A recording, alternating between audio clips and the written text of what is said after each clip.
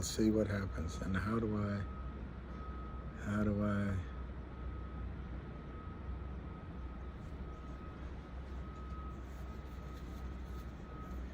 finger. I missed out on finger.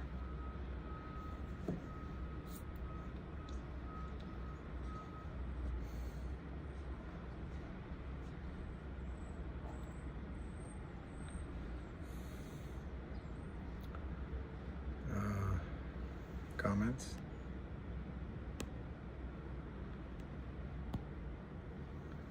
There we are. I thought I had lost my mojo.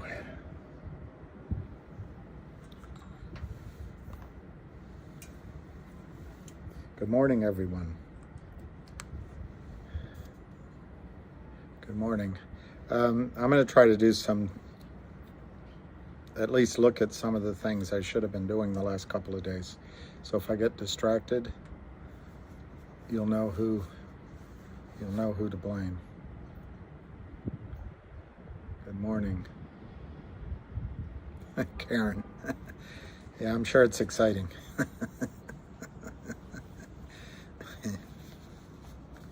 But thank you.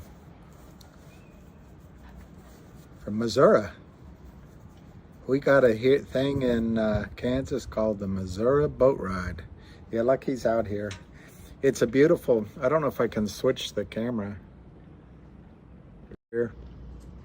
Look how beautiful the day is in DC. It's got blue skies everywhere. Blue skies. It's blinded alley. Yeah, I'm looking diaper today. Looking dapper. Blue skies ahead.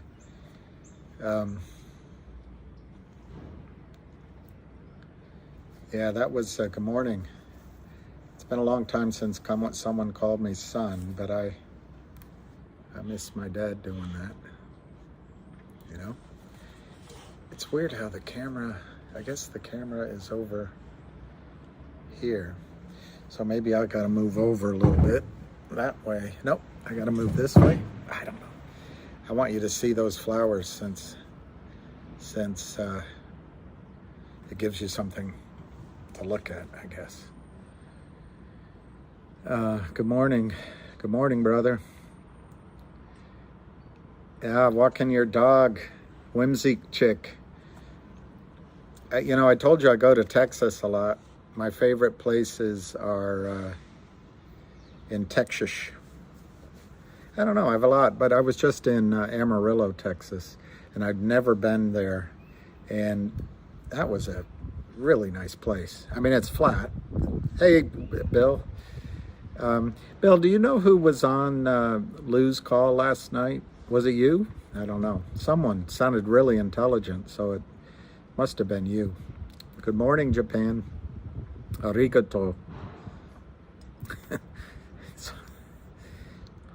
I also know Ichi Song Shi. That's all I know. Yeah, all right, let's, Matt. Matt is the best, bring it back to focus. You must be a CEO, Matt. Where's a safe place to buy a house in Texas? I don't know a lot about the risks, but I would go inland a bit because it's a hurricanes can, be very disappointing. And I'd say Austin or Dallas. Midland's probably great. But the United States divides right down through just sort of, well, it used to be west of the Mississippi. Now it's sort of east of the Mississippi. And most of the people live on the east of the Mississippi. Why? Water. 576, 578. It's one, going back to Matt. Hey, Efren, good morning. If I missed some of those, I'm going to look at the volume. Hill country.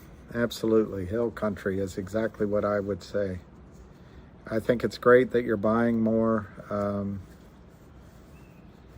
Yeah, the inside the city is tough.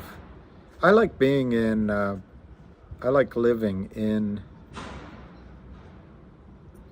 downtown. San Antonio. I love San Antonio. I have a cousin there.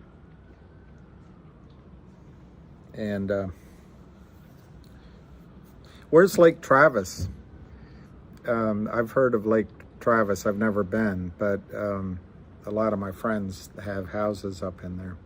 Anyway, Matt brings it back to business. Call to order, call to order, call to order. 572 to 575. The stock was as high as 590. I watched the opening, and it really seems like they're fighting West Texas. Travis is just north. Okay. Outside of Austin. Anyway, the volume is 1.44. They seem intent on trying to drive it down in the morning, but I don't think they were successful today. I put on Twitter, I looked up for one company, which might have been Interactive Crazy Bill. He also called me. Did you ever see that movie? I think it was Tombstone, the one with Kevin Costner, not the one with Goldie Hawn's husband. Can't think of his name. But anyway, the one with Kevin Costner, he says to his deputy, whatever the deputy's name was, he said, "You're just too affable. You can't be affable." Anyway, Lou called me last night. He called me sweet, which, Lou's got like a black belt in something. Taekwondo or something. That's good. Anyway, Wyatt Earp and Kurt Russell. Okay, going back to the CEO, Matt, because he's absolutely right. We got to be focused on this today. 575, 576. It's not really trading very much. 1.44 million. I looked up, I think, on Interactive Brokers. I put it up on Twitter. If I have the wrong brokerage firm, I'm sorry. But the margin requirement that they have to short a stock, once it's past $5, is $5 minimum. If the value starts going against it can be more. So let me just tell you why that might be important. Let me show you guys something. That's the president going by in one of those helicopters. One of those helicopters is President Joe Biden. The other one is not. So it's very loud. They're probably on the way to maybe his Delaware home. They do that to, you all know that, but they do it that way so that if for some reason there were a shenanigan, I don't know how I got this plant in it. I put it over here. No, put it over here. There we go. They do it that way. Maybe he's coming back from somewhere because it seems to be going to the White House right now. They seem to be going behind me. They seem to be going right over the top of me. But the reason they do that is so that if a bad guy wants to, they have a 50-50 chance of doing something bad. So I guess he's coming from somewhere. He's going to, they're going to the ice cream store. He is probably, the White House, I'm very, this neighborhood is, no, he's going around again. So for some reason he's going in circles. Maybe he's trying to exit the stage. All right, so that's a good point. I'm not going to read that out loud, but you're right. You could. I think they have all sorts of anti-flak and all that. 576 to 579, 100 by 512. So there's really, as soon as I turn it on, everything goes flat. But in terms of the margin, what I was trying to relay to you from my little bit of research, just to refresh myself in terms of timing. I wanted to find out about timing. But I also wanted to, sorry about the helicopters. He really is circling. They're in a holding pattern. The White House is 10 blocks that way.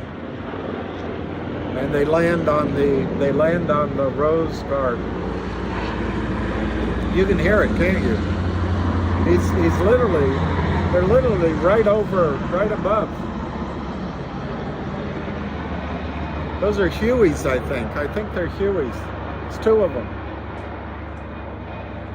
It could be Kamala Harris.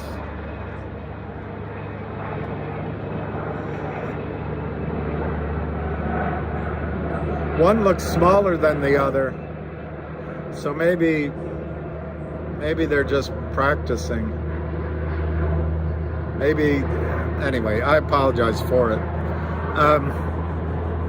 So anyway, on margin,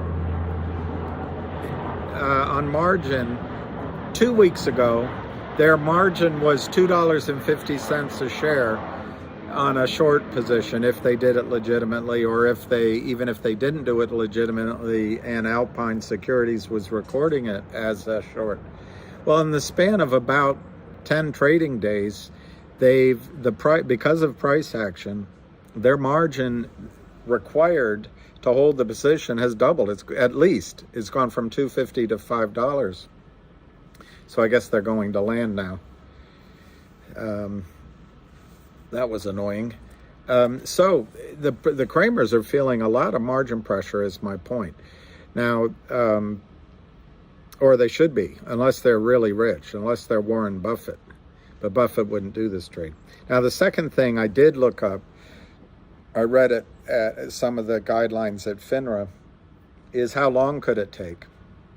And the fact is, and this, I think I've said this on other calls, but there's a difference between a house call and a Fed call. There's a difference between a margin call and a Fed call. They're all margin calls, but a house call is what the firm would like you to have, what the firm is comfortable with. And some of it's a little bit by guidelines industry-wide, but the Fed call, at least when I used to be in it, was at 25% equity in your account. There was no choice. It had to be sold out.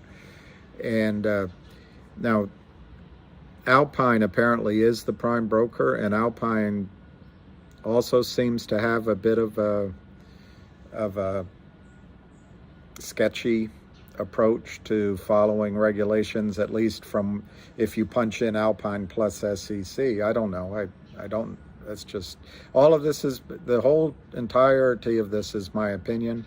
The whole entirety of it is not advice. But anyway, so margin is big. And margin could take, if it's a house call, it could be 2, 3, 4, 5 days while you're duking it out with the back office, with the regional guys. Hey, I'm your biggest account. I've been loyal to you for all these years. But a Fed call, it's instantaneous. They might let you carry it overnight. At least when I was, because I was a big shot for a while. So I had a little bit of influence. But a Fed call, they could close it out after they hang up the phone, or they might give you to the next morning if you BS them enough. What's the penalty for using available Roth money? MP descant. If you do it in the Roth, there is no penalty. But if you take money out, to my memory, you have 90 days to put it back in. You can change your mind and put it back in 90 days and have no penalty. I think you can borrow from your Roth. Avid and Ham said they're trying to cover now. Not Avid and Ham. The what do we want to call it? The Duke brothers, the Kramer brothers. Yeah, I really did, Max. I really did.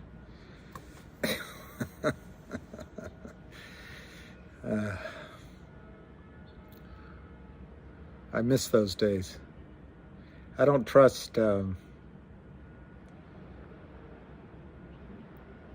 don't want to judge anyone, but some of my experience trying to date people my age is there's a lot of anger.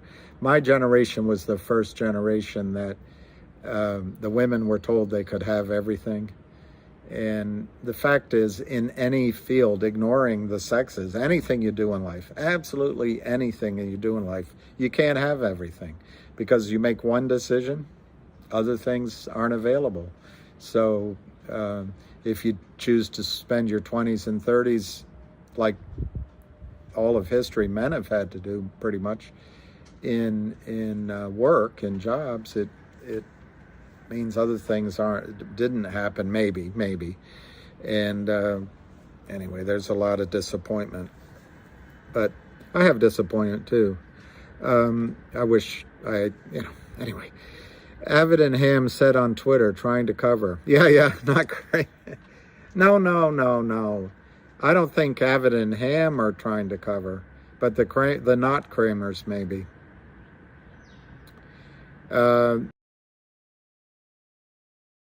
Branham, I think, answer that question, who's been in longer, myself or Ham, but I'm going to say me. And but on the other hand, I'm going to tell you, Ham told me about it. I think when Ham called me, and he had called other people, he had not yet purchased anything for himself. But in terms of this depth of knowledge of the short selling and abuses, it's all Ham. I mean, as I've said on other calls, I've had a lot of experience both in the United States and then being, posted over shore doing it, that there's a lot of chicanery around, if you can use it that way, around IPOs and secondary offerings. And there used to be a thing called Reg F or Reg H or Reg something, that offshore entities had the ability to sell stock. Essentially, now I have the language without locating it. I didn't know that term, but sell it without owning it.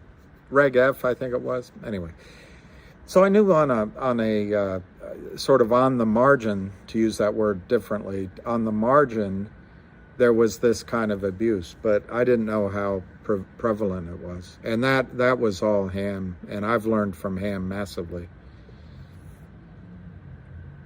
Yeah, that's smart buying. I missed your name. To buy more now and then waiting for it to come back to your bid makes sense. Don't get greedy for more plays, Big Ben, yet, my advice, because this one, to you all, it's brand new, some of you, and it looks like, wow, these guys are geniuses. They pick one and it's working.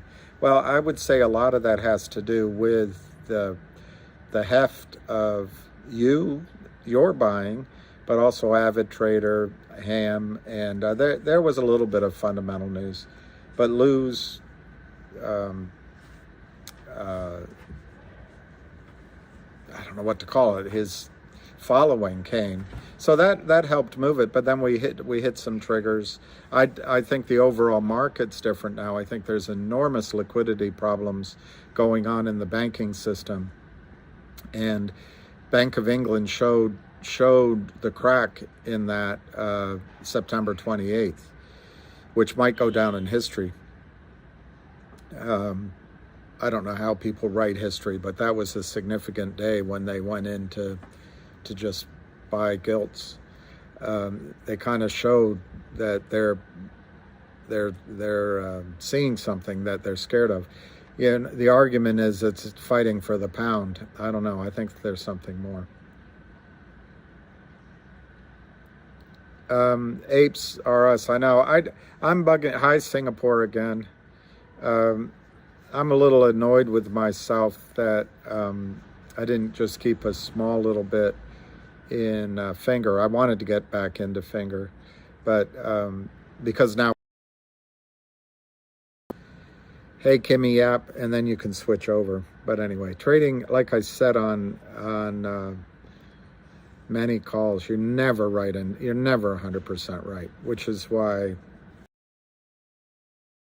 yikes, I think he's malarkey. So Kimmy, I forgot your last name. But in terms of a market crash, we're in the most dangerous month of the year right now, October. And on the one hand, everyone's expecting the crash, so that leads me to believe it may not happen, at least not in October. On the other hand, the system looks really fragile right now. I will say that it is slightly different than 2008. I think there's fewer big banks, number one. But number two, I think some of these stress tests may have helped. But I would ask you to think about something else. I think raising interest rates is making the dollar strong. And I think there's a battle right now going on, without getting way off target, between the dollar-based system and the clearing systems and the banking systems based on dollars. The pricing oil is a big thing in dollars, commodities, and a battle with alternative systems. Now you could blame every president, and so I'm not going to blame Biden. I'm sure he's really capable. He was on the Foreign Affairs Committee for all those years. But the sanctions that the West has put on Russia has sped up, and Iran. And again, I'm not trying to pick on one party or anything, but it has sped up the movement to an alternative clearing system. We use the SWIFT system. Already there's an alternative called IBAN, but what you got to be really nervous about is if other countries come up with sort of a, and I'm not smart enough to tell you if they could, but a blockchain or some sort of mixture of a basket of bricks currencies with gold.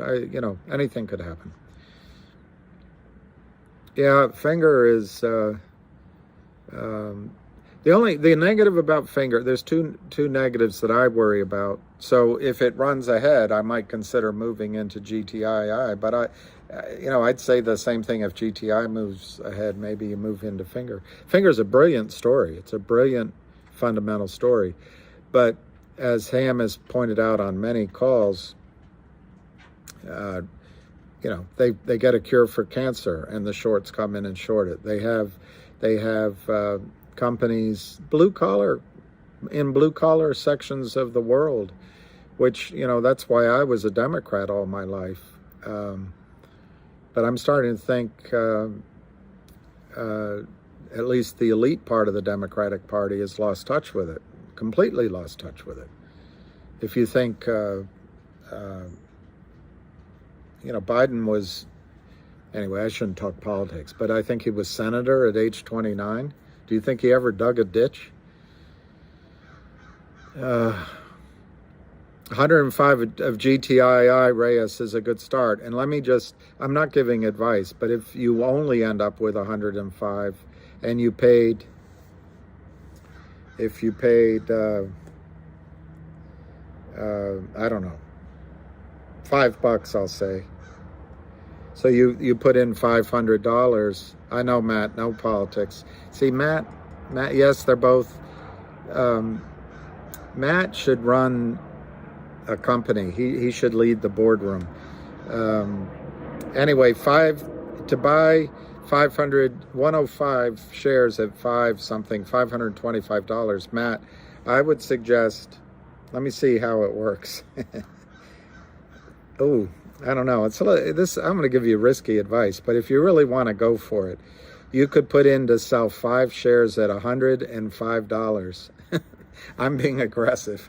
and to get your money back. And then you've got 500 shares to play with. And so if you sold 100 at 200, 100 at 300, 100 at 400, and 100 at 500, you might have a nice, you might have a nice, you might have a nice payday. But my upsides are really aggressive. They don't, money management, you should sell some sooner than what I just said. But I don't know your situation, if that's just play money. But I'm telling you, oh, you only had 105. Sorry, I was saying, so sell 5 at 110, and then sell 25 at 200, 25 at 300, 25 at 400, 25 at 500. You might have fun. I know, Ventura. I'll get off of politics, Ventura. I'm sorry, Ventura.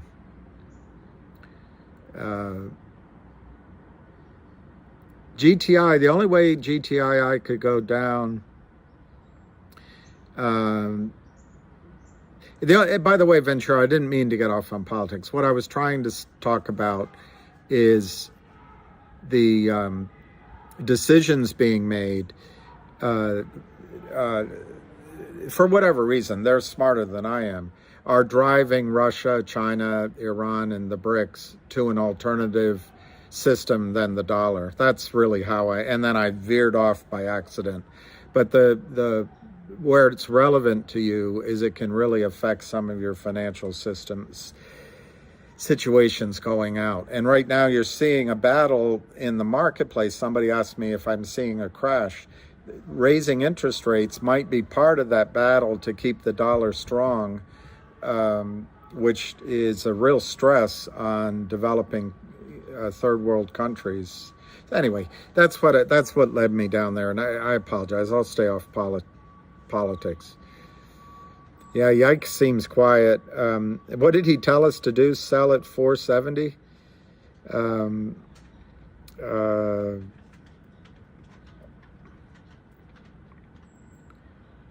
Yeah, that's right, Matt. See, Matt must be successful, because I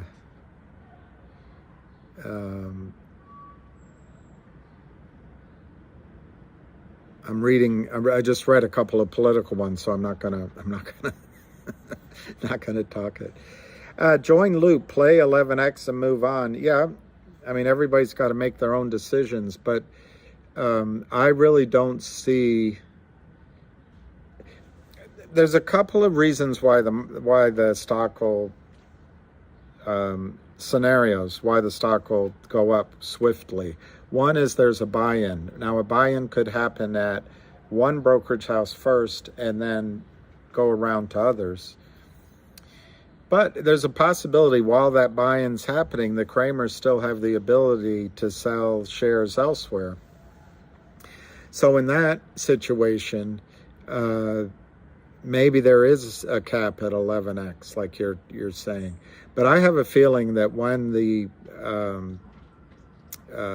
gate is closed, the betting window is closed on the Kramers, that they won't be able to continue selling, and there's a margin call. And that's why I think it can just really do something more akin to one of the squeezes that, was in the nosebleed section.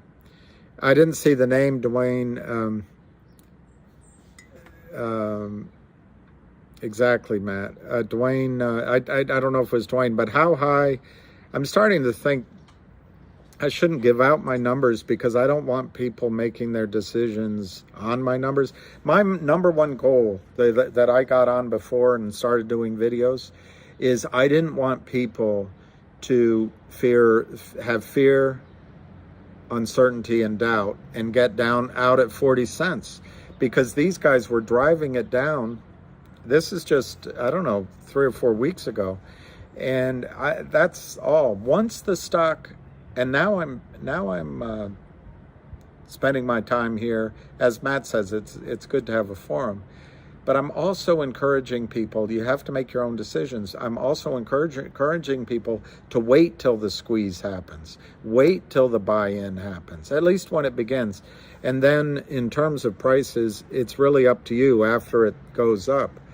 But in my opinion, just really simplistically, once it breaks out, I think 10x, going up to 10x, all the prices up to 10x is a conservative way to play it. I sometimes set my own simplistic way of trying to use the golden rule, 2/3 a third. There's no magic to it, but maybe something up to 16x is also conservative. But I think this could go to 100x of where it breaks out, and in a spike it could go violently much higher than that. Yeah, you need more volume. It's today, since I'm like that guy in the casino, that TV show about casinos. I'm the cooler. As soon as I go on, there's no volume. Much volume over the last few days. My number might be dated. My number's dated. I'm not. But anyway, the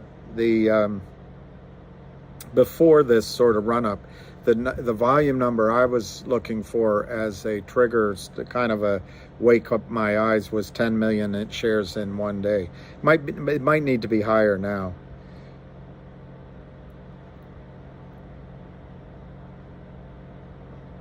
I don't think, when you said you're a little late, I don't know if you're talking about GTII or this call. In terms of this call, you're not late. I'm sure that there's not much I have to say that's all that enlightening. Reading comments is better, but if I've said it, I'll say it again, I'm sure. In terms of GTII, my opinion, which I think is a reasonably solid one, remember our assumptions: 150 million shares that need to be covered, breaking rules by the Kramers and possibly by Alpine, so that has to be reined in. Fundamental news: the stock price is up, potentially a margin call, digital dividend coming, 1-800-Lawyers was announced and just needs the final audit to have the final gavel sell-off. And then, probably biggest of all, is the exercise of warrants, because the exercise of warrants does two things. It makes the company financially viable for a long time, but it also causes, once a certain number, the volume of warrants, once you kind of get through the true warrants, brokerage firms have to go out and buy stock unless they want to be part of the fraud. And I don't see any easy way out of the brokerage firms being caught out here. So there's a lot of assumptions why the stock could go. And so, to go back to, if you're a little late, I would just buy the stock as long as the Kramers are selling. Could you buy it? Do I wish I sold it? I don't have a big enough position to trade around with, but do I wish I had sold some at 850 3 days ago and I'm buying it back at 530? Sure, but I don't have that clairvoyance. Okay, I'll tell you about the dividend. The market in general. I think the market, is it closer to a bottom or a top? I think in the short run, you may see a violent, to use that word again, violent upward move, a sharp upward move in the market, partly because no one's expecting it, partly because there might be short covering in other big positions, and I think that's already been happening a little bit, but because the Fed might start buying. Then your question is it a dead cat bounce, and do we go lower?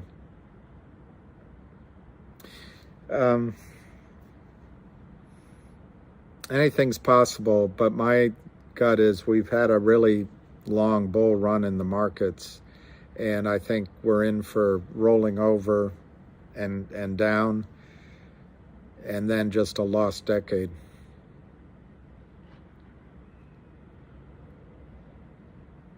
But that's such a simplistic answer I just gave you. You got to watch. I mean, things can change, but the market has been separated from fundamentals for so long that the PE ratios even now are at massive levels. And so the psychology, everybody wants to be in the market. I think you got to go all the way to the psychology where nobody wants to be in the market before you hit a true bottom. Okay, I don't see the name, but William Lycos, I think, is correct. Yes, 31 trillion debt is insane, particularly since the interest rate on that debt is double or almost double what it was, a month, not a month, but several months of Fed hikes. I mean, yikes. Commend. Okay. Now, somebody just asked me, and I'm okay. How many days could it take? William Lycos said. I looked that up, and on the FINRA website, they describe margin calls, for retail people, not for institutions.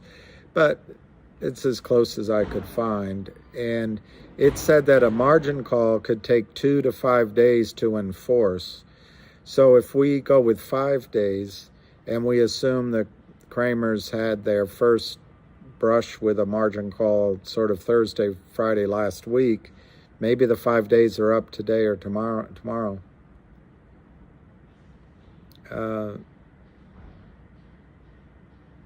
Yeah, a full collapse is a full collapse. Yeah, good morning, Juan. See, the thing is, there's so much cash out there, trillions and trillions and trillions of dollars of cash. So as long as people want to keep it in pools of money managed by Wall Street, where are they going to put the money? Bonds and stocks. But I think the bigger issue than the stock market is the bond market. I'm much more worried about a collapse in the bond market, which is, all markets are a confidence game. They're all markets are. We accept dollar bills from each other because we have faith if we hold it in our pocket for a week, it'll still buy us a hamburger on Tuesday. Yeah, this is terrific movement in GTII.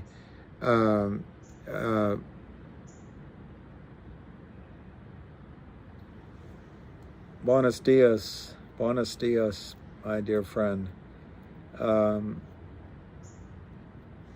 Lou said more plays. He hasn't given me the names of them. I have 2 or 3 people tell me, and I'm annoyed that I didn't, zig when I should have zagged a little bit here recently.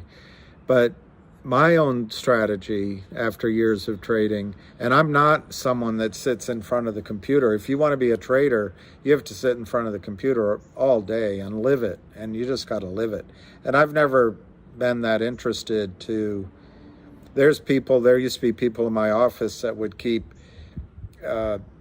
big running charts hanging on the walls. There's a guy up at Smith Barney, he had a chart. I'm trying to remember his name. His technician.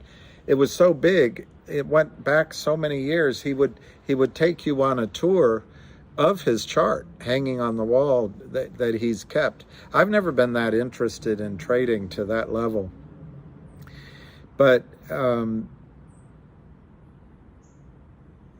what I was trying to say on GTII, I've studied it, and I don't think you can know more than 1 or 2 stocks at a time, but maybe you can know 10, maybe you can know 15. But even if you knew 15, you're going to start, it's kind of like knowing your cousins or your nieces and nephews.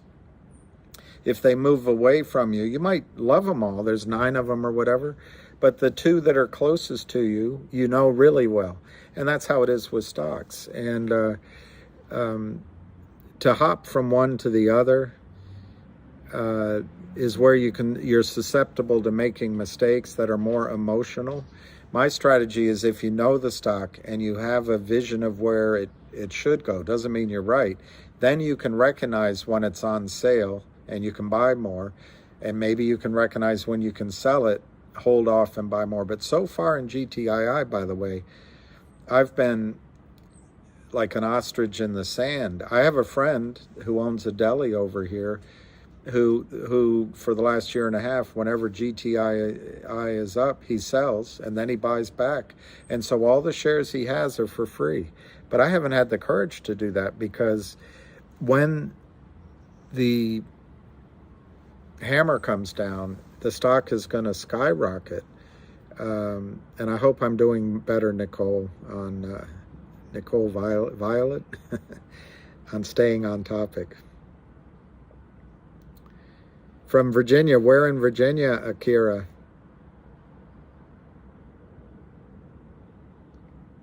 Okay, it's somebody said, what's the price? 541, 544, 1,067 is the volume, 1,670,000.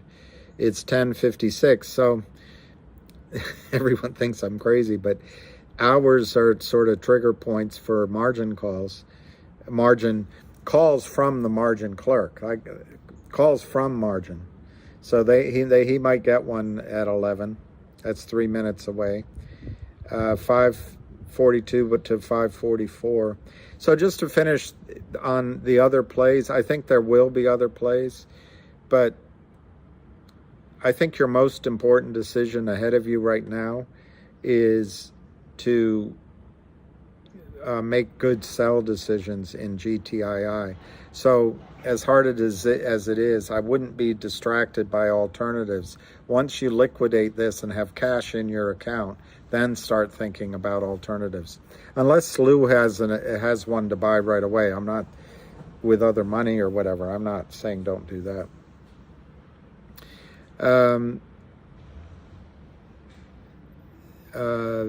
Good vibes.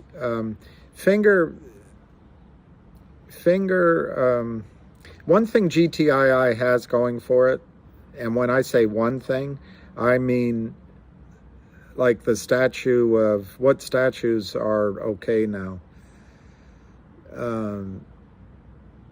I don't know, statue of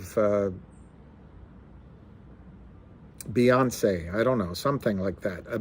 Just a powerful person is Ham. And I'm not sure, Ham said yesterday that he's only going to focus on GTII. So you want to, in my opinion, you want to align where that energy is. But I think Finger is a very solid fundamental story. You're a hero waiting for the moon. I'm Yellows. Buying it all, and but I'm jealous. I wish I had done that. I told you guys in some of my videos that you can't get it all right. I have to say, the last 2 nights I've been thinking about some of the decisions I made, and I was like, I knew it. I should have done it that way. So, Matt, you already got out of GTII.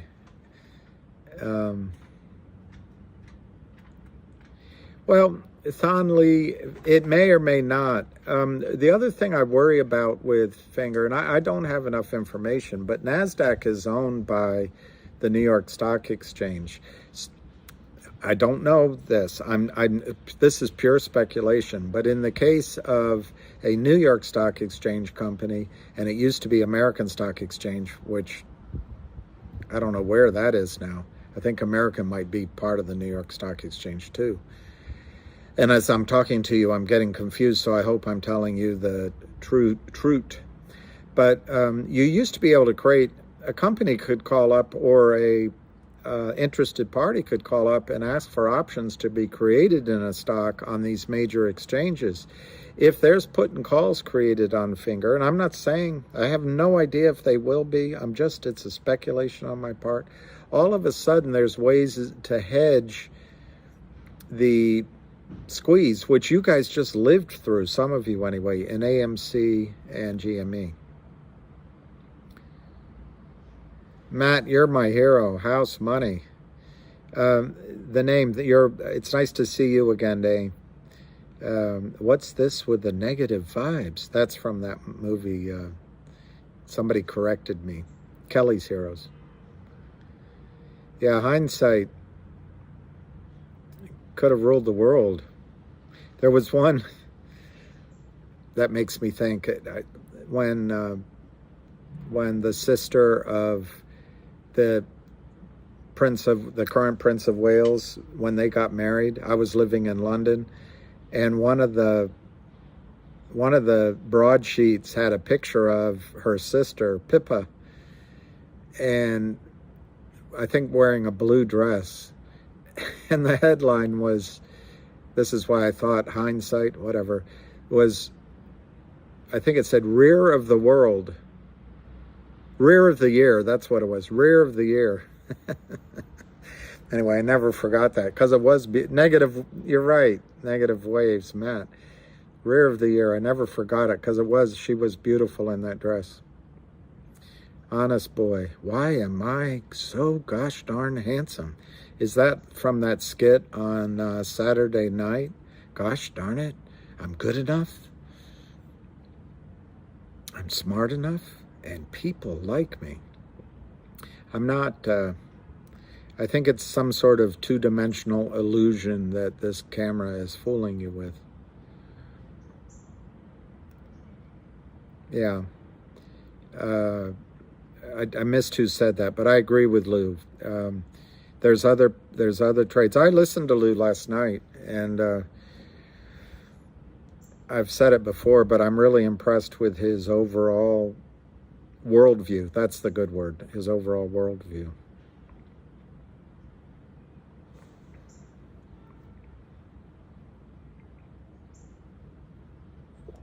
Al Franken used to be amazing. I read his book, or one or two of his books. I think he had two. Pretty smart guy. Teach you how to be a man. I don't know how to be a man. My grandmother told me years ago, I called her when I was younger, I was probably your age, and I was just, life was tough. And she said, "Hi, dear." I said, "Hi, Graham." You know, and I talked about her. We talked about baseball and politics and whatever. And then she asked me how I was doing, and I told her it was tough. And Graham, I don't know what to say. I feel like I'm 8 years old inside. I might have said 12, but I think I said 8.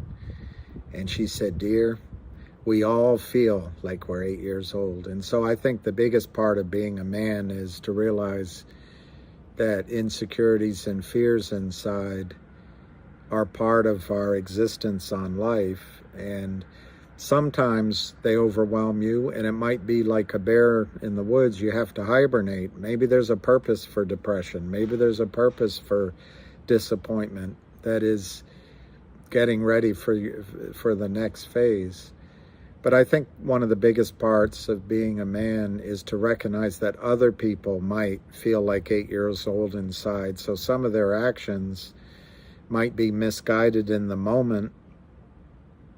So you can get upset with their actions, but they can still be God's children.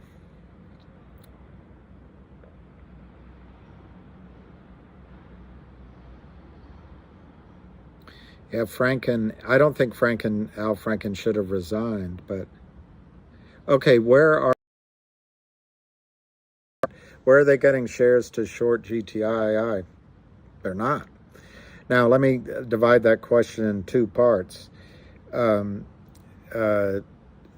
Timothy Sykes, apparently, I mean, it's a rumor. You can't verify everything, but there's a network on Wall Street that when they call, you kind of know that they have the right scoop.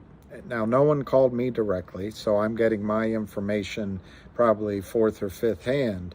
But 2 or 3 days ago, and I think all of you knew this, there were rumors of brokerage firms calling their brokerage accounts saying, calling you and asking if they could borrow your shares. And there's lists now on brokerage desks, retail brokerage desks, so that if you call down the list, and if I'm a broker and I get someone to lend their shares to the margin department, to the loan department, I might get a huge payday just because there's an enormous interest on that.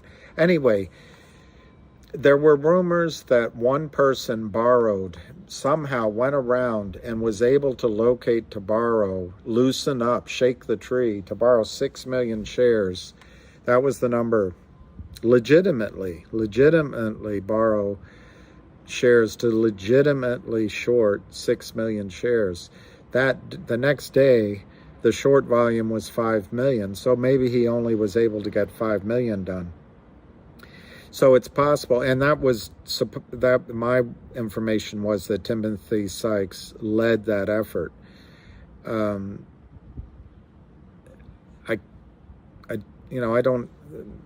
facts are whatever the facts are.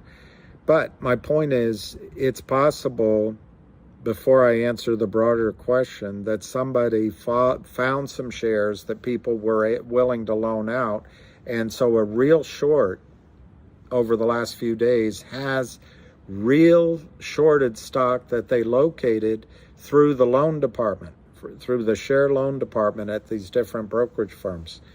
I'm a little skeptical, but it's possible. Now, in general, where are they getting the shares to sell? They don't exist. And you're going to ask me, well, how can that be that they're even allowed to? Well, for 2 decades, the Kramers, others have done it too. There's a group named Prod Heat. There was a group that was something like Lyman or Lehman or Lehrman that was just caught out. So there's other guys doing this same thing, and probably the big hedge funds have feeder funds that do it as well. But what they go out and do is do these toxic convertible loans. And I'll give you the example of one. I can't remember the ticker symbol, but I went online and I pulled the document. And the formula, believe it or not, in this one case was that a Kurt Kramer, he's the guy that signs anything, lends a company like GTII $100,000. They don't do it all at once. They do it in stages. Why? Because they're selling stock to give the guy his own money. It's so crooked. But anyway, they give the 100,000 shares. They sign that convertible note, and it has a formula that allows the conversion into 1 billion shares. And the Kramers put into it a formula. Well, it wasn't GTII. It was a different company. The formula was a 65% discount from one trading day, the lowest trading day in the last 10 trading days from when they exercised it. So imagine the stock was $5 before the Kramers signed the note. The Kramers, in my opinion, start selling even before the note is signed. They sign during the tenancy of the note. Lawyers think they wait 6 months. I don't think they wait. So they drive the stock down from $5 down to $1. Then they call the company, and it's all done, by the way, by contract, with almost a escrow account. It's not quite an escrow account, but an automatic transfer of the securities from the company to Alpine Securities in the case of Kramers. Anyway, as soon as the Kramers want to cover shares, on this case I just gave, the formula was looking back 10 days, taking the 65% discount, or 65%, I can't remember, of the lowest single closing trading day. So they've already driven it down from $5 to $1, and then they can buy everything at 45 cents. Well, okay, these shares in those cases, the companies have signed a legally enforceable contract. I think it's questionable whether these are allowed, and in fact, over the OTC Lawyers is winning cases in New York. That's why the Kramers now have opened shop in Virginia. They're winning usury cases. But my point is, time in and time out, one due diligence record showed 400 separate notes. I don't know if it was 400 separate companies, but 400 separate notes that the Kramers have done over the last 10, 20 years. So if you're the prime broker, if you're the market maker, the other thing that Kramers had, there's a lawyer inside their shop. I think his name is Robert Nadich, and his daughter. They sign a letter to the prime broker to cover the prime broker's rear end, to cover their rear from the year of the year. They give it to the market makers so that the market makers, when FINRA comes knocking on the door, can say, hey, we got this lawyer saying they're going to get shares from this convertible note. So we're just selling shares they're going to have. So anyway, this is a really long answer. This is answering why would anyone accept the orders believing that the Kramers do have shares. Well, that's why, because in all the past and all the other times, the Kramers have always been able to bring in these shares. Well, what's different this time is within the, I think it was a 6-month time frame to buy out the note. David Reichman bought back the note. He had to pay a penalty. He had to pay, I think, 25% premium on the principal to get out of it. But he's out of it, and that voids the conversion feature. The Kramers had to return any shares that may have been delivered to them. And so the fact is, you're sitting in a convertible note now. You're sitting in a stock that had a toxic convertible note that's been retired. There are no shares that it's going to convert into. None. Zero. Well, the Kramers had already been selling against that note, but now it's gone.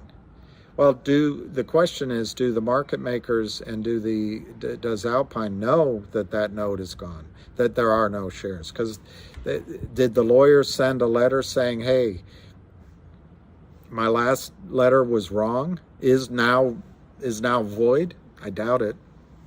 They're all in on this, dance right up to the edge of what's legal and then ask later. But as long as you've papered it up, and when you're in court, you can confuse a judge enough or a jury enough that, oh, well, I can see maybe, okay, we'll just slap you on the wrist.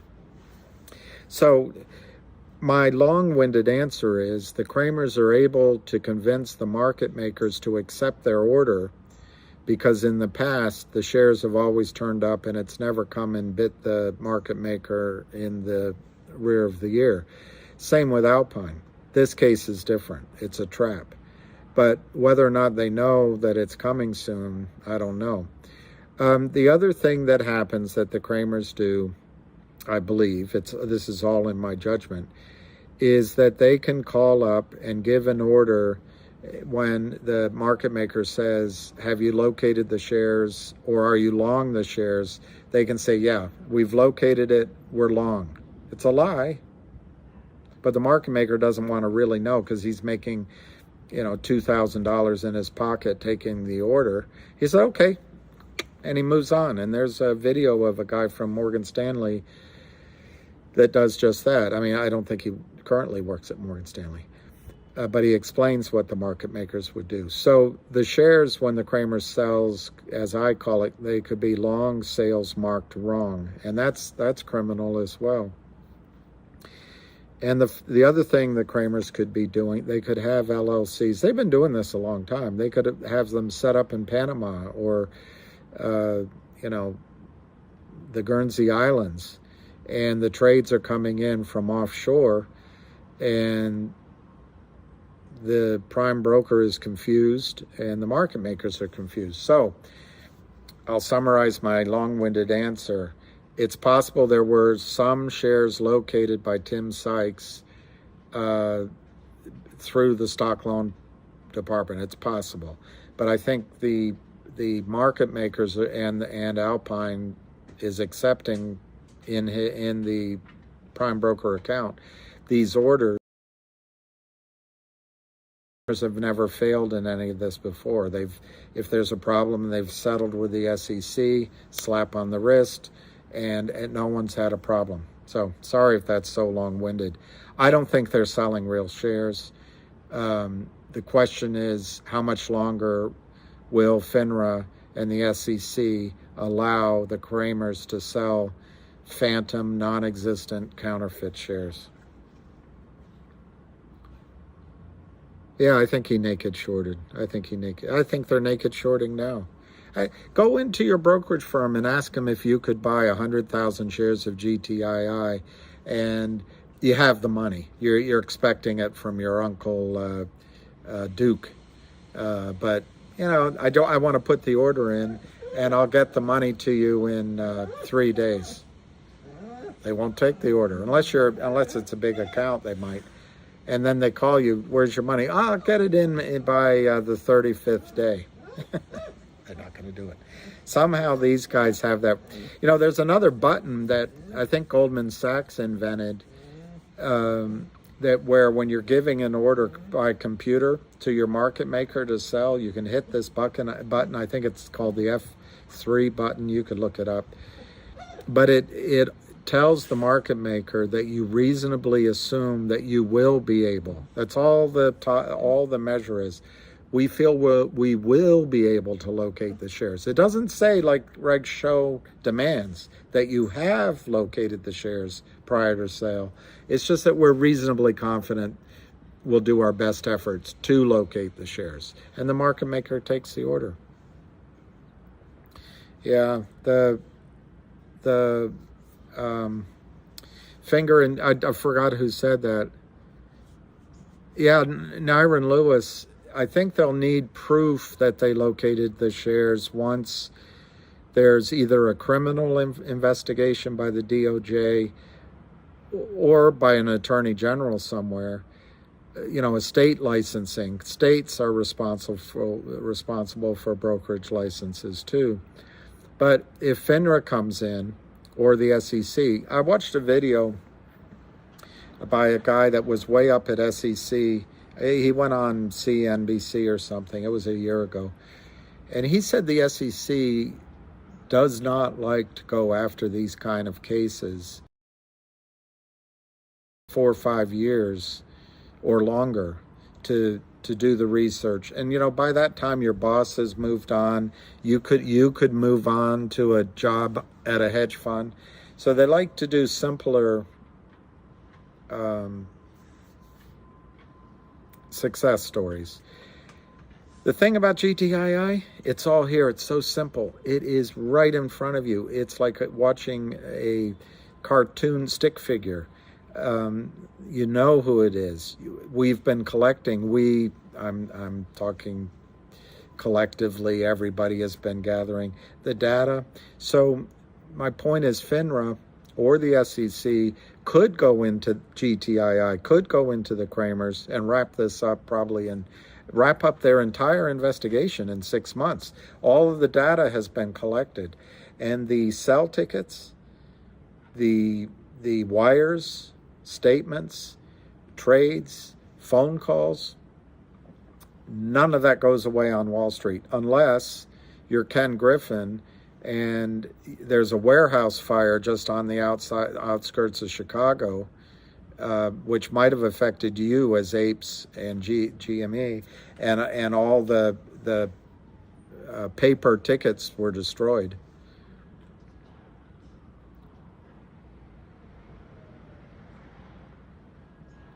It won't squeeze with. Yeah, Ham would probably be called to testify. What I think would be fun is Michael Lewis writing a book about it, and Ham becoming. I think Ham would be a fascinating character on the big screen. Frederick Miles, wow, 200%. So that would be annualized. I wonder what it would be if you loaned $100,000 worth of finger. You would get back, if the position stayed open for a year, you'd get back $300,000. That's pretty pounceable. Yeah, JG Woodworks GA LLC. It's like one of those old cop movies. I'm thinking of the one, I think it was in Boston, and the brothers, one had a boat on the river, and anyway, it turned out their father was part of the corruption, and their uncle. But it's like one of those cop shows where you're bringing the information to your boss, but the boss is part of the corruption all the way up, and it goes to the mayor and it goes to the local politicians. You're right.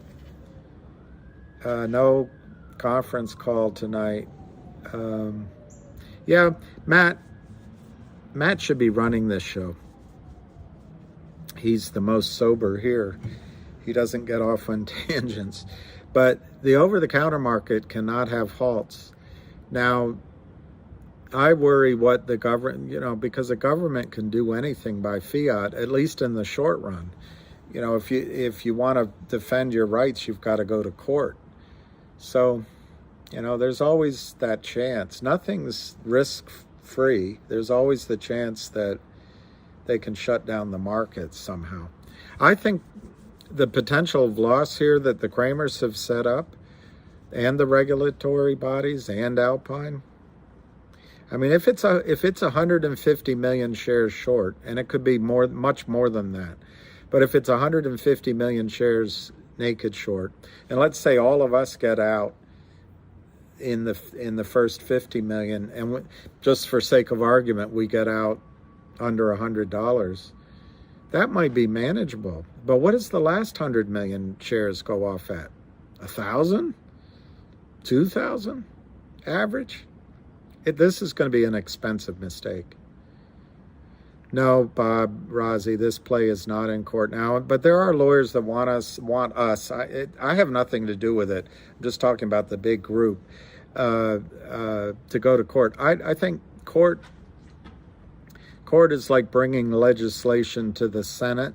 If you recall from your government, when they designed it, I forget who talked about it, one of those founding fathers explained that the Senate is like the saucer. You put your hot cup in the saucer and you can stir it with your spoon and you can put it in the saucer.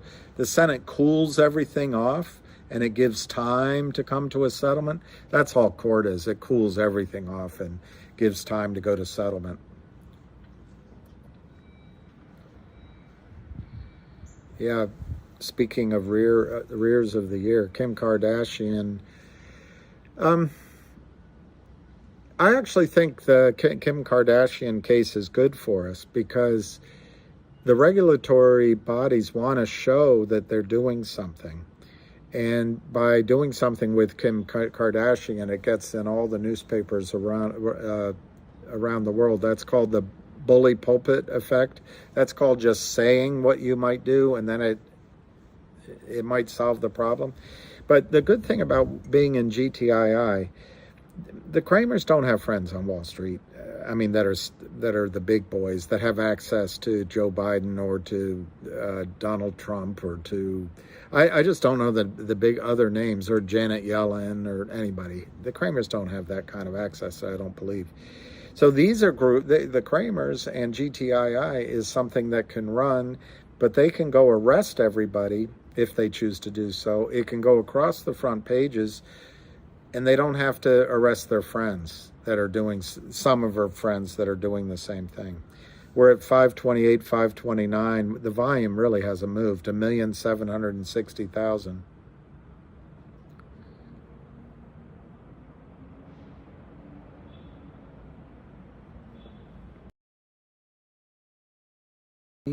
What you gonna do? Absolutely right. There's no way the Kramers can bear the cost of this. I think the Kramers made a lot of money, and I think the Kramers probably had more money to start with than we gave them credit for. Again, big, massive we.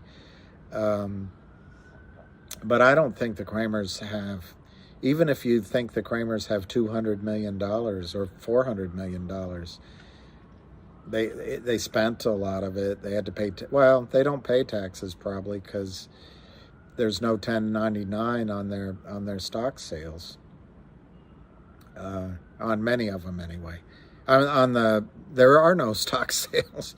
These companies go down into zombie situations, so there's no covering position. There's no need for the stock to be bought back in. They just take money out of the LLC. The Kramers have a website. I didn't see who asked about social media, but I don't think they have any social media, but they have a website called Power Up Lending. Unless they took it down in the last couple of days, you can see what they do. Charlie Mayo was on some social site with pictures of his cars and houses and etc. James Caan. I liked him in the movie, in a lot of his movies. He reminded me of my dad, but I liked him in The Godfather. Too bad Amy, DTC will end up paying, but Amy, the way it would go, the DTCC has like $80 trillion worth of assets, so they can afford it, but it's owned by brokerage firms. But then above the DTCC is a company called Sed & Co., and I don't know the responsibility of Sed & Co. in the situation. But I think the brokerage firm would go down. Then the SIPC would come in, but SIPC insurance isn't very big. And then it would go up to the DTCC. And they can cover it. They got plenty of scratch to cover it. If a brokerage firm goes down, like Alpine, the prime broker, which I think it would shake, it might have an effect on other prime brokers. And every brokerage firm you deal with is related to a prime, pretty much. Merrill Lynch is a prime, Goldman Sachs is a prime. So this could have a big impact. It's a ripple in a pond, but it could end up being a tidal wave in a lake.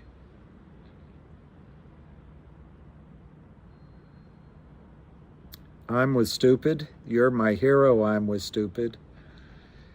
The more we exercise our warrants and they get delivered. Okay, confused.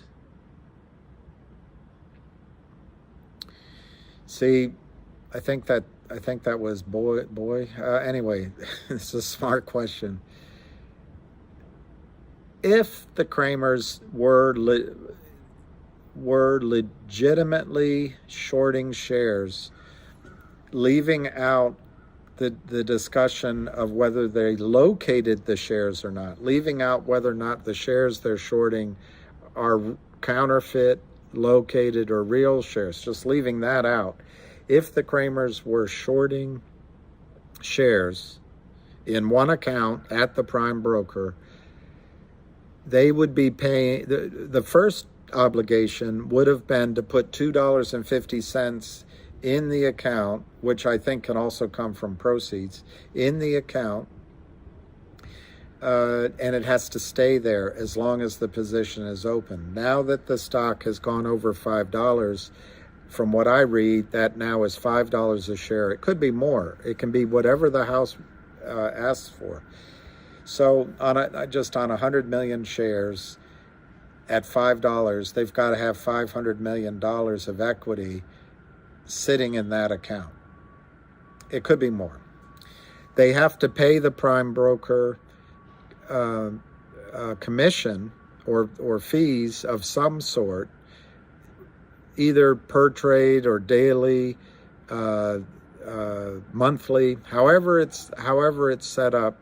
But I would guess it's 1 or 2 cents a share per month. It might be more than that, but it's a number: 50,000, 100,000, 150,000 in costs every single month to maintain their position with the prime broker.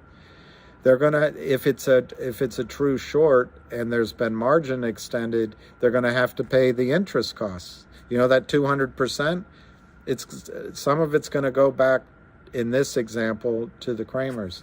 They're also gonna have to pay commission to the market makers who are executing the trades, whether the commission is paid at Alpine or down at the market makers.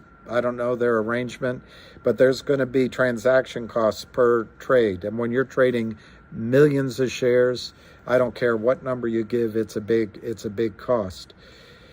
To the extent that they are convincing people to go in and short alongside of them, they may have obligations to cover the losses. It's all illegal of these other shorts, and you have to add that to the costs that the Kramers have. Where your question gets very interesting to me, Boy, I think it was Boy, is the what if they have an account? They have a lot of accounts, but what if they have an account where they sell long? They say, oh, we located the shares. They lie. And then they never locate the shares, and it just sits there. Well, my experience was that was called a free credit balance at the broker. I mean, I had accounts that did some of this, and it would be called the free credit balance. My manager loved it. My regional manager loved it because there was millions of dollars sitting in my client accounts as cash. Yes, there was an expectation of stock to be delivered, to cross over, but as long as the stock didn't arrive, they're collecting interest on that cash. So it really becomes a good question.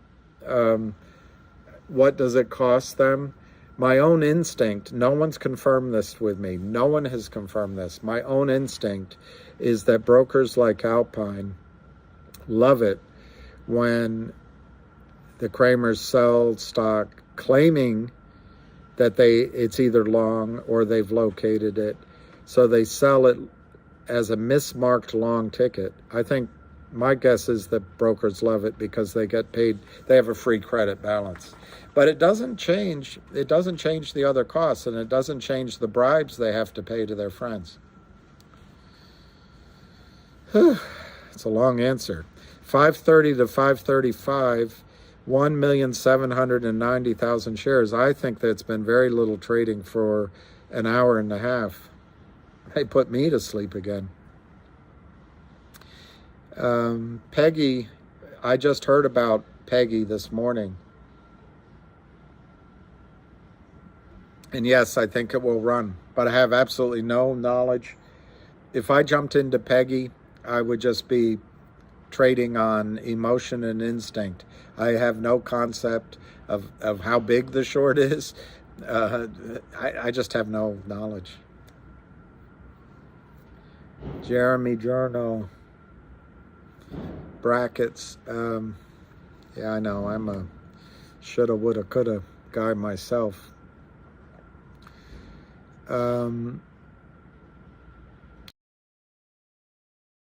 Emphasize, Jeremy, that my numbers are more aggressive than you're going to hear anywhere. And I think there's two phases to this trade. One is just getting into it and maybe doing the little trading you're doing around it, but getting in it, staying in it until the buy-in happens. There's no guarantee a buy-in's going to happen. I just think the odds of it are as close to 99% as you can be. So there's the trading that goes on now, and then there's the trading that happens once the buy-in occurs. And to the extent that brokers are covering errors that their salesmen made, they're lying, they're hiding shares, they're hiding orders, and that could be happening. The Kramers could be hiding orders. They have a company called GTII that they took out behind the barn and shot. GTII. If you write that down or type it, do you think there could be confusion between GTII ticker symbol and GTII? They could be hiding tickets. So once FINRA or SEC gets involved, or a prime broker says, I want to be the first one out of here, and they start buying. In that time frame, those are different brackets. So my brackets right now are, I don't think this breaks out until we get over $10, maybe 15, maybe 21. I don't see how they can hold it below 21. I don't really know how they can below 13-ish, 12, 15. And I think they're going to be successful playing with our heads and holding it down sort of in the 8 to 11 range. But the takeoff, I think, will come somewhere between $8 and $21. And once that happens, what are my brackets? Wherever it takes off, I think you could multiply that price by 10 and have a conservative range of stock prices to set your tickets. You could multiply that price by 16, and I think still have a fairly cautious range, a little bit higher than 10 times. You go to 16 times, but if you layered your orders in, I really think you'd get all your orders off. I think it's 85%, 95% that it'll go 100x. That's a little riskier. So you could choose to play in the middle part of the pool. But if you want to go in the deep end of the pool, I think it could go 1,000, 2,000, 5,000, 10,000 times. I'm not recommending that you put your whole life out there, but it's important to bring up those higher numbers, because that's the incentive of the brokerage firms on their error desk. They just cover it. They just buy at any price.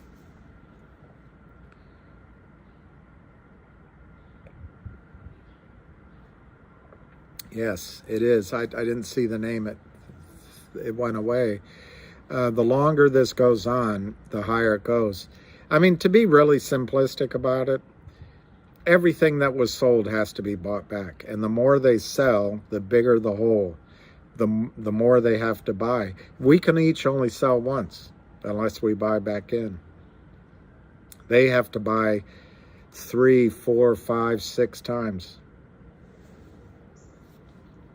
Yeah, why would they be shorting a stock that price? And this is why you know that there's nobody on the street that's doing this.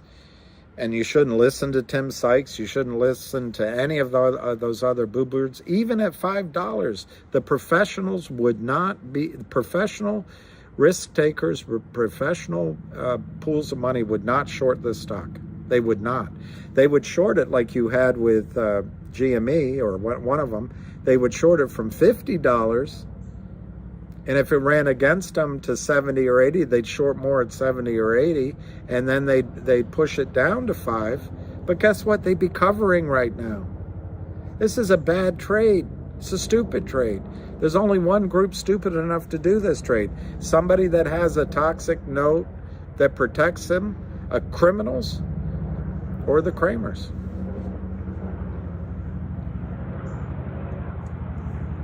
I don't know who said I'm not willing to hold another 2 years. Don't hold. Get out. Or I think you'll have a chance to get out when there's a margin call. Get out then. But I'm not telling you to buy the stock. If you have a better idea, get out. I think the chances of it going to 2,000, it's a tough question. But if we all waited to 2,000, the chances would be 100%, because they have to buy the shares. If we all put our orders in at a high price, but we're going to be competing against all of each other. Sorry, I'm sitting outside. Something's bugging me. So as much as we want to stay strong, there's going to be a lot of temptation and a lot of wise decisions, by the way, of people managing their money, getting out at lower prices. And so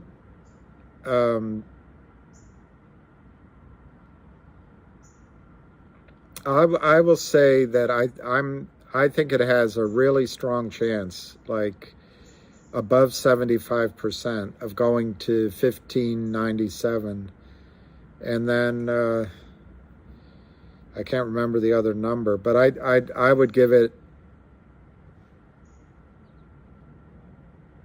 I'll look the numbers up, but I would give it 65 to 75% chance of going to 2,500, 2,700. Big Pa, that I personally think the over-the-counter market is completely corrupt, and in fact, after this move happens, I almost would just say do not ever buy an over-the-counter stock again, because everything, good companies get shorted by these shorts. Now, if the regulatory bodies will change their strategy, and it only requires arresting and putting one person in jail, then I would go back into it. But let me talk about the you call it the S&P 500. For the last 2 or 3 years, it was certainly since the last market sell-off, it's really been the S&P 6. There's only been 6 stocks that money have been going into. You know them. I would be really cautious about over-the-counter. On the other hand, to guys, I don't know Lou as well as I know Ham, but to guys like Lou and Ham, who seem to be extremely well connected to the scuttlebutt that goes around, if they hear an idea, I think they can quickly judge whether it makes sense as a stock to get into, as a trade. But I can tell you story after story of companies I've raised money for, stocks I built a position in, and in retrospect, it didn't matter how good the company was run or the story, the shorts killed them. So until the naked shorting is reined in, until the criminals are arrested, I would stay away from the over-the-counter market. John Snow,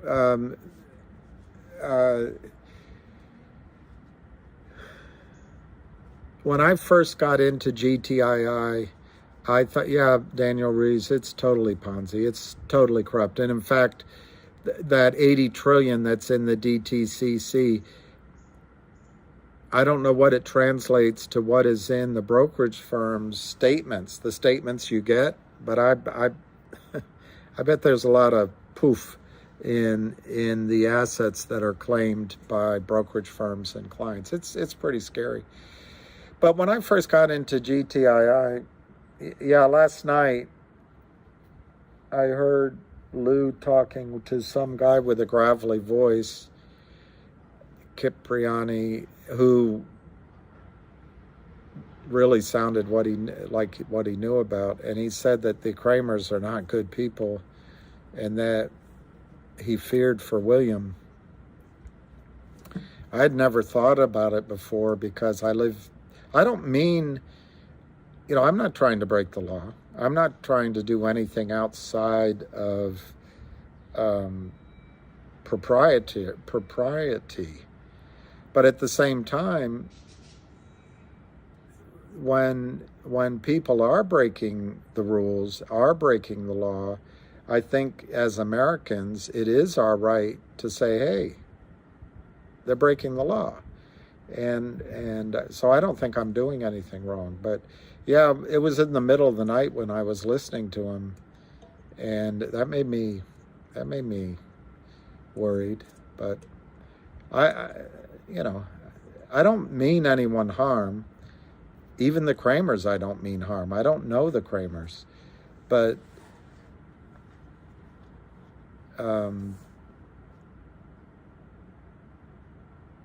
if they have no scruples. But I've been out in the open. I'm an open book, and I'll tell all of you, by the way, I've had disappointments in the last year or two. girlfriend, father dying, and other things. But I'm happy with life, and I want to see it through. I'm happy every single day to see the morning and see the evening and be with my dog. I have no intention of doing anything untoward toward myself. So anyway, long answer, but short answer, yeah. After listening to Lou's call last night, it made me worry a little bit.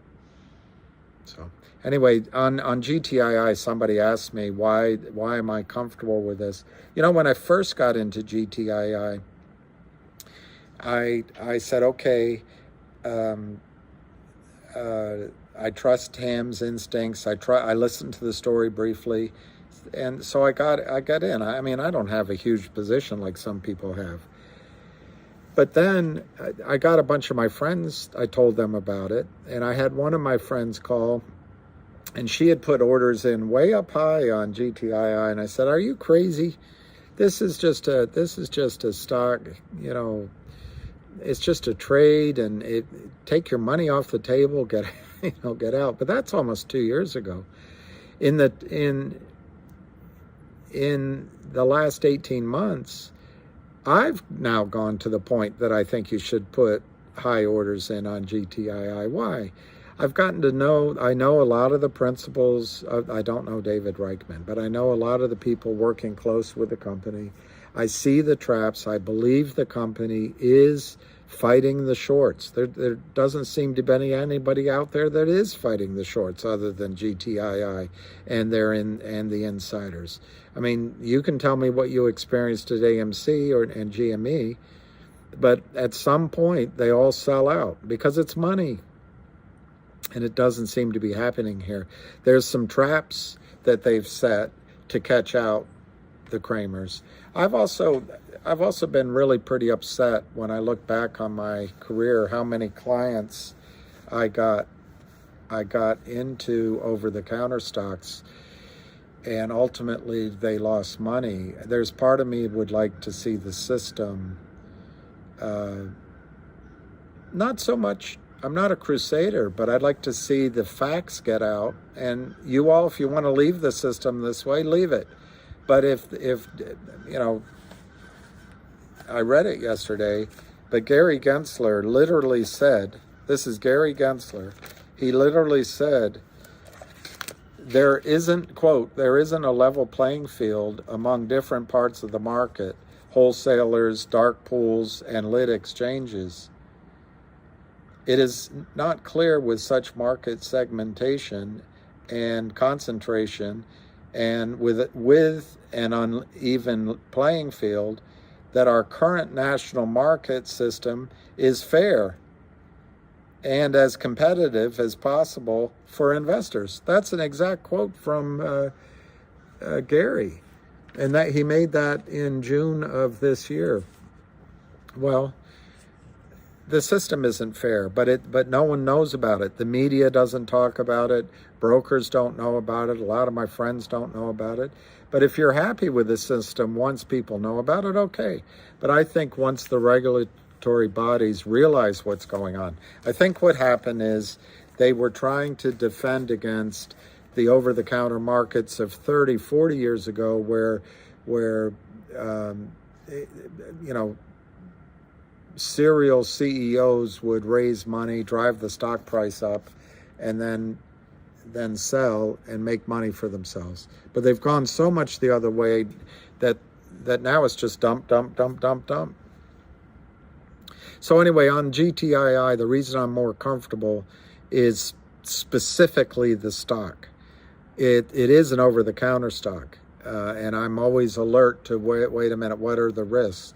But specifically in the stock, you've got a cadre of people, you've got management, you've got people close to the company, you've got this guy in Puerto Rico, Tommy Wang, that has brought fundamental stories to the company. They're going to have a digital dividend. They're doing everything they can for that. They have the warrants that are being exercised now that are going to trap the brokerage firms into the fact that, hey, you've got IOUs in your, how can you, Anon Truth paid $10,000 for his stock, but all he has is an IOU. He put up cash. You just gave him an IOU?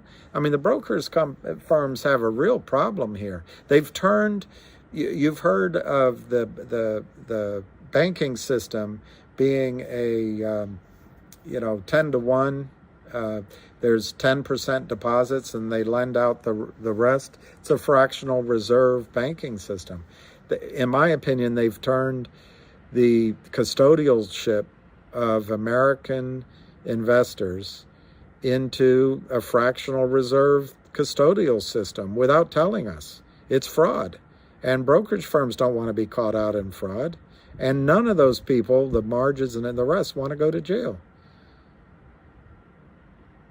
Yeah, I fingers should have this. Yeah, if exactly.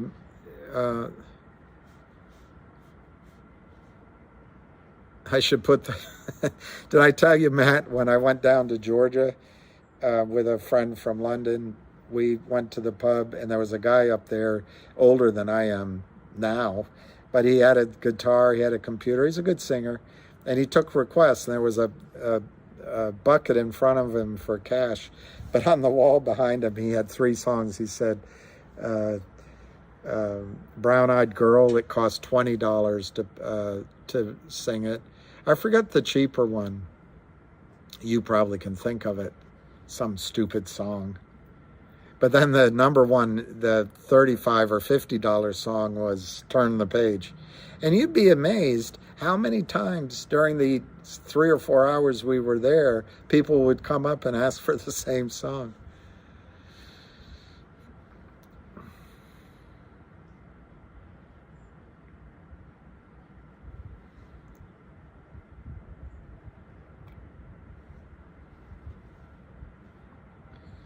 Free Bird.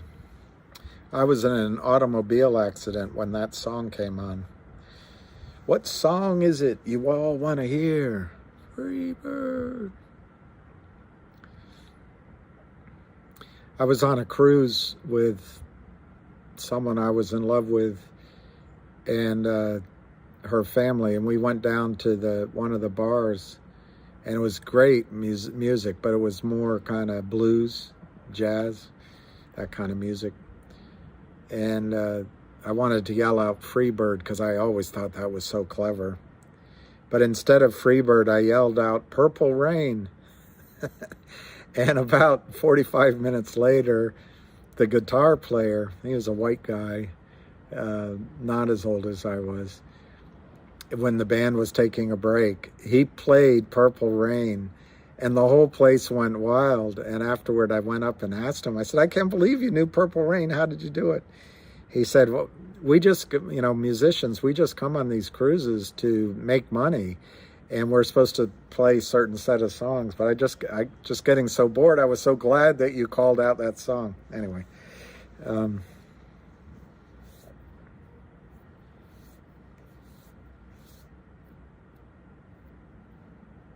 I don't see a question. That's the question. All right, so it's bid 5. I saw a question about volume and the ticking.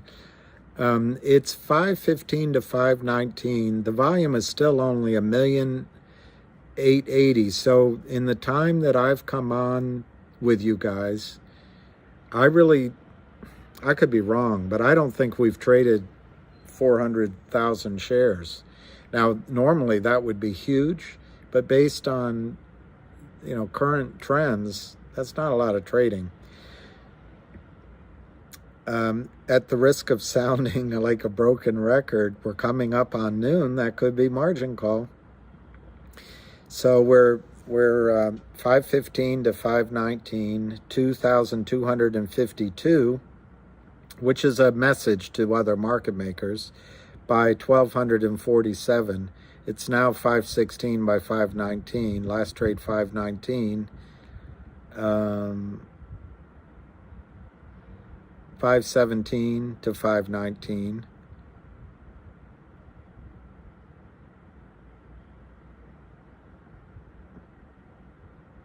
There's just really no volume. What's your question, N-Dog? More likely is I just forgot it or I didn't read it. Yeah, Bill Lycos, I agree. I saw the video that Avid put up last night. What is a source for warrant execution? What is that the question?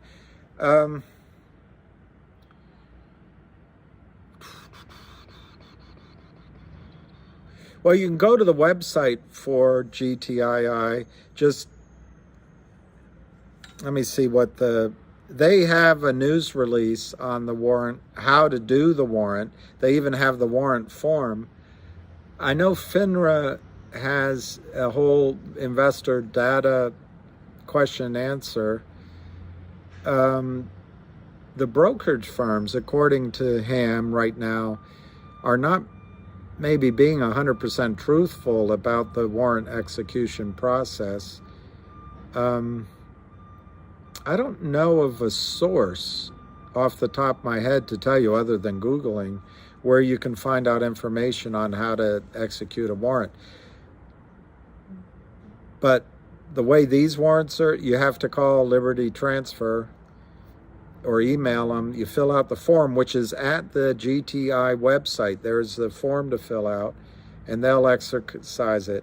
You can do it through your brokerage firm, but it's quite likely that your brokerage firm has given you, if you have to do it through the brokerage firm, that they've given you an IOU, and they probably will execute it and give you IOU shares, just journal entry shares.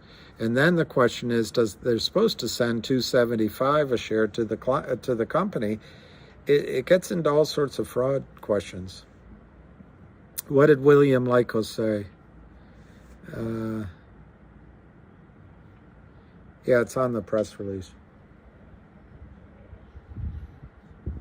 What's the pattern I pick up? She-sistance. I like that. The she-sistance. Is that like resistance, but it's the she-sistance? The resistance. Did you ever see she-sistance? Did you ever see the movie, one of them, the Pink Panthers? And at the end of the movie, he's the klutzy Chief Inspector Clouseau, and he's getting into bed with Britt Eklund, and there's champagne going and flowers, and she's dressed beautifully. She's in a big double bed. But earlier in the movie, she had been in a hotel room, and it was dark, and Omar Sharif had come in, and she thought it was Inspector Clouseau when Omar Sharif had come into bed with her, and then he left. So she's all excited that she's going to have a repeat experience. But Chief Inspector Clouseau is such a klutz. He crawls into the covers from the end of the bed, and he pops out the wrong way, and he's got a high voice, and she's kind of wondering what she's into. And he starts singing, I can't remember the song, "Blessed to have found you," in his high-pitched voice. And by the time he gets back to where the pillows are and Britt Eklund is, she says, "What was that?" And I forget what the answer was. She said, "No." She said, "No. What was that you were singing?" "Oh, that was just a little song I learned in the Resistance." That's how I remember it. Anyway. 620 is the fib. See, I like Fibonacci levels. Fibonacci is a way of predicting what decisions we make as a group of individuals. It should be over 40 and lost by the end of the week, but will it be? Boys, boys, boys, am I glad to see you? I think, yes, Chris Brown, I think it'll end within 10 trading days, but I've been wrong. I've been constantly wrong on this. The Kramers seem to be quite resourceful.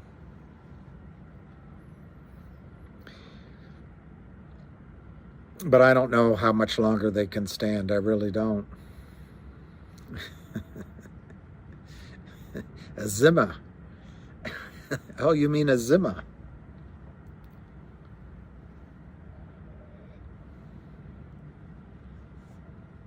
The margin call usually happens on the day that you're not watching the ticker. There's no specific day.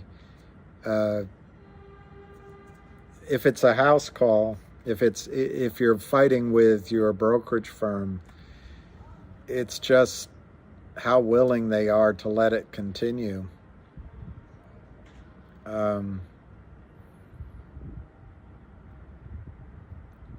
I would say Monday is a big day.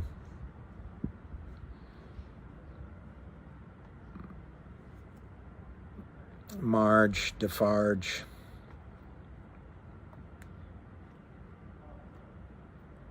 I'm with Amy Winehouse. Love is a losing game, one I wished I'd never played out by the band. Thank you, Phyllis Todd. I agree with Bill Lykos, and I thought he might have been the guy on the call with Lou last night, but is Monday a holiday? Maybe. I think it's a bank holiday, but not a Wall Street holiday. Karen Harkins. I think the bankers have a holiday. I don't know how much longer they can go. I mean, if they had more power, they'd be selling it down right now. You do need crypto quiz. You do need volume to squeeze, but do you? I missed what you said, Bill. I'll listen. I'll look again. But you do need the buy-in first. You know, it's a question which comes first, chicken or the egg. You need both. You need the buy-in and the volume. He's the one that said I was vulnerable, Bill Lukos. Bill, if you did, I'd love it if you'd call me. I know Lou gave you the number. Kipliani 3, what's up? I think I'm gonna take this call, so I think they're going to have to cover them all. Hello. Hey, how you doing? Just sitting here watching the market with trepidation. Not that's the wrong word. Anticipation, but also just I can't believe they're still standing. I just can't believe it. And I wish I had decisions. I mean, we all make mistakes, but I had a decision whether to put money in GTII or in Finger. I wish I'd put a little there so I could have sold, but anyway, I'm in GTII. You know, those things. Good. I've been on a flight, so I haven't seen anything all day. You've been on a flight? Well, GTII is 517 by 519, and there was a flurry of volume. I'd say that it went to about 700,000 in the opening minutes. We're now at 1.89, but in the last couple of hours, you know, hour and a half, hour and 45 minutes, I don't know. I doubt it's traded 500,000 shares in that time. So it's been really slow. It was as high as 590, but they knocked that down. It was also right at the opening. as low as 485. But they're having a hard time getting it down. Oh, well, that's good. I guess the longer it stays positive, the worse it is for them, right? Yeah, I think And slow's not good. slow's not good at all. If they had power, they'd be knocking it down. I think they're fighting. I mean, I've been wrong so long about it about timing that I hesitate. But I think they're fighting a margin call, a house call. You know, I think there's some discretion on the part of Alpine about giving them time. And, you know, if it's 5 days, it hasn't even been 5 days. I think 5 days is tomorrow or today. Right. Maybe it's today. Well, that means they'll come back and attack us again today. One final try. Maybe. But they're going to have a hard time. They're going to have a hard time. I think they're on their last legs. I really do. Well, that'd be beautiful. What's Finger looking like? I haven't looked at Finger because Okay, don't worry. I can look at it. Hang on. I can look at it.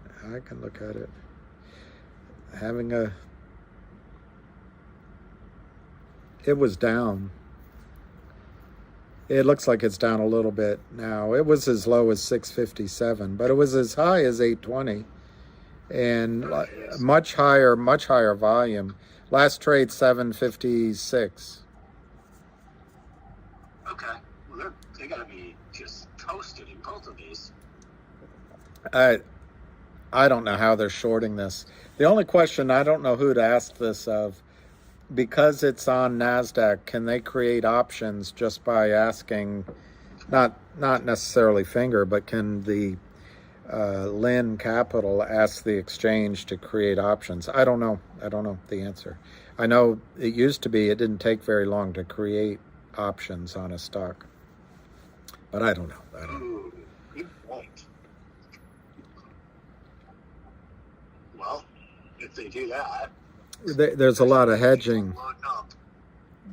You know, you take some lotto $20 call shots and see if you can kill them. Yeah. The reasons, anyway. The reason to believe. Okay. All right, Mike. We'll talk later. I'll be on a computer here in the next hour or so. I don't think it's going to squeeze this morning for sure. Anyway. All right, we'll talk later. All right, thanks. All right. See ya. What was the question? Your mother is interested in meeting me. Well,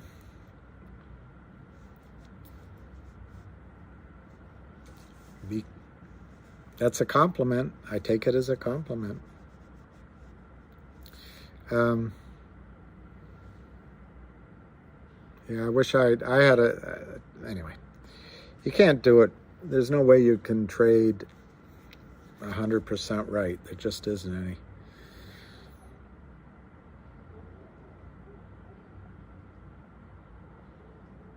I don't know how to email. I don't know how to contact, but I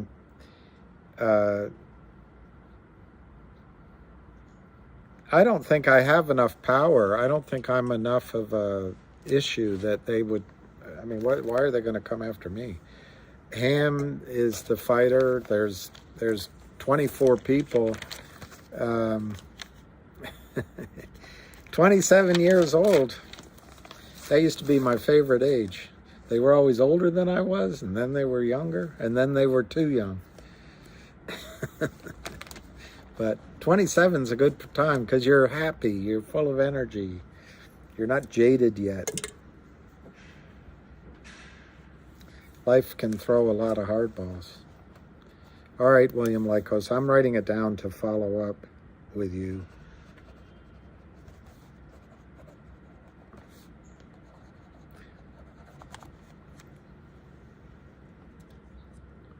Forever young.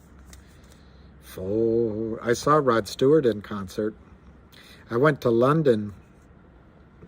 I was by myself, all by myself, one evening. And he was playing, I want to say, where Chelsea plays. He was playing in their stadium. I want to say that was where it was.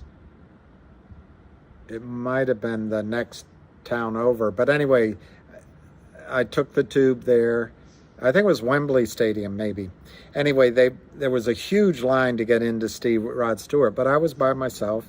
It was sold out. There's bobbies all along the way, and you'd be amazed what you can get away with having an American accent, because they don't quite understand what you're saying.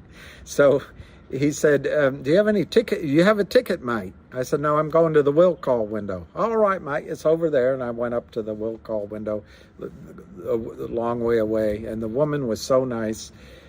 I said, well, actually, I don't have a ticket, but has anybody turned back tickets? And she handed me a ticket for like 37 pounds. I said, well, okay, where is it? Okay, that's fine. But do you have anything? I'm just one person. Do you have anything better, like close to the stage? And she was big, tall lady. She's very nice. She's, well, I do have this one. It's 105 quid. And I said, okay, I'll take it. And so I paid for it. And it turns out I was right on the edge of the stage. I was right at the corner of the stage. He came out and played here, and I was at this corner. And it was incredible. Rod Stewart comes out, and it was a great concert. This was a while ago. Everyone was older than I was. There were a couple of kids. And next to me, I got talking to was this working class English couple. Very nice. They were having their beers, and I don't know if it was the wife or the husband, but I remember one of them didn't have the greatest teeth. They had lost some teeth, but anyway, they were having a great time. They were having so much fun. So anyway, Rod Stewart at the end of the show, I didn't know this, but he kicks footballs, soccer balls into the audience. And the first ball he kicked, I've got my whatever I was drinking. The first ball he kicked it right to me. And I caught it, which was amazing. And I was like, wow, a soccer ball. But I don't play with them and all that. But I thought, this is amazing. I got a soccer ball that Rod Stewart kicked. Well, we continued. They played some more songs. He came out again, one or two more. But the lady, the two of them, they were all great. They were happy for me. They just couldn't believe it. But the lady said something like, well, I wish I had caught it. I've always loved Rod Stewart. So, me being me, I gave her the ball. And I went home. I figured I've got the story. Well, when I got to the office the next day, my friend said, Bill, he signs those soccer balls. And I went, oh my gosh, what an idiot. I didn't keep the soccer ball. It's signed. But I gave it away because these people worked hard and they had saved up and they'd been waiting to go to this concert for over a year, and it was, important. Well, about 3 years ago, I was in Denver and a friend of mine said, let's go to the Rod Stewart concert. And so I went to the convention center, Denver Stadium, and he bought tickets. We were higher up in the audience. We weren't right on the stage, but we were kind of on the side of the stage. And we're drinking and talking and having fun. And I forgot all about, I told him the story, but I just skipped my mind. Well, Rod the Mod comes out after one of his breaks and he starts kicking soccer balls. And I'm telling you the truth, I really am. The first ball kicked right to me and I caught it. And it was packed around me. Everybody wanted it. There was a beautiful woman behind me that wanted it. Everyone was asking for it. And we had to walk from the stadium back to our hotel, and there was crowds and crowds of people. Everybody wanted that soccer ball signed by Rod Stewart. I hung on to it. I still have it. Anyway, that's a long story, huh?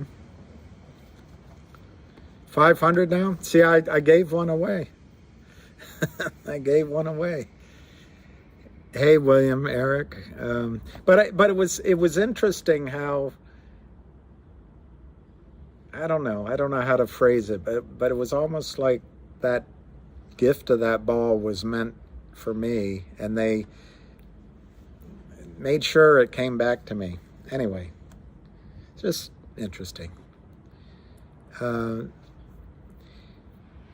I think, if somebody did ask me, which one would you buy right now, Finger or GTII? And how do you make, serendipity.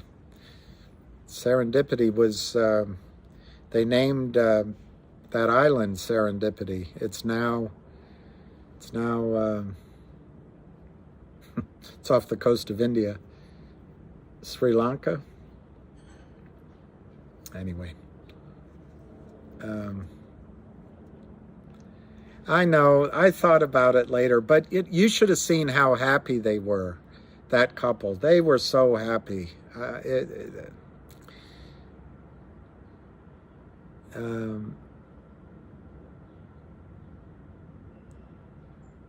Yeah, what goes around comes around. I couldn't believe it. That's one of my prized things now. I can't wait maybe to frame it or something. But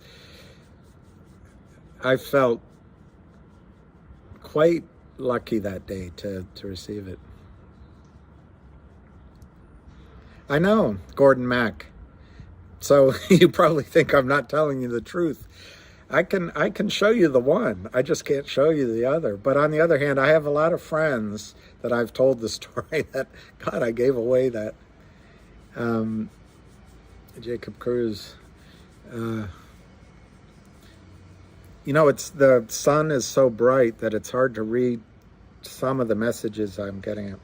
I don't have it in a case right now, but I have it in its own bag. But I want to get it in a case so that the signature doesn't fade. It is 523, 524, 1.93. It's 1217. We still haven't gone over 2 million shares.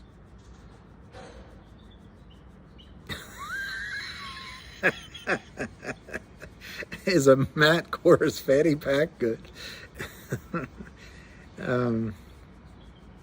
Well, that's Jay. Could the volume be down because they're not letting them short anymore? Like all of your questions, they're very good. That, on the face of it, could be one reason.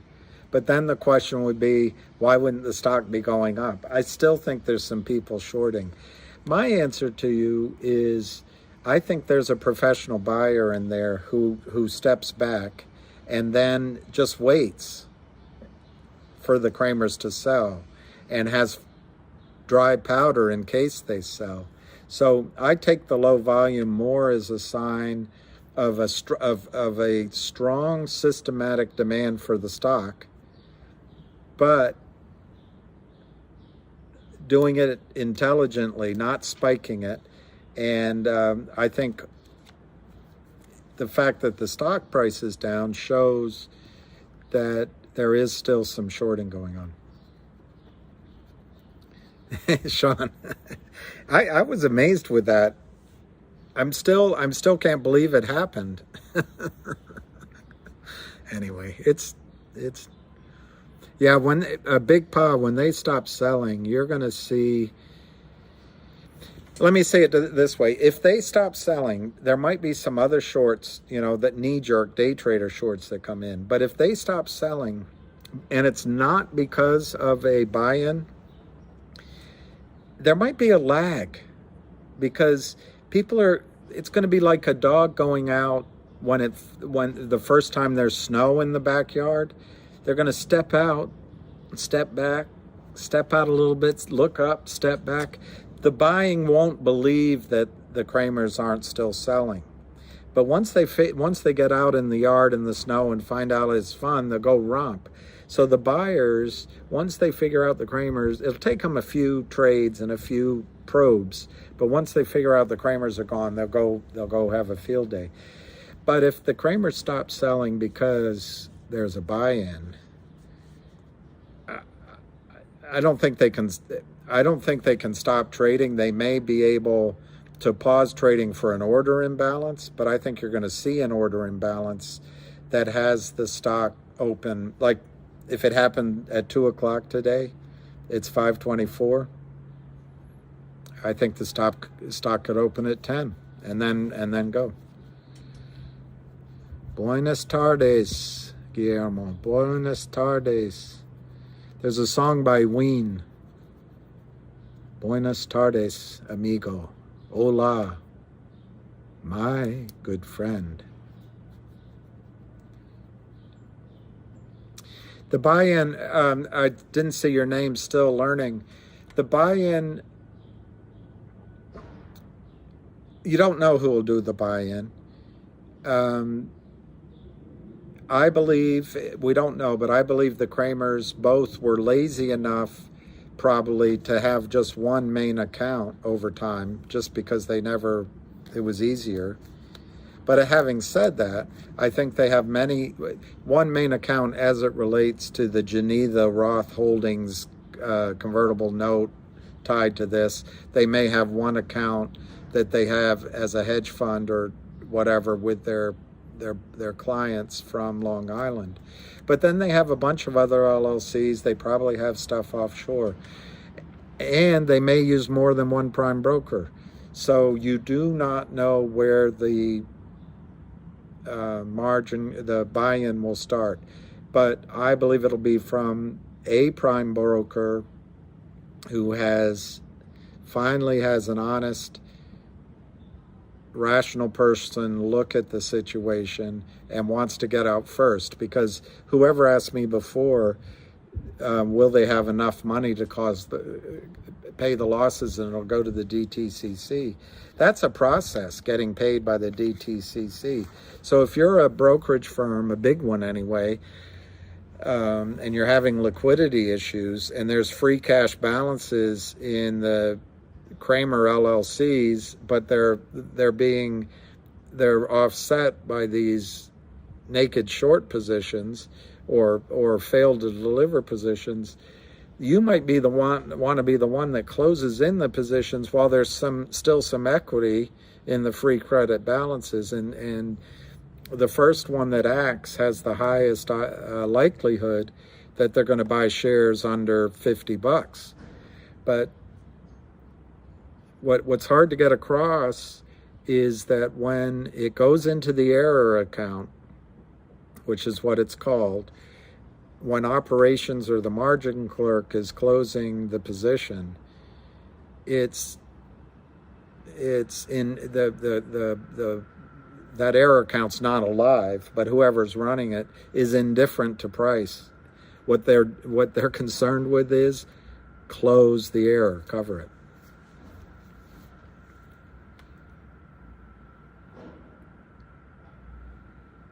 I don't know what barcoding is, but I've often wondered why, because the SEC, Ken Griffin, they always say it's really difficult to settle trades and you can't track shares. I don't know. I went to a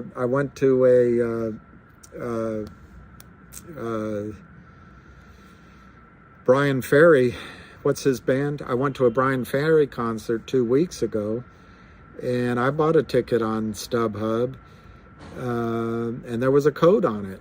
I don't understand how the SEC in this modern world cannot have a code on every certificate, even if it's just electronic. We live in a world, I mean, the banks want to now, the IRS, wants to track anything we spend over $600 on our apps where we transfer money between each other. they do that on a scale of millions and billions of transactions a day. I do not understand why the SEC and the industry can't have real shares delivered when you put up your real money. Why? It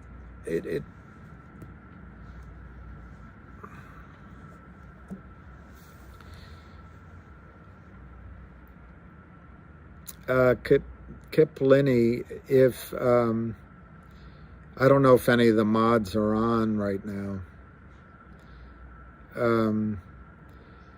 The next one, my next one was going to be finger, but now I have a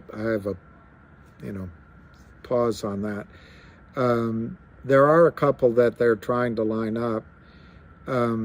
There's companies that I know about in my own world that I'm going to show to him, and if it passes his muster, they will be the next. But I don't right now have a recommendation for you on that. I would suggest, if you have a profit here, and this has been delayed for a decade or more, but I would suggest that you look into buying gold is okay, and platinum's okay, but I would buy some silver, maybe with 10% of my profit. Yeah, this is lunchtime. 521, 524. Clearly the Kramers aren't selling anymore, or they're selling very little. RD24, I bought a little crypto. I was in London 11 or 12 years ago when this guy Max Kaiser that I follow, I was there for a couple of months, and I was in my hotel, and I would follow him on RT. I'd kick myself. Instead of buying Bitcoin, and I looked it up. It was under $10. I believe it was $1.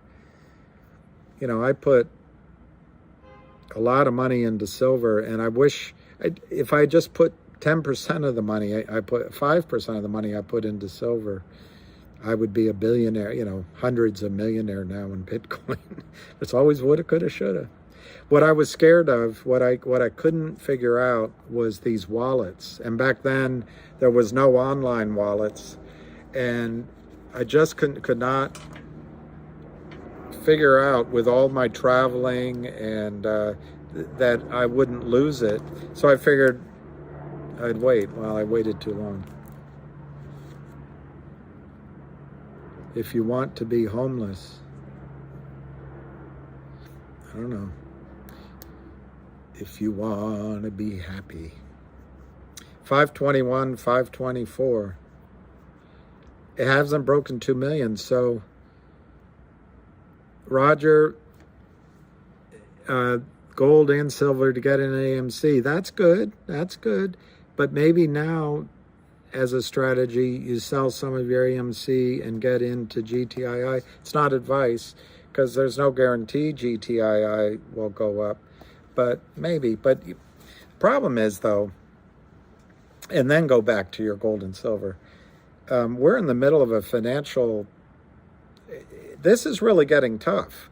All of us live the lives we live because oil is priced in dollars, to be as simplistic as I can.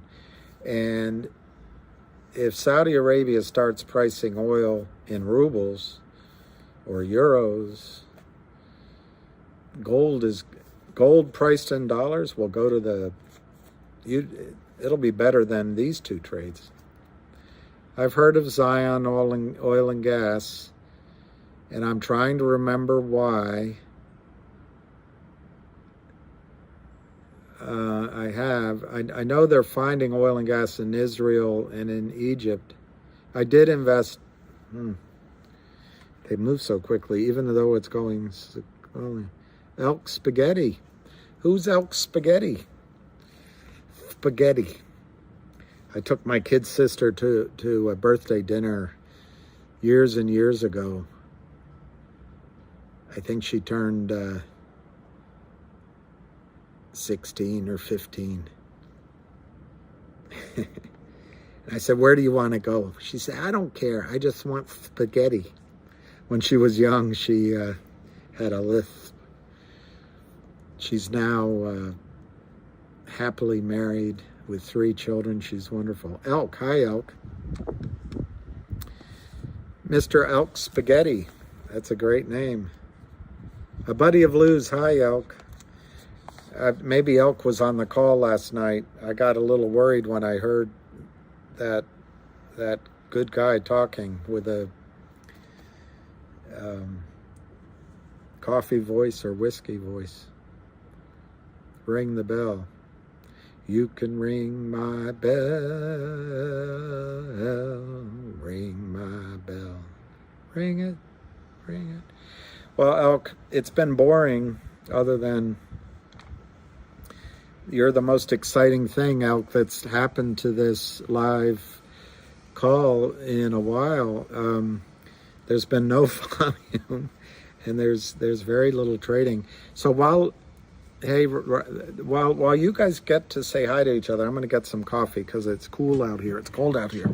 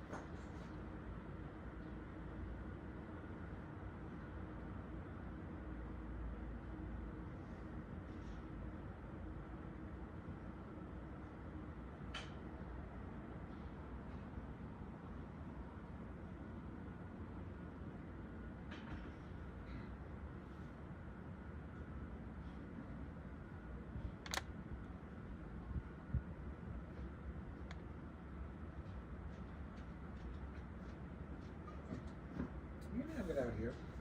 I'll give it to you out here. Yeah. It's a good boy. Here you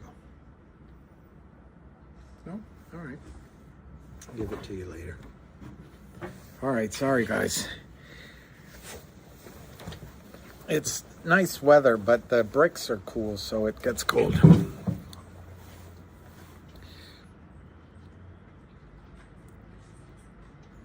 Putting the market to death. I don't know. I don't know what you mean, but I would get out of the market after this trade or similar trades. Hey, here you go. Oh, you're a good boy. You're a good boy. You're a good boy.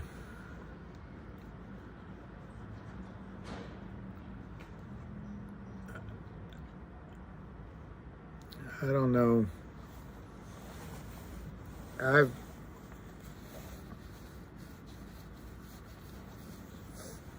I've had people in my life. Lucky is great, Samantha. Thank you. He's right here. I've had people in my life get in trouble with the law, and it isn't always as straightforward as it might think. Yeah, here. Let's see. I don't know if you'll come up. You want to come up? You want to come up? Want to come up? Come on. Come on. Come on. Come on. Come on.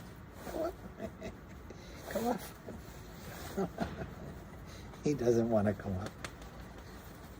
Come on. Come on. Come on. Put your paw here. Put your paw here. Come on. Come on. No? He doesn't want to come up. Yeah, I, you know, if anyone gets through life without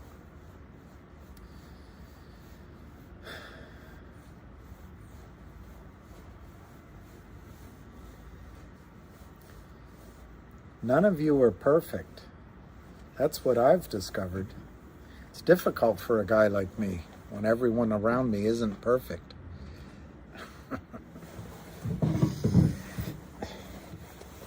Oh.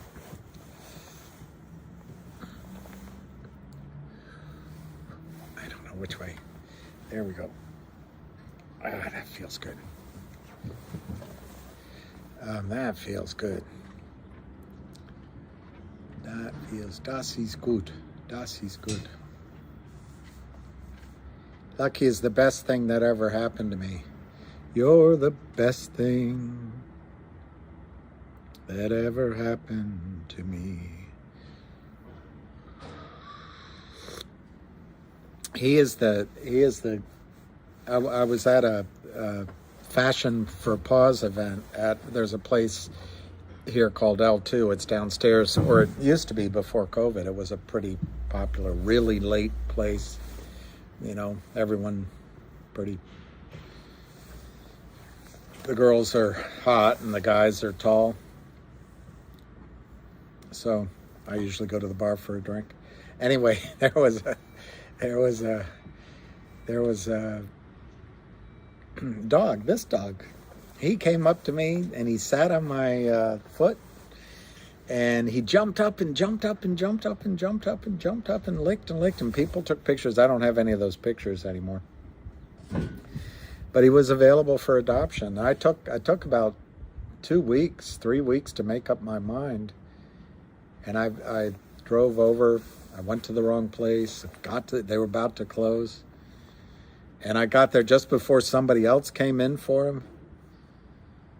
But he was going to be put down at the end of the month. Like that next week. Anyway, that's how I got my dog. That's right, Jacob. It'll get crazy right away. Exactly, Eduardo. More than that. It might make them better. He's 12, unfortunately. All right, so the volume still has not broken 2 million, guys. We're 522 to 524, 1.98 million, and there's no volume. And so we're coming up on 1 o'clock. What are the only things that can damage this play? I'm sorry, I didn't see the name. It can always be something I can't think of. But I think the only things that can change this play, or if one thing that could change it, is if the company made a deal with the Kramers. I had a deal with Mustafa. And they're not going to do that. So that's one reason that I feel good here. The other thing that could change this play is if war happened or I don't know. A comet hit the satellite grid and they shut down the markets for 45 days. I can make something up. In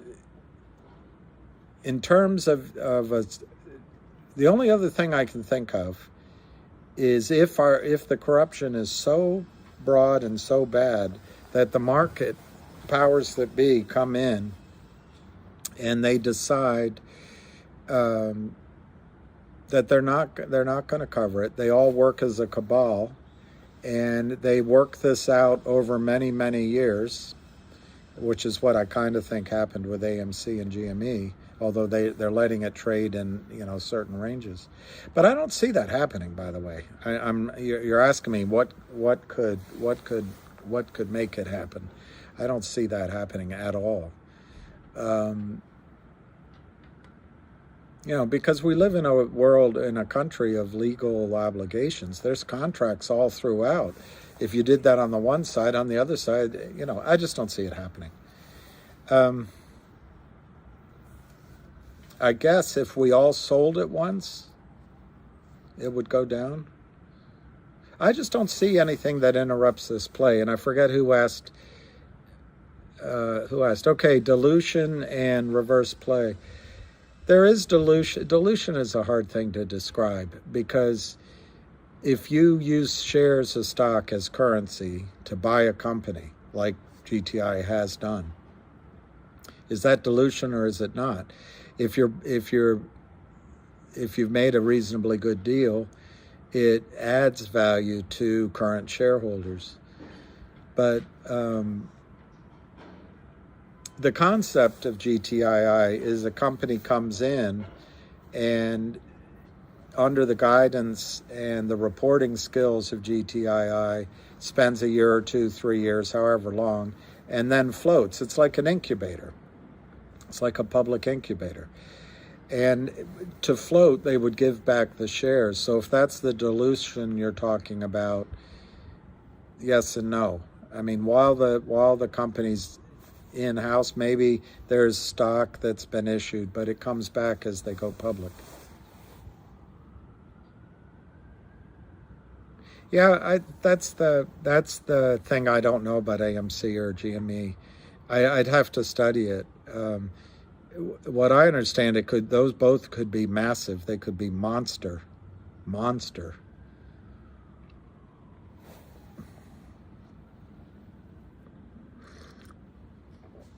I think it's pointless to point out that pointers are good at pointing things out.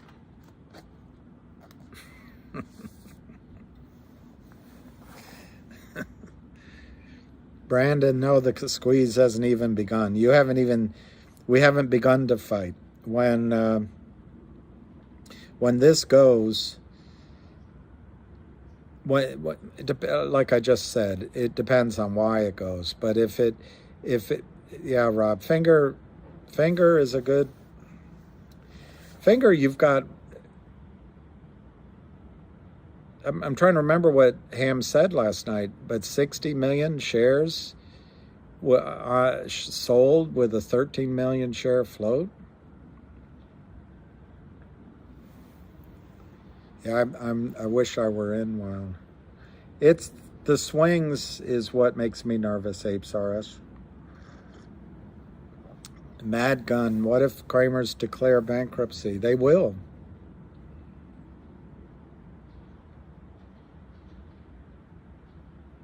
If they declare bankruptcy, which they will, they'll walk away from the LLCs. They've probably, it's opinion. Everything I'm saying is opinion, by the way, and not advice. But if they've probably already taken assets, put them in their wife's names, or put them elsewhere.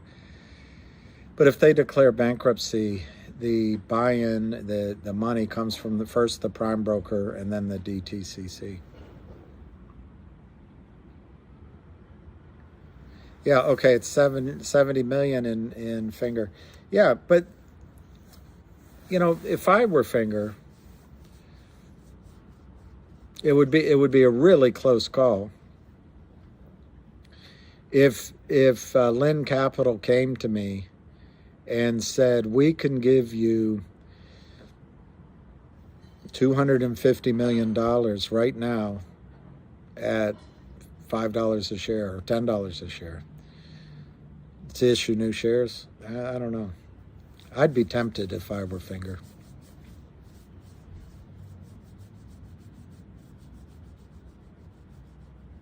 Husker Pusker. One of my friend's wife says that. You just need one of your ideas to work. Yeah. Well, it's exciting to be excited for a squeeze, but as someone just asked me, is there a reason why it might not happen? And there may be reasons. Also, I don't want to be a Debbie Downer. It hasn't happened yet. So the real important thing is the decision you make of where you sell your stock. Take the money, put it in the bank. That's what changes your life, not the squeeze. It's the money you bank.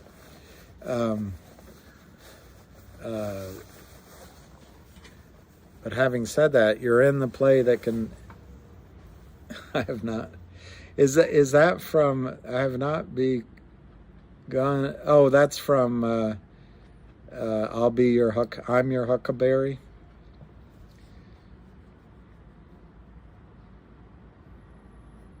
Yeah, they don't have anything out. The moon, I think, well, any time is my answer. As soon as you don't look, the moon will happen. I'm your huckleberry. It's great.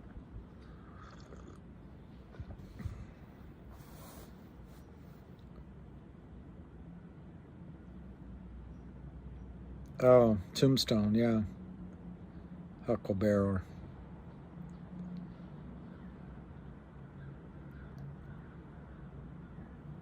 This is like watching.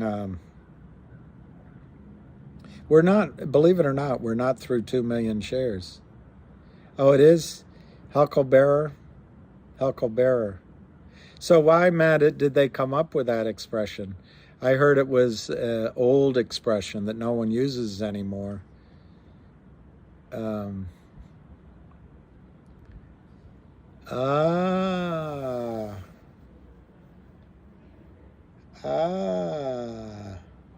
that's interesting.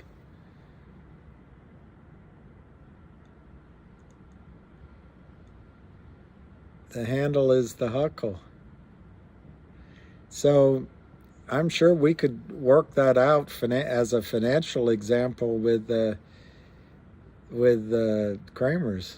We'll be their hucklebearers. Yeah. Well, I like I'll be your hucklebearer. That's great.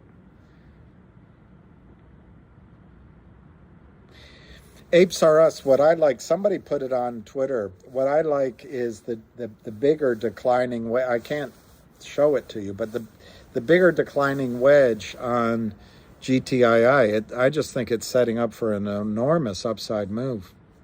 Yeah, OTC orders, manual or not. I don't know what you mean by manual, but I guess as opposed to having a GTC order in, you can always change your GTC order. You can always put an over-the-counter order in at any time. But I'm going to guess on this stock, you cannot put a market order in. So if you mean by manual, you mean market. I think you're always going to have to use the limit. And limit just means name your price. If you're buying, the best way of assuring that you get your trade is put it in at the ask. Although there's no guarantee, it could move. And selling, the best way to guarantee an execution is put it on the bid. Omar, buying it at 725. I don't think you're bag holding, but I don't blame you for feeling that way because the stock's down. Sorry. But, there's a lot of assumptions, which I think are correct, that why this is going to squeeze. I can't promise that nothing can go wrong, but you're going to be glad that you bought that. Would it be hard to sell at market? How old am I? I'm old enough. Tell her I'm old enough. No. Well, see, it won't be hard to sell at the market price. But if we're going up on the way up, they'll take almost any price you put in. But after, you come down the other side, I think if you're trying to catch bids on the way down, it's quite possible you won't be executed, and the brokerage firm will say, hey, it was too late. Oh, we didn't get it. And they'll, so it's going to be tricky on the way back down. Yeah, I don't think you'll be able to do a market trade anyway.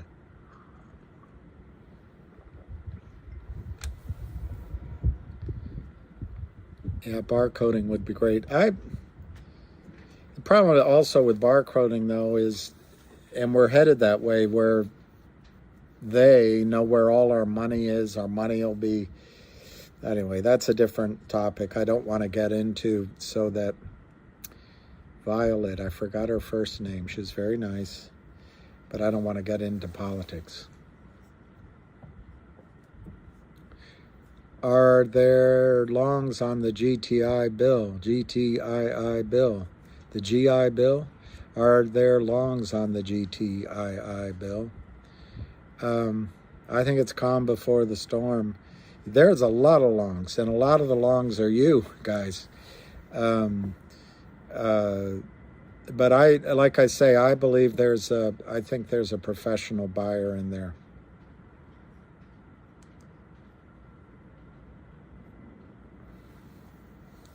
No longs holding long.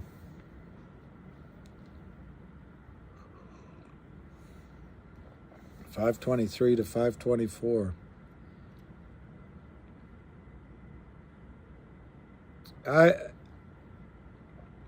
I think if you're inclined to buy shares, I can't give you financial advice, but I would buy as long as the Kramers are selling.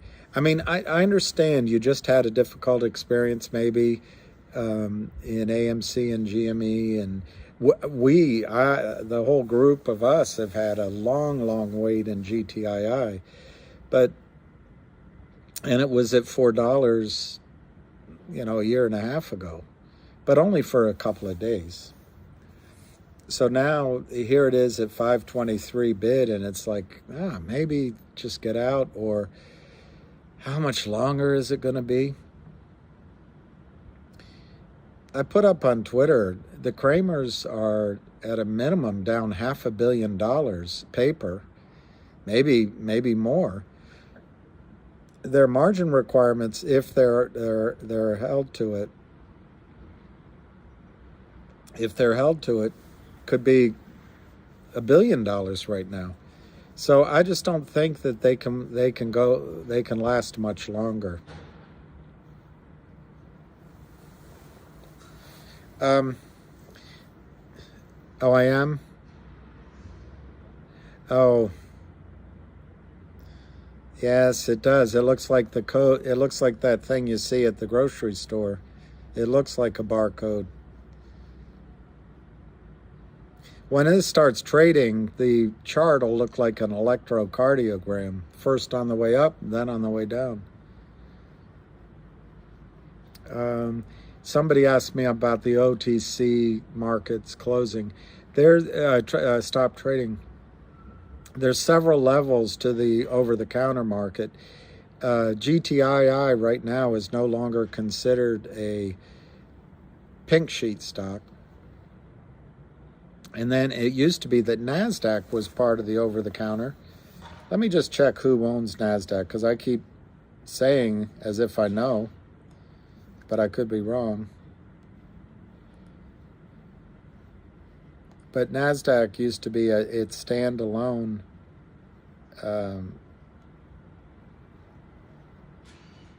who owns NASDAQ? The NASDAQ Stock Market LLC. Who owns it? You're not going to believe. You're not going to believe who owns the NASDAQ exchange. Let me see.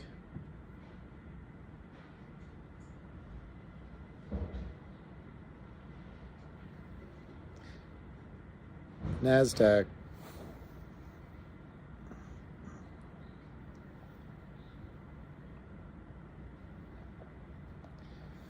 I'm hesitating to tell you what I found because I don't believe it. Let me see if I can find.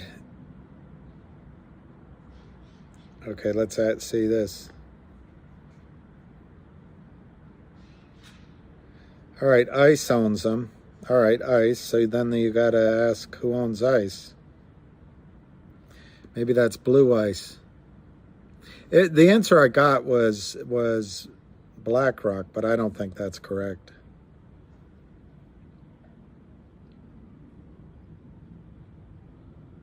So anyway, I don't want to waste. I know everybody knows BlackRock, but I don't want to waste time on that question, except to say that there were different rules back then, and now could they stop trading? That was a question I was trying to answer. Could they stop trading on the OTC? I believe the government or whomever can come in and do anything if they really want to. But right now, you cannot stop trading on the over-the-counter market.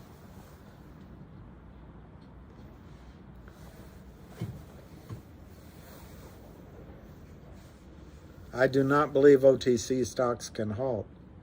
But where I wonder is if NASDAQ can, and that's where I'm bumbling around. It's all changed since I was there. All right, we're 523, 524. We're finally over 2.0 million.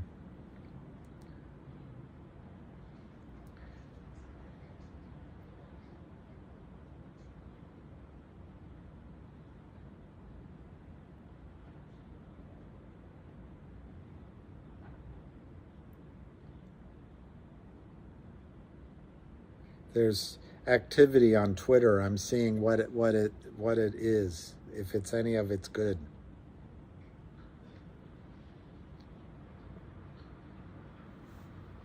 There's a new alert. New alert. Oh no, it has nothing to do with us.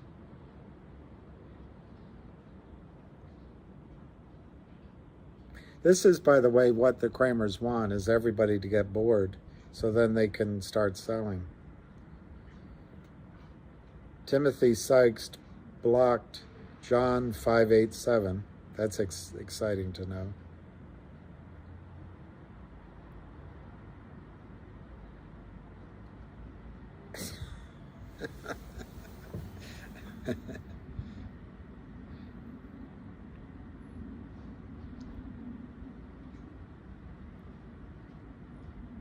S-Trader says GTII wedge break to the upside could take us back up with strength on the 65-minute interval.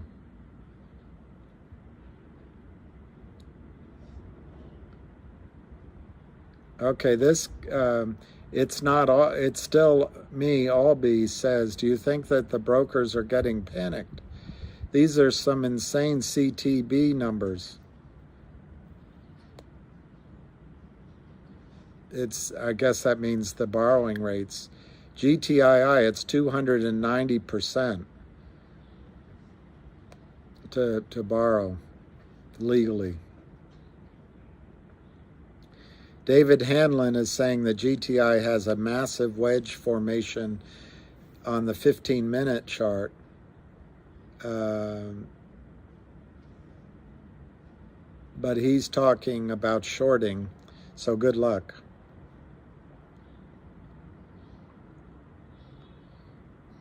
It's still me, Albie says, longs have been fighting this battle for 18 plus months. A few more days, weeks shouldn't drag you out. Still need some confidence? GTII is up 300% since last week. And short sellers added 35 plus million to the pile to be bought back. 8 million warrants now live.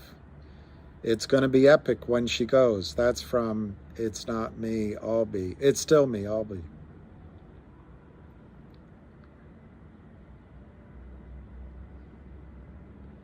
I don't see much here that's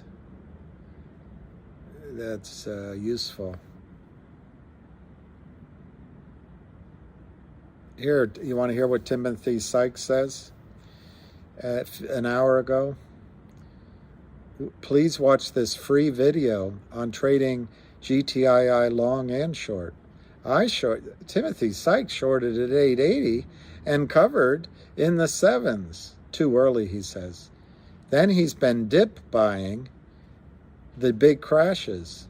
Don't listen to promoters. Stay woke. Watch Tim. What do you call a dip when a dip is buying? This is, there's just not much information.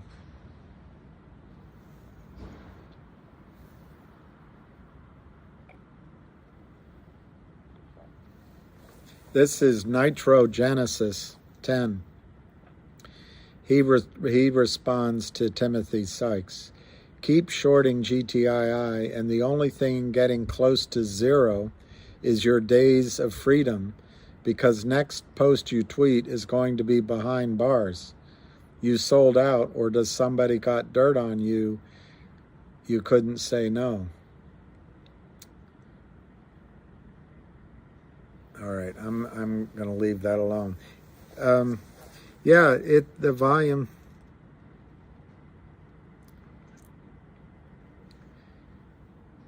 Let me see the volume. Yep, 2.02. We're at 524, 523, 524. This could be the pause before the storm, the lull before the storm. If you'd see fit, can you make me a mod, please? Yeah, Matt, I can do that. I forgot how to do it. Let me think. I hit your name. I think I hit your name. When I call you up, I've got to let your name come back through.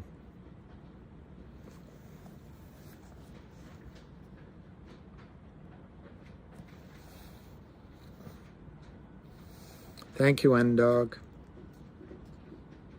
Thank you, N-Dog. Thank you, N-Dog. There's Matt. Okay, Matt. I hit it. Matt, I gotta hit you again. Matt.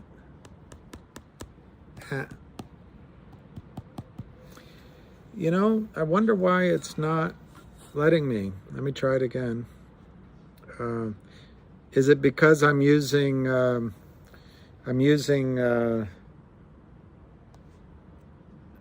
Prism Live? I'm using Prism Live. Is it different on Prism Live? Poke, poke. Here, I'll use my pen.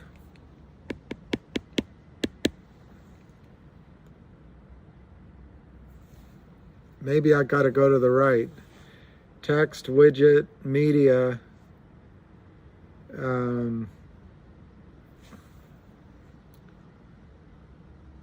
Stop hitting Matt, please. Was it loud? I'm sorry. Video only mode.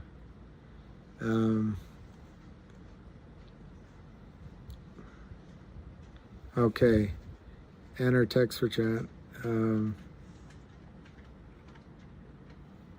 Live information.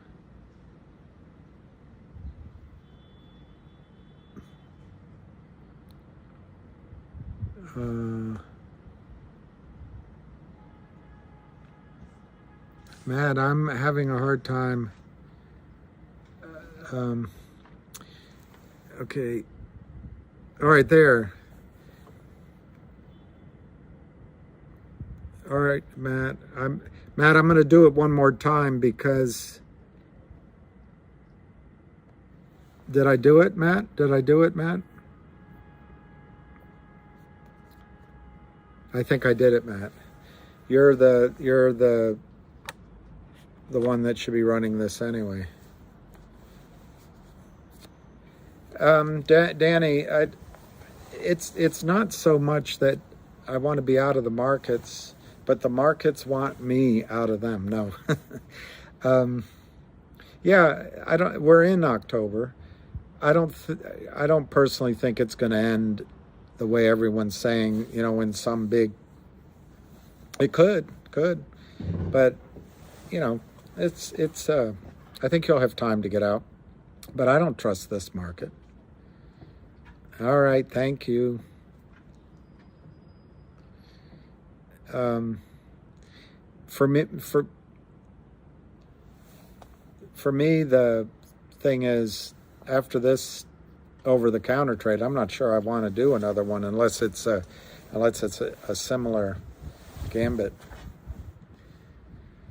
Sears, oh my gosh. I don't know what Sears has left. Does it have real estate left? I mean, I'm sure that guy, I forget his name, I'm sure he stripped it of everything that had any value because he's a genius. And Sears couldn't have gotten by without his input.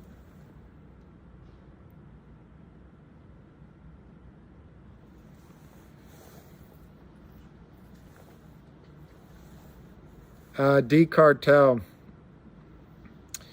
The first thing I'll tell you, don't buy silver in ETFs unless you're trading. Unless you're trading, you could do that. But when the music stops, there you won't have anything.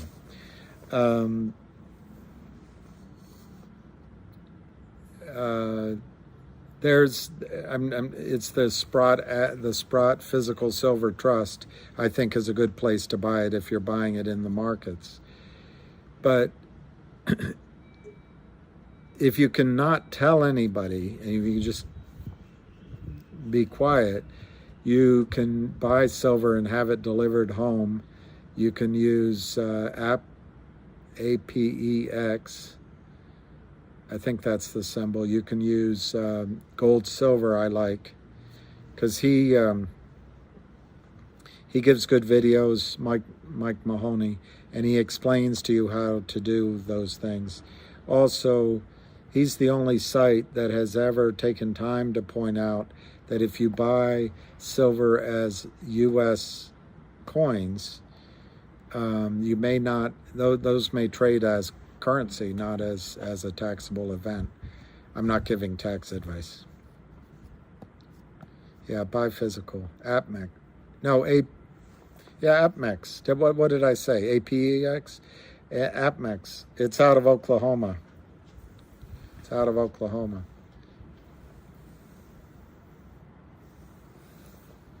If you have a lot of money, gold Switzerland, but you have to have a lot of money.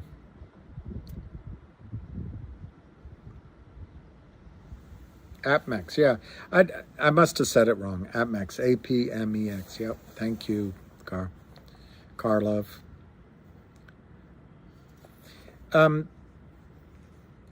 If you guys are frustrated with a 3-day wait,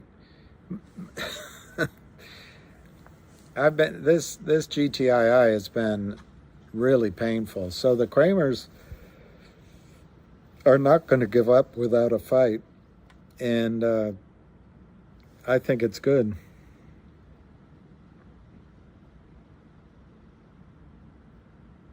$521, $522. It is glitching. It's barcoding now that I know what it means.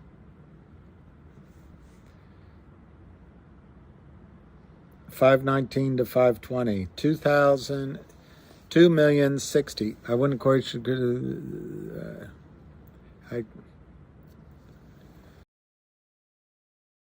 Open question whether having money going into finger is affecting our squeeze. I don't know.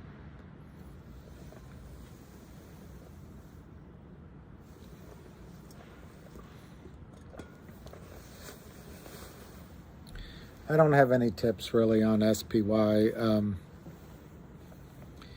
The only tips I really have is the way I do things is if you have a conviction and the market comes to you, you make money when you buy it cheaply, and maybe you have to wait, and then you catch the run. I don't really like buying things when it's already happened. Ms. My man, if a margin call happens, where will the volume go?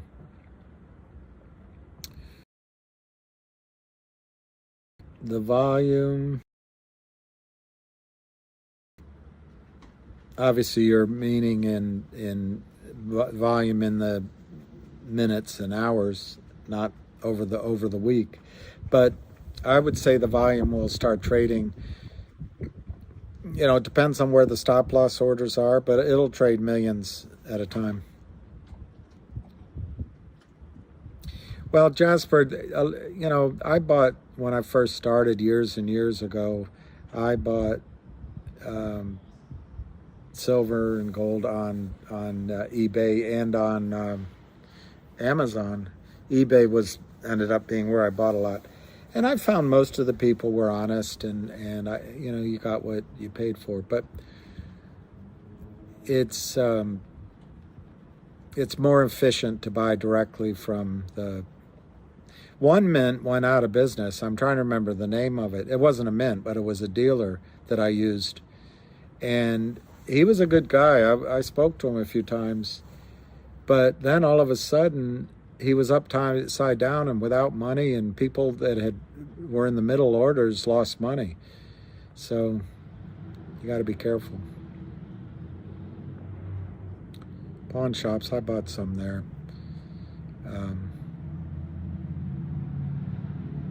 The one thing about buying through AppMex or somebody like that, if you can resist the urge to open the package that you get, just keep the package as is. Not the brown box, but the inside that they've sealed. It has a barcode on it. When silver runs up, because there'll be a spike and you want to sell it, you don't have to count. They don't have to count it. You don't have to count it. You can just send it back, and they scan it, and it's easier to get your money.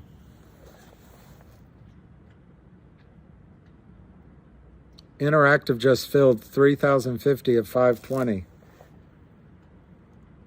All right. The volume is now 2,070,000, 518 to 519. Are you saying you think it's about to go? Go? David Lee, I think gold jewelry, depending on, what kind, if you're buying it's like food. Food is cheaper if you buy it closer to the source. Every time somebody's hands touches the food, it gets more and more expensive. Same with jewelry. But the great thing about gold versus silver is if you have to get out of Detroit because there's riots, or you have to get out of, if you're in Cartagena and there's a military coup and you have to leave, you're not going to be able to carry your silver out. But the gold, if you have gold chains, you can fly out with it.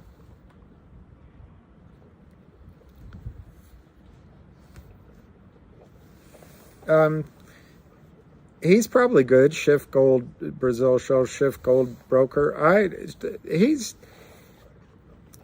read a lot of his stuff. I don't know if he had a book. And I used to listen to him, but I got to the point, for me, it was hard, but now I'm started listening to him again. I think he was with Pacific America, Pacific, something Pacific, something Pacific. And so I'm sure. Hi, Marcy. I'm sure he's honest. Pacific Euro Pacific, I think he used to be with. I don't know if he still is. Platinum, palladium, both good. Look, it boils down to buy what you know, buy hard assets, start to think of wealth in terms of what the dollars buy rather than the dollars, because it's quite possible at some point that we experience, even though we never have in our time frame, a devalue. Well, we had the devaluation that, in terms of gold, that Roosevelt did and Nixon did, but because of our military strength, because of our economic power, and because of the oil we have in our own country, or had anyway, we were able to get the dollar basically became, instead of a partially gold-backed dollar, it basically became an oil-based dollar, because oil is priced in dollars. That is going to change. APMEX is excellent. APMEX is excellent. There's one other place I think is good. Let me find it.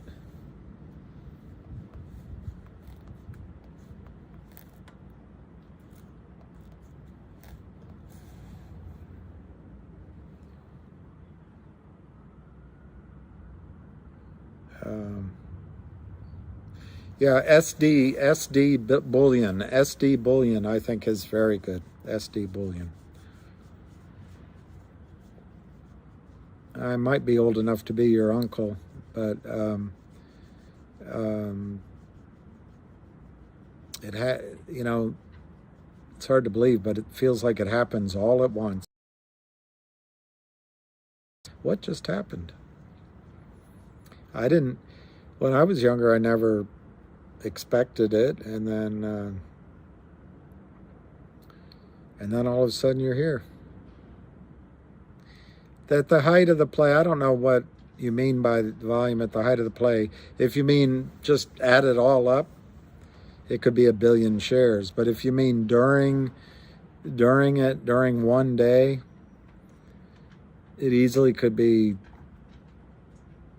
30, 40, 50 million shares in one day. Phyllis Todd, buy on margin. I may have used the term margin in the sense like things are priced on the margin.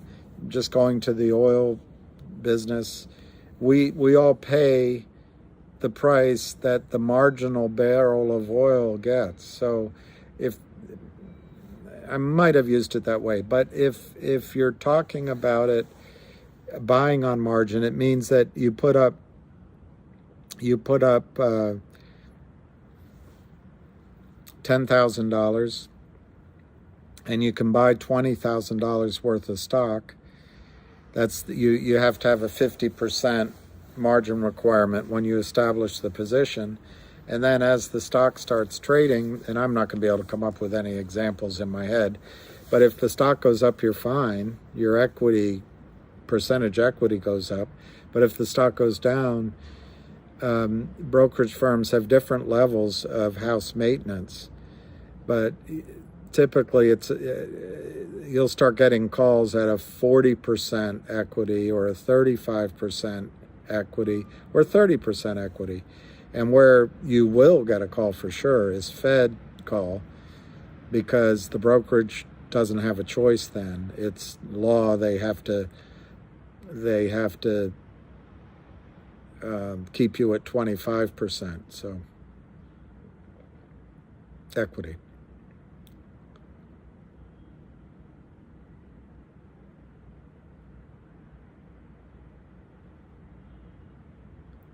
This is, I don't know when I've had so much fun. All right, it's starting to go. Leverage trading is basically margin, but UKRP, because the big boys can lever, they call it lever up. And this is starting to trade a little bit. I don't know if it's No, there's no real volume.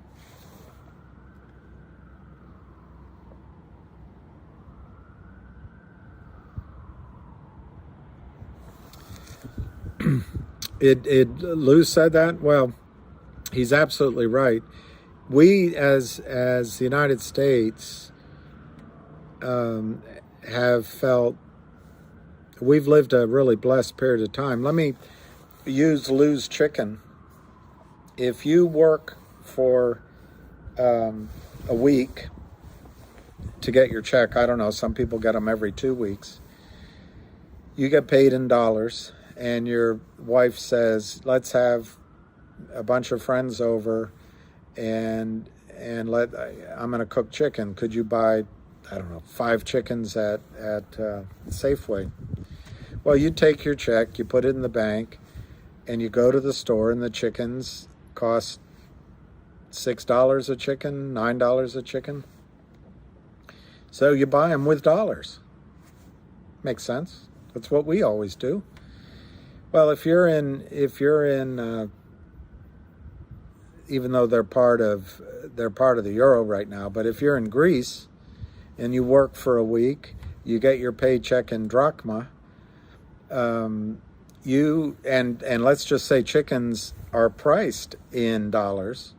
It's a better example if I talk about oil, but oil is priced in dollars.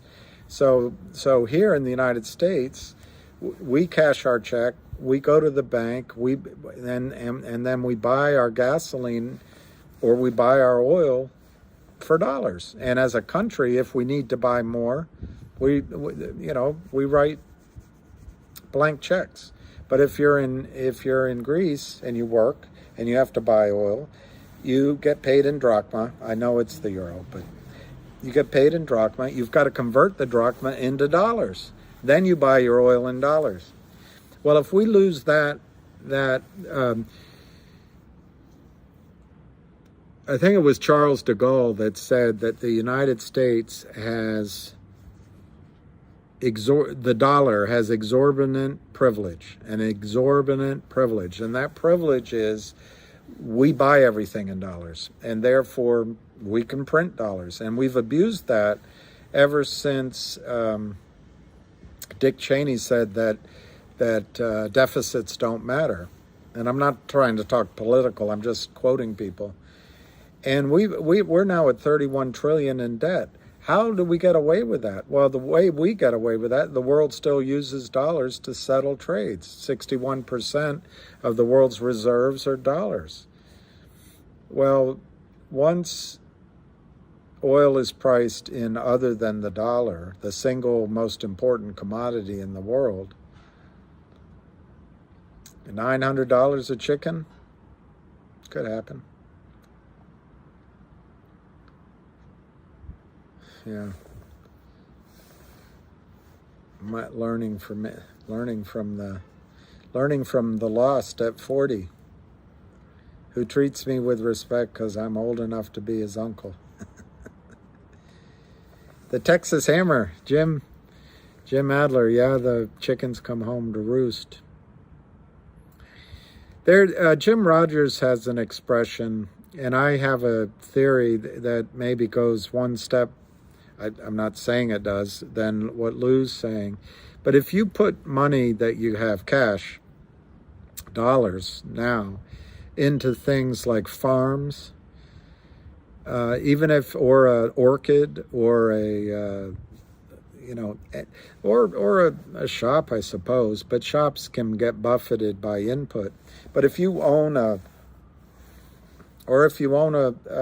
clean river creek, but if you own resources that people consume now, what's a good example? I mean, I do raise money and try to invest in oil and gas wells.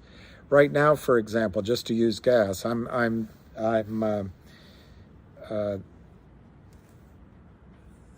not showing it to everybody, but so I won't use any names, but I'm working on a royalty deal in natural gas primarily, but also in oil. So anyway, it's the idea of buying royalty income based on natural gas and oil.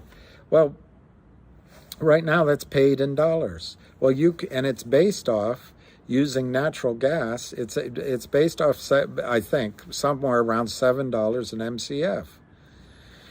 Well, obviously the price of gas can go up or down, and it's been $2 for a while. Natural gas I'm talking about, but natural gas can go up as well, and it's always in dollars. So it moves with inflation.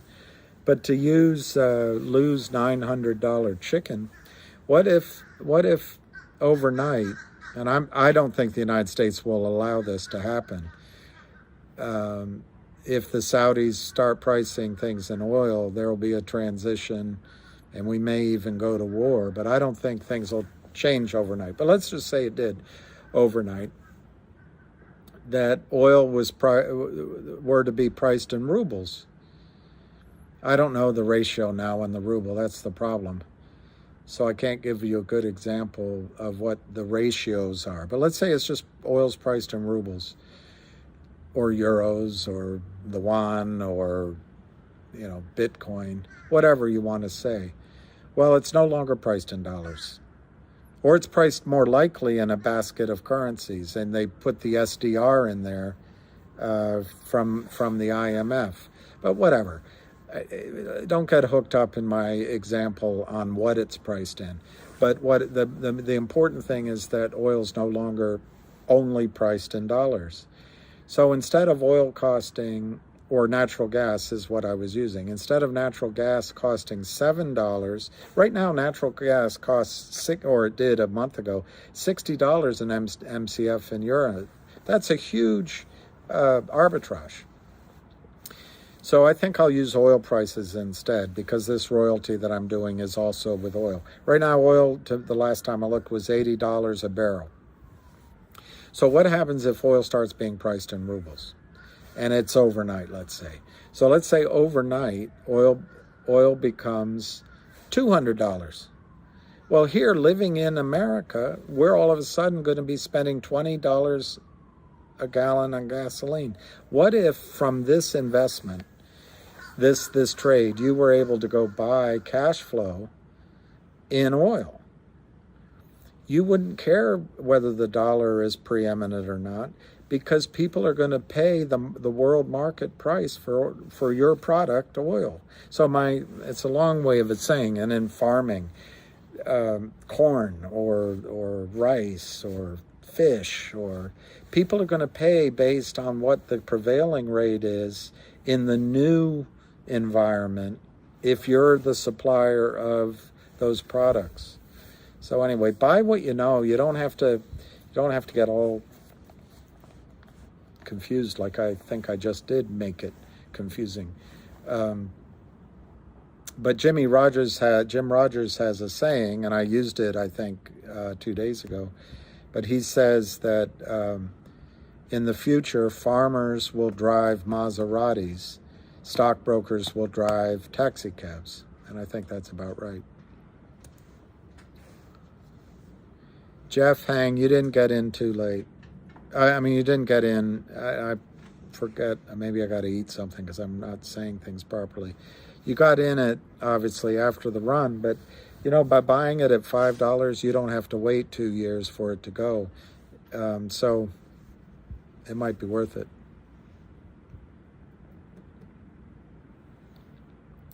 How would you purchase cash flow? No.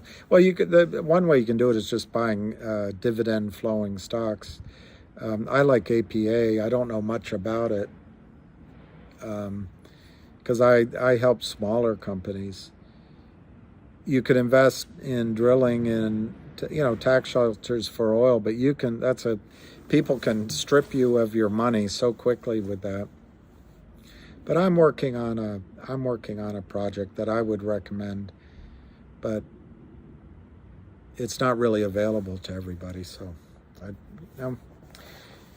in the future, I'll be glad to see if I can source something, and for you, not for anything for me.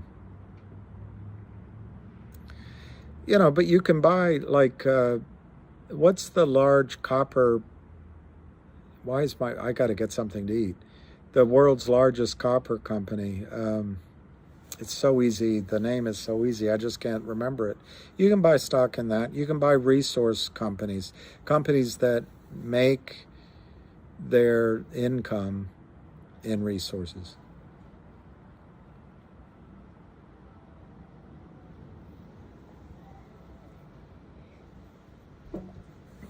All right, I'm going to get something to eat quickly. What would you say on MODS? Freeport McMoran. Thank you, David Lee. Thank you, David Lee. And BHP. Yep. Yep. BHP's good.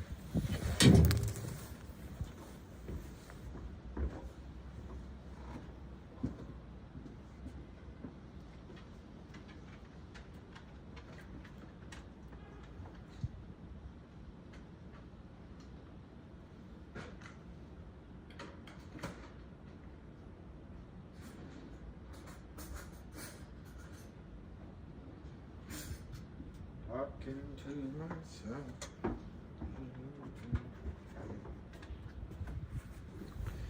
All right, I'm going to have a yogurt because I think the stock could move at 2 o'clock. Do you like that every hour I say it could be the hour? It's better than every day. It's been every day for a year.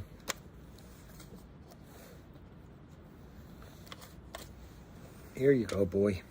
Do you want this? I know you're going to say no. No, you're going to say no. You don't want it? You don't want it?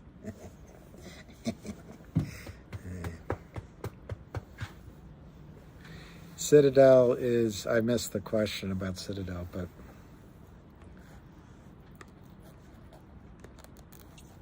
Citadel's the problem.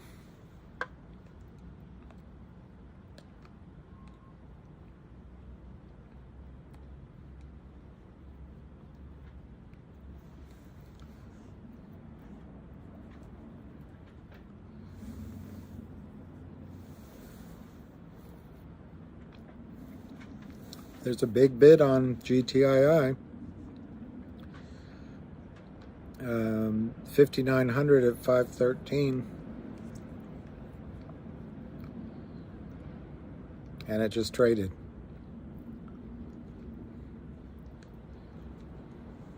Sorry I'm doing this. I just think it could go at 2 o'clock.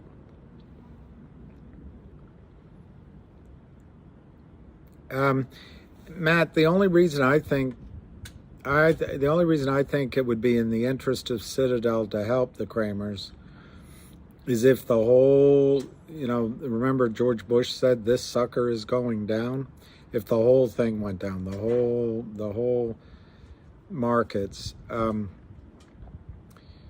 actually think it would be in Citadel's interest to bet against the Kramers because there's so much money to be made here. Yeah, he won't come up. I'll show you when he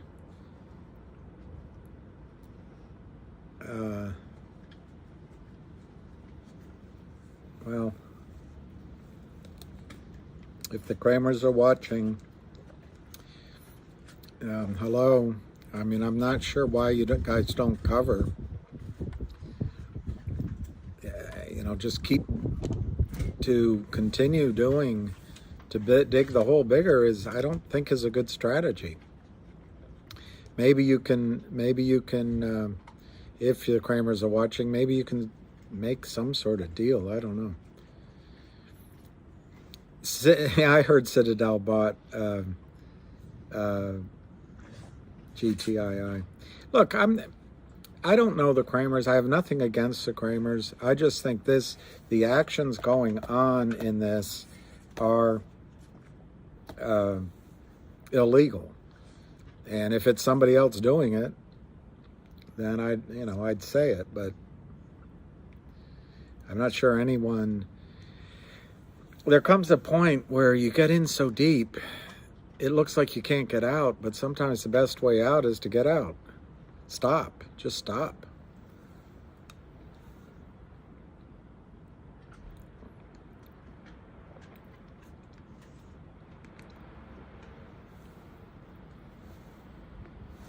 You want to say hi? Can you come up here? Can you come up here? He won't pop up. He won't pop up. I didn't see that petroleum question. I'll look again. I don't think they're watching. Well, I didn't see that whole question, but what... yeah, exactly. It's ego. It's hubris. The Kramers and other people like them. It's not just them. They realize that if a bunch of retail investors come into something, they can buy it once, they get excited once, and then with time, it's like, oh, why did I do that? I don't deserve it. Oh, I knew it wasn't good. And they can sell it off. We buy and we don't sell the rips, like Ham says. Yep.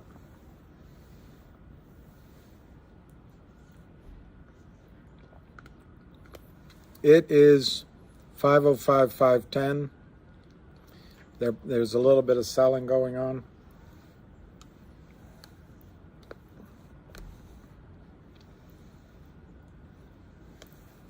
What the shorts have to worry about in any stock, not just the Kramers, is one event that can put them out of business.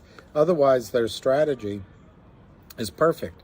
They just keep selling, selling, selling, selling. Good news, bad news. And eventually, I've got to take this, and I should probably not take it right here. Hang on. Hello?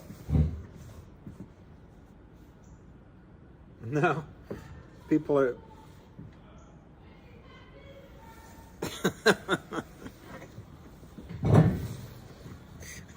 All right.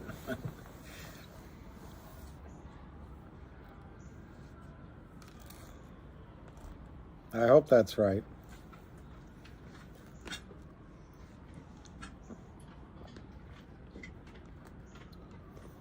You would be worried. But I don't think there's too many. If you were going to wipe people out, there's just too many people to wipe out.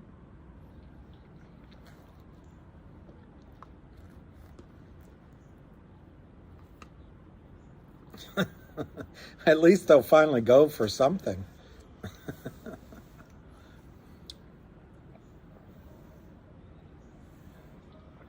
Yeah,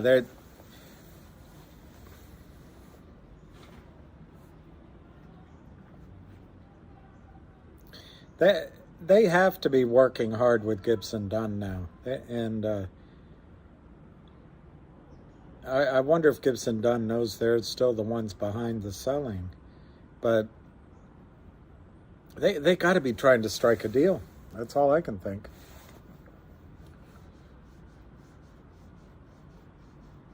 I don't know how they can do it. I mean, turning other people in. But at some point, you just got to stop. You got to stop selling.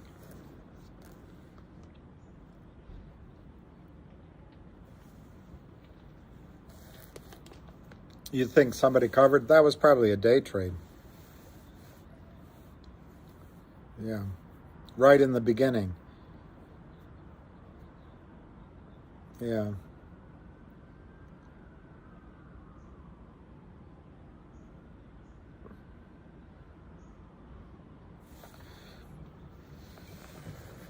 I don't know either. I have no idea. And I did look up where the margin call can take 5 days. The house call can take 5 days before they act on it. So that'd be about today, I think. So maybe that's it.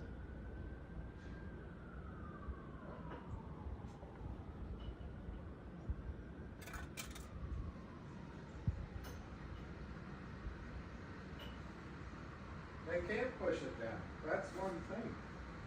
They cannot push it down.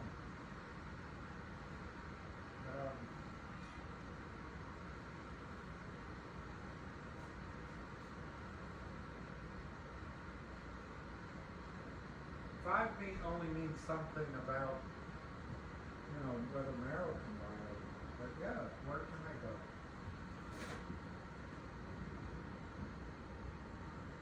5 it was down too, but it started rallying. It always breaks my heart to watch it because I'm like, I wanted to buy some. It's 770, 770. All right, bye.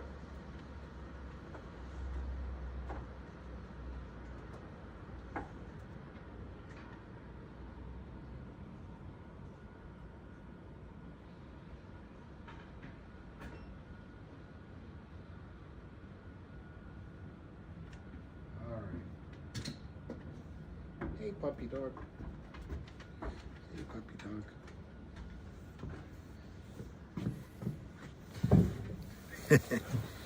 Do you think it's coincidence that you said that the Kramers are on the call and then it's now down after I talked to him? Maybe. Who knows?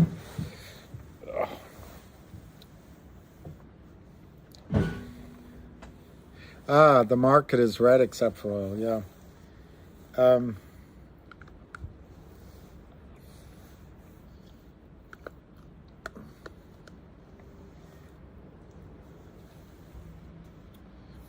No, you don't have to execute by tomorrow on those warrants. I'm trying to think why they would say tomorrow, Roger. I'm trying to think any reason it would say. I'm trying to think of any reason why it would say there's a deadline tomorrow. I think I know what you're talking about. Is tomorrow the 7th? They were going to have a record date for the new warrant. They were going to try to. As far as I know, they haven't done it yet. There's a record date where you need to own the shares to be entitled. There's a garbage truck going by, so sorry. To be entitled for the new warrant. But the current warrants that are out there at 275, they expire or mature, I think, in April of 2023, which shows you how long we've been in this stock. You can exercise those warrants anytime up until April of, if that's the date, until April of 2023. It's getting smacked, maybe. Who said that? Papa Frank. 477, 480 bid, 477, down 30 cents. It's right before 2 o'clock. But the volume's not really high. It's 2.25 million, so it's, I wasn't following it that closely, but I'd say it's less than 100,000 shares is knocking it down. I wouldn't, it's not what we want, but it's not something to get alarmed about.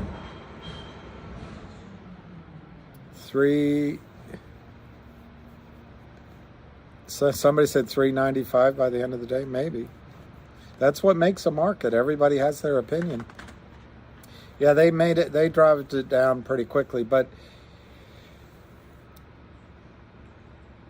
three things. One, it's not a lot of volume. Two, they might just be doing a lot of manipulating among market makers, sitting in one office telling one market maker to do the other. And three, the professional buyer, if he's there, might have just stepped back to absorb more stock. I think it's healthy to have this happen.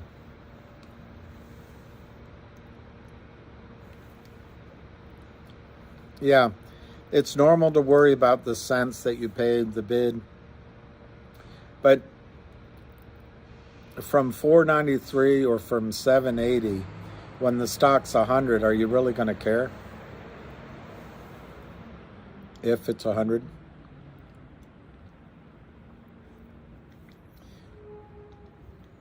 Yeah. My targets change. If it breaks out from a lower price, my targets will be a little bit lower. I think it's terrific that there's no option trading. I'm sorry I'm doing this. So how long can they keep it around 4 to 5? I thought the dip was buying the dips. The dip being Timothy Sykes. I mean, they can keep it here a long time if we agree with it or if there's no new buyers. But I think the battle line is a little bit around $5. And based on what happened the last 2 days, I think they're going to have a hard time keeping it under 5.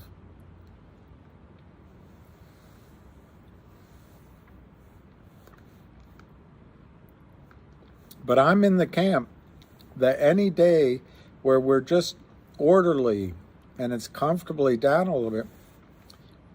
Yes, JR, you figured me out. Basically 10x or 100x from the breakout point. That's exactly what I think. So you can see it's not that sophisticated. So if you want to put orders in that kind of layer up to the 10x, that makes sense. But I just figured I'd do it simply. I also, I think you can argue some other numbers using other systems, but I also say 1,000x. And I've read back over some other squeezes. They've gone up 2,000, 5,000, 10,000x. And I don't see any reason why this squeeze couldn't be as good as some of the biggest squeezes that ever happened. Now, will it happen? I can't promise you that. 1,000, baby. This has got to. I'm sorry to be rude, but my brain was not processing information very well.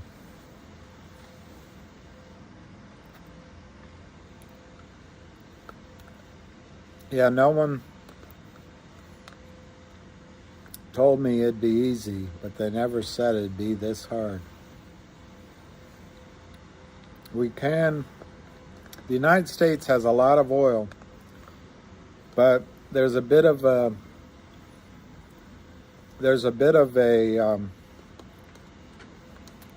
false sense going on. Although in the Marcellus and the Utica, Ohio, it's pretty exciting. We've been putting a lot of straws in our oil. Let me put it a different way. Energy in, energy out. Why did we run from 0.60? Because a lot of people bought. Anyway, it used to be you could spend 1 barrel of oil to find 200 or 300 barrels of oil or more in Saudi Arabia. But now we spend a barrel of oil to find 4.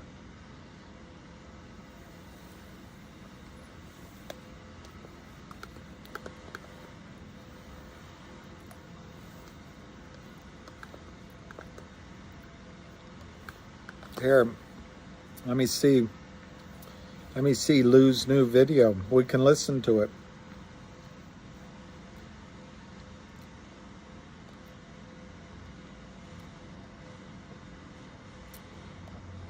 I don't see it.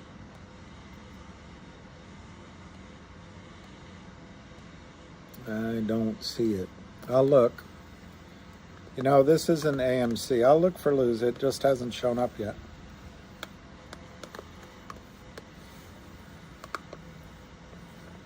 Lou has another play I don't know about, but maybe he's doing that. I don't know.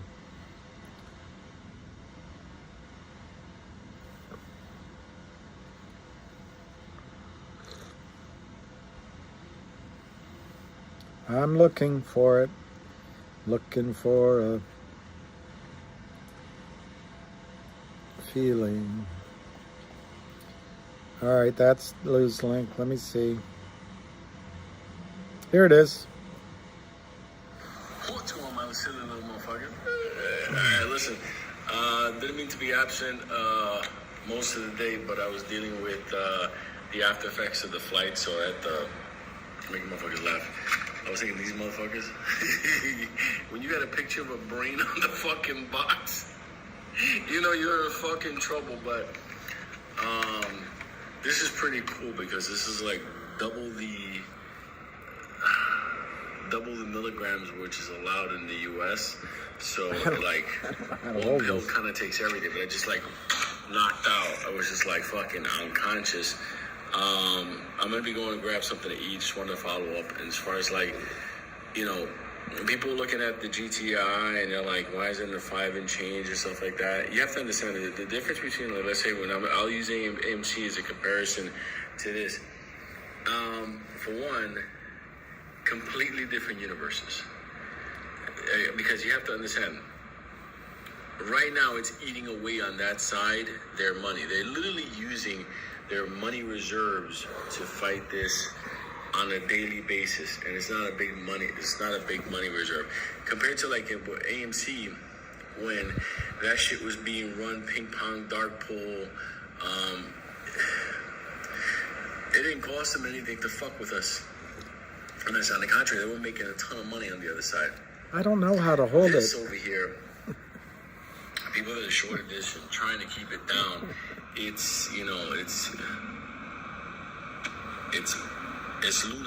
It's lunacy because every single day they have less money.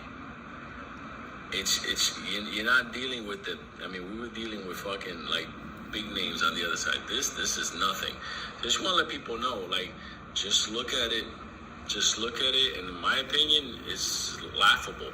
Like, for real, the more that motherfucker stays at a price that's within, you know, like striking in from like retail coming in, there's no winning on that side for this.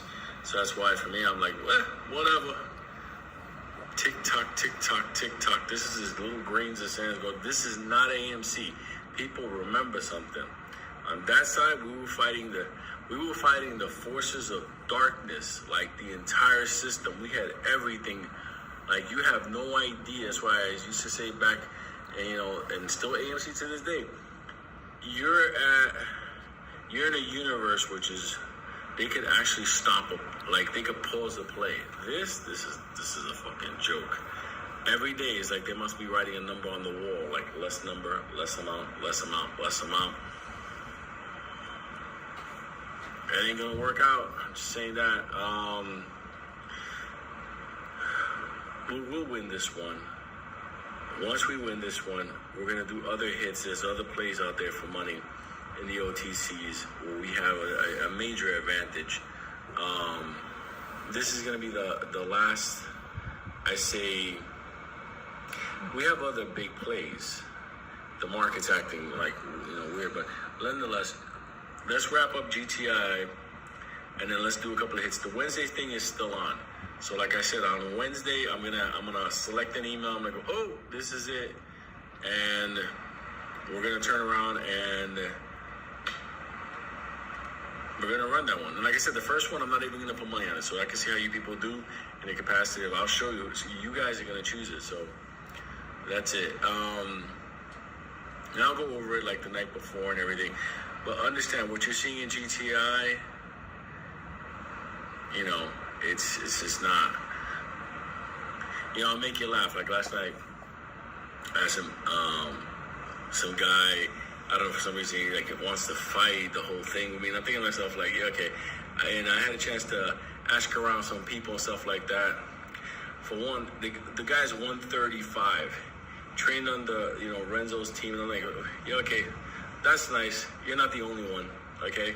I remember when Renzo came to New York, okay? I remember the original crew, my little crew, okay, was his first initial hit squad. But anyway, 135 in my weight, you've had 2 fights, 1 win, 1 loss, and it were probably like amateur bouts inside in your gym. I'm like, that's a totally different league of motherfuckers that, you know, whatever. So it's laughable. I'm like, whatever. Go fight somebody in your 135 class. Okay? Whatever. Have them go like that to you. Whatever the fuck you need to make yourself feel good. But at the end of the day, I think to myself, AMC and the big board, what they fought, that was the pro leagues. That was the fucking heavy level. This down here, this is a fucking joke. So, giant love, and I'll probably be back around a little bit later. So.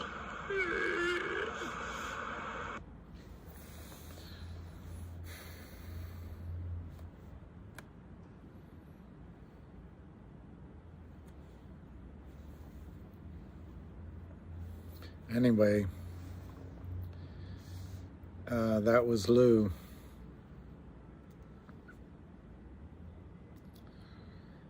And I agree with him that they're probably writing on the wall somewhere their losses. And but the only thing I'd add to what Lou said is they're probably lying. They're probably covering up their orders, and that's something they do on Wall Street.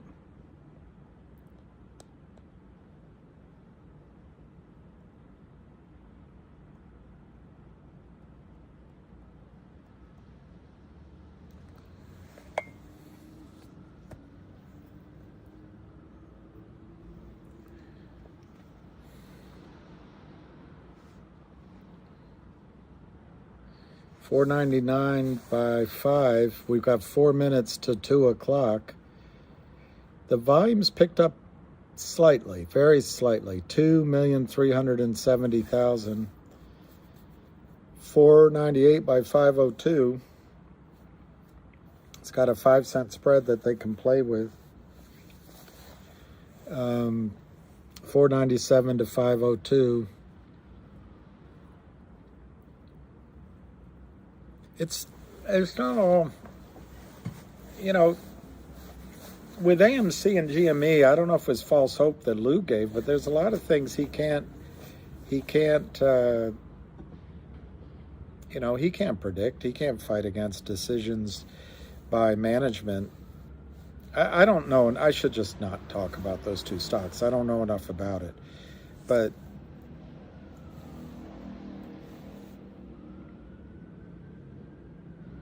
other people can change the facts on the ground.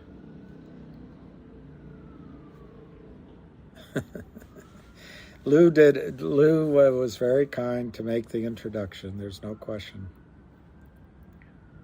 Simon Hagen, is that right? Is that right? I'd go for it. You're a young man. I would go for it. That's obviously, it's not advice, but if I were in your shoes and at your age, what do you have to lose? Now, the only thing is, if that happens, pay your taxes.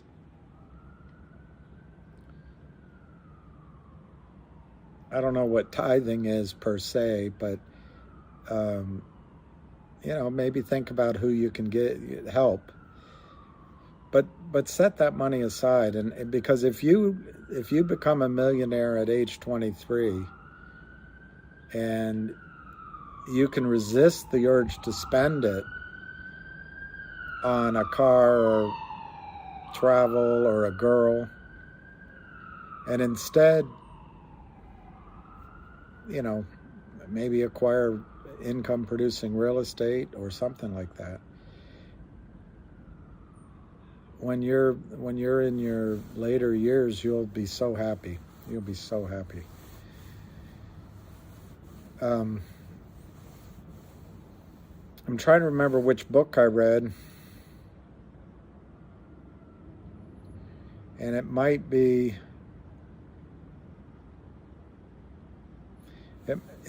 Mike Mahoney at Gold Silver. Anyway, I don't want to quote the wrong person, but if you buy some silver, it's possible in a financial crisis, at least according to his, if I remember the right guy, I read the book I read, that in the peak of the financial nightmare, that you'll be able to buy a house for 1 ounce of silver, believe it or not. That's the human psychology that gets out of whack. I mean, I'm sure you guys have all studied the tulip bubble, which was kind of part and parcel with John Law and the South Sea bubble, But a lot of it was printing money and creating money out of thin air for King Louis one of the Louis. All right, 2 o'clock. It's 5:03. Thank you. Who got me on that? Sterling Rosario. I like that, Phyllis. See, thinking big. 498 to 503, 498 to 503, 523 to 200. And that's what Lou's trying to help you guys do. I don't know if you're all Lou people or not, but he's trying to help you think in terms the way the traders do with big money, and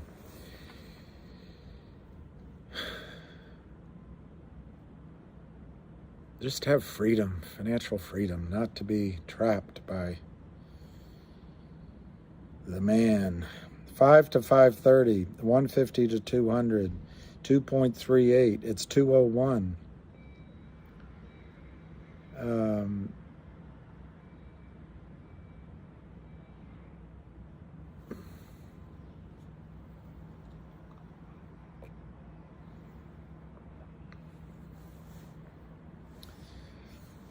All right. This seems to be a lull in the action. 5 to 503. I don't know what else to keep telling you guys.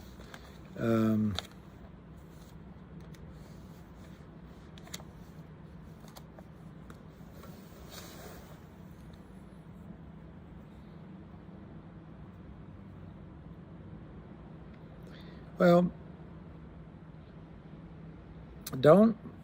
I do emphasize, don't get, even though I'm giving high numbers, and I've got to talk to myself as well, you just got to resist being greedy on the way up, the way fear is down here.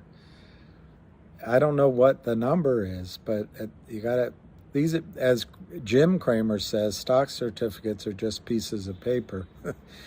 He's an old man. They're really just electronic entries. So it's just when you sell them that we finally win.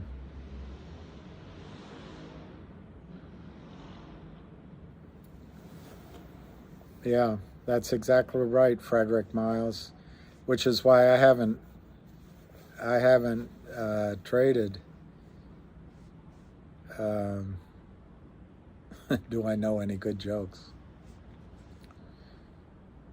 Well, I can tell you one that if you don't laugh at, might say more about you than me. There's a comedian, it's not really a joke, there's a comedian in the UK. He died, Bob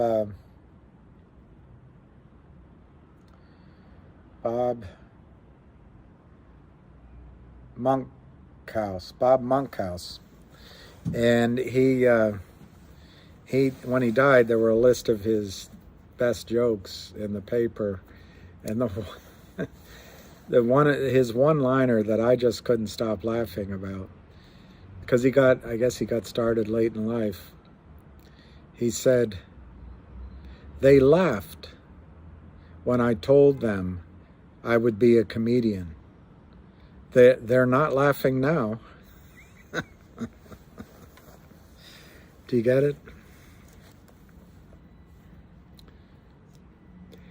Brent from Memphis, a profit is never a loss. Yes, but I don't know the next transactions Lou has in mind. I'm sure they're all great, and particularly since he has so many people behind him. But for me, with my experience, I haven't seen a situation like GTII. It's the end of the sentence. I've never seen a situation like GTII. Top tier dad joke.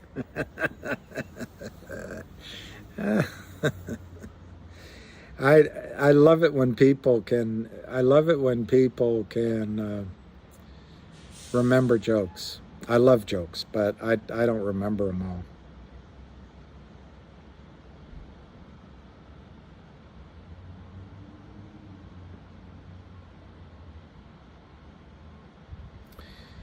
bad boy for life. The real short interest in GTII was last quoted at around 500,000 shares.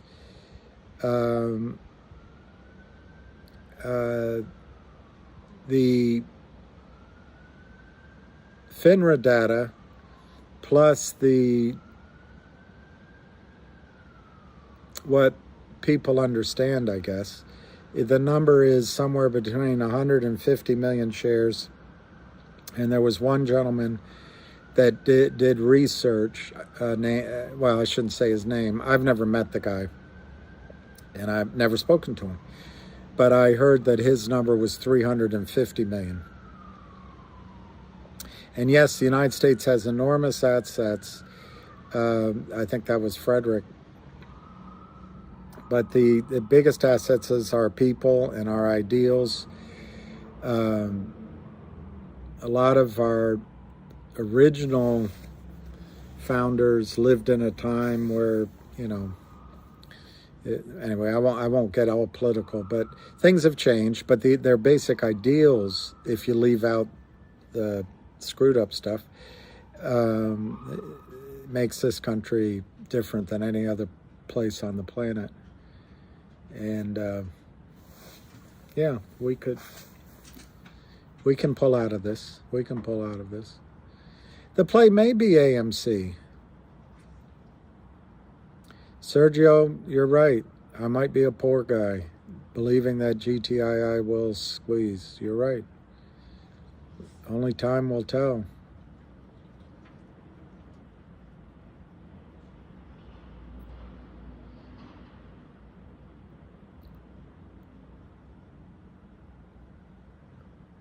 Didn't know auto hides messages and mods. Have to let them through.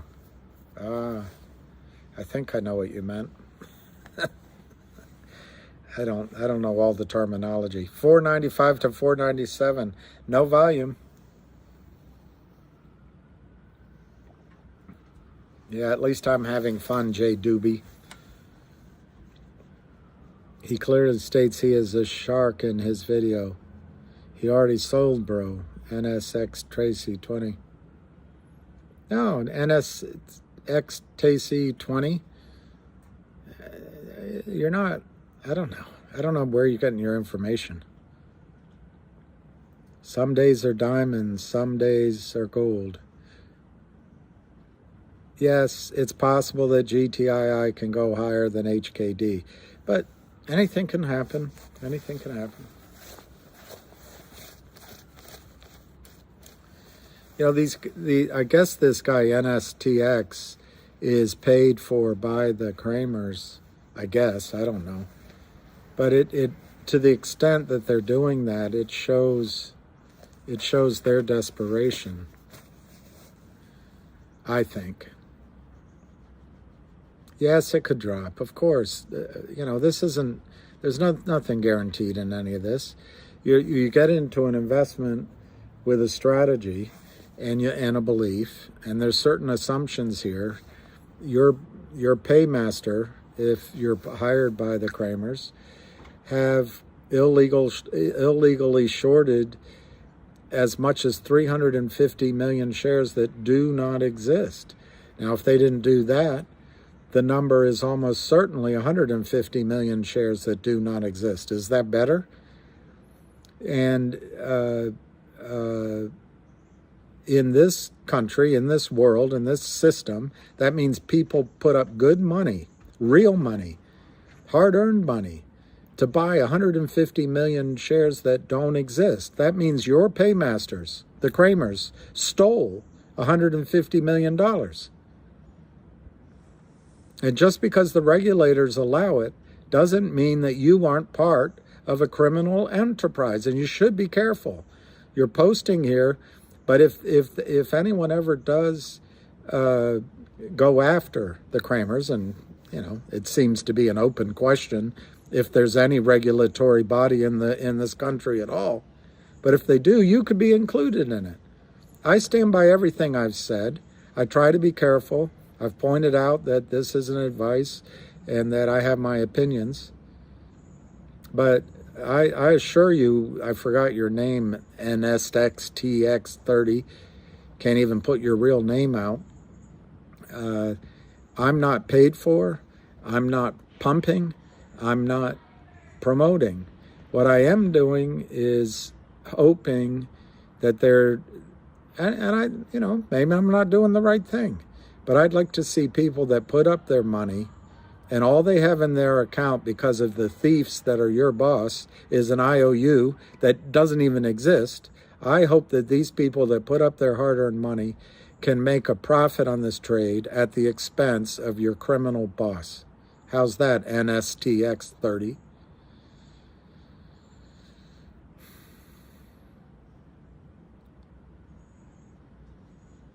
You are not promoting, but that's not wrong inherently. It's 100% promoting. I don't know. Maybe there's a definition of promoting. I don't know. I don't know.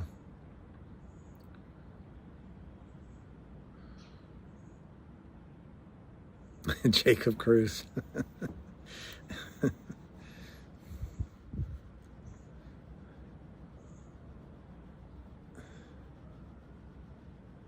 Putting your opinion. Yeah, exactly, Eduardo.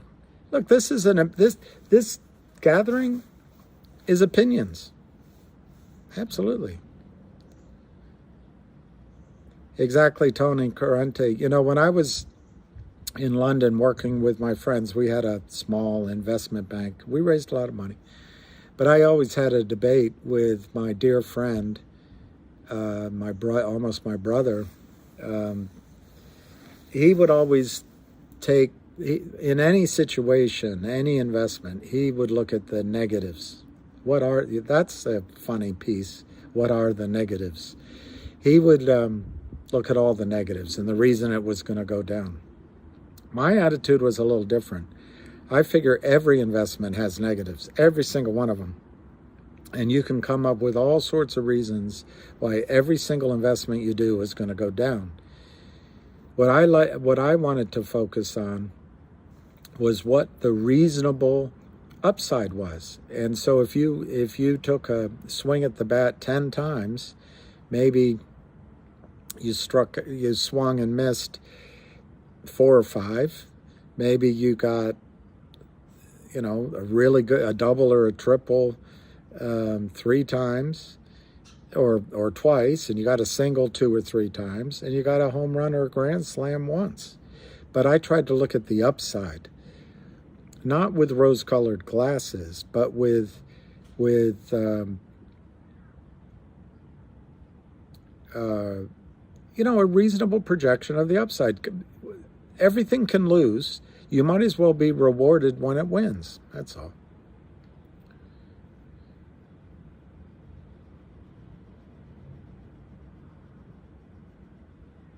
Love your new crew in here. Sean B. Thanks, Sean. I don't know. I just violated my own promise to stay calm. That's all. 496 to 499, 100 by 200. Still no volume. 2.41. You guys heard Lou. I have to agree with him. This isn't anything, as he put it. And they don't have the methodologies to stop it. Yeah, Finger. Yeah, Peter Finger is Finger's a good one. Brandon's Basketball Academy.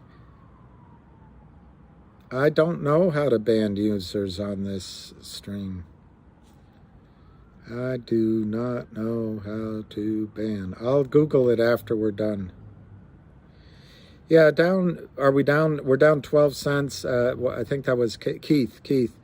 We're down 12 cents, 497.5, 497 to 499, 200 by 100, 2,420,000 shares. Yeah, it's fine. There's no volume.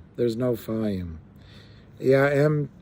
Perrywood, it might be next week, but it's starting to feel like this could go on a little longer. When it ran to 4 last year, did the shorts cover at all? No. No, what was weird? I had some people buy up higher because it had a. Peter, I agree with you. I think this is going to catch up and blast buy finger. I agree, Matt. It is holding its own. Why can't we message? Marco, I saw your message. Why can't I message? Okay, click on the name Elk and hit block. All right, I'll try. I'm always worried I'm going to do something that ends the whole thing. Marco, I see you. Marco. Marco Polo, Marco Polo, Marco Polo. But anyway, when it went to 4, what happened is the Kramers, and I don't have to explain to you why we think it's just the Kramers, because no one else would do this trade. Just started selling it down, and it worked. It worked. Block, yeah. All right, what's your fun riddle?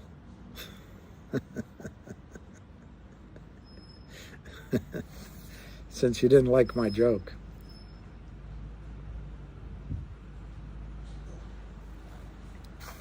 Thank you, S. Tacey. I know you're confessing, but I can't give you absolution.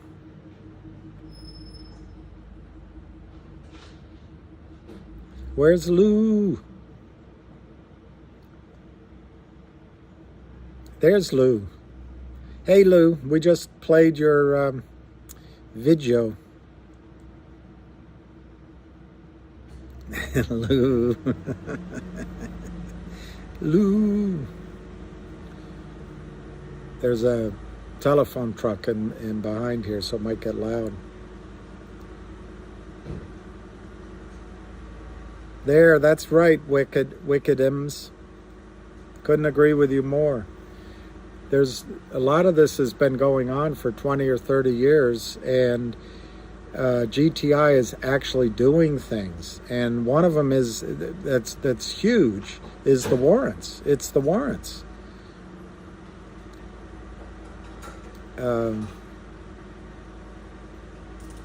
Yeah, Lou's been incredible. I think Lou got it over. Well, Avid did good videos, but Lou got it over the camel's back, so to speak. And Ham, without Ham, we'd be nowhere.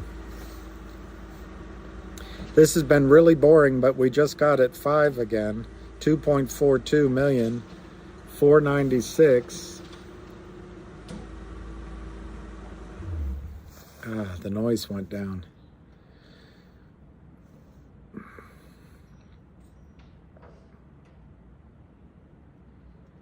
When are the warrants? Well, they're going on now. It's 2 questions though. Everybody in the stock is going to receive a new warrant. I don't know when that's going to be done, but I think you'll be out of the stock before the record date potentially. But in terms of the old warrants, they're already in the money. In the money means simply the stock's trading at 5 and the exercise price is $2.75. So anybody that wants to exercise their warrants, they could conceivably sell it at $5 and they have a profit. I don't think any of the warrant holders intend to sell, at least at these prices. Obviously, they intend to sell higher. Next, possibly beginning next week-ish. Yeah, it's possible, but you know, the Kramers have, I don't know, they must be pulling out all the stops, and they must have all sorts of strategies that they've developed over time. But yeah, I think it could be this week. If their margin call is a house call, which means they might have $1 billion or so in their account, or $500 million. I don't know. They've lost so much money. Time's running out. It could be today or tomorrow. If it's a Fed call, they don't have any time left. Yeah, I think slow and steady is the way to go. This is 498 by 5. It's only 100 shares on the bid. It's almost 9,373. Who sells 9,373? That is a code. Don't know what it means. 496 to 5. So they're getting it. $5 is important to them for some reason. I don't think they have any friends. I don't even think they can trust the image in the mirror. Andrew, this could go next. It could go into next week. It could go into next month. But Christine, I think they should get jail time. But what's happened so far is whenever it comes down to it, they settle and there's no discovery. I don't think there's a call today by him, but I forgot to ask him.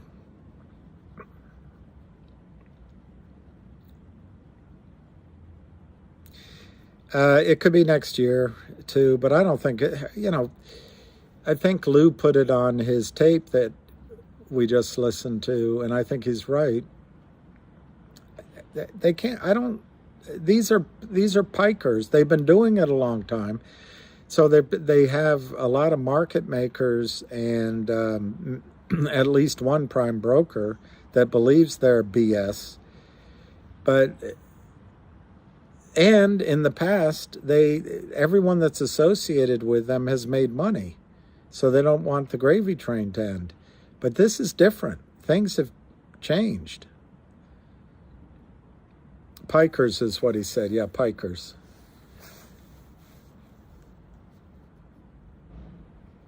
I don't know what your wife's OF was. I don't know what that meant. Yeah, piker walks at the bell.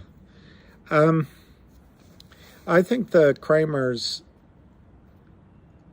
I don't know why they keep doing it, because there's no exit strategy. The only way out of this situation for them is ugly. It's all ugly. They could keep doing it because they want to hide assets and they want Gibson Dunn to make a settlement. They could believe they're going to somehow win. If the market crashes and we all leave, they're going to be able to get the stock back down. But the funny thing in this situation, it's quite likely, even with these higher prices that they're selling stock, that even if the stock goes to zero, they're going to lose money. So there's really no way out. The only other thing I can think, they haven't told their wives yet. So the hardest thing is to tell your wife. And if they haven't told them, maybe they have to carry on this charade a little longer. The only other possibility is one of their investors. Remember that Bond movie, Casino Royale? Maybe one of their investors is a hoodlum, and they're afraid to end it. I can't see why they continue this. NX Stacy, I don't know. I appreciate all your questions. I don't even know what OnlyFans is except what I read in the New York Post.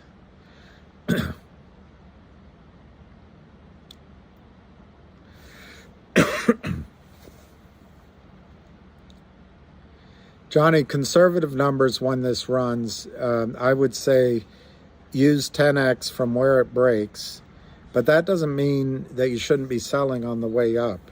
So let's say it breaks out at 10, and it just is clear. You'll know when it breaks. I would say that a conservative number that it would go to is $100, and you can sell along the way. Obviously, yes, they could be laundering money. Absolutely. Up in around New York, there's a lot of people, and one of these Kramers is in movies, but there's a lot of people that do movies. It's all these millions of dollars. It's all specious. The warrants do dilute the shares if you only look at the number of shares. However, it's always in the calculation of fully diluted shares. So nothing changes on a fully diluted basis. It's true that the price they get is $2.75 a share instead of $5. So in that sense, it's dilutive.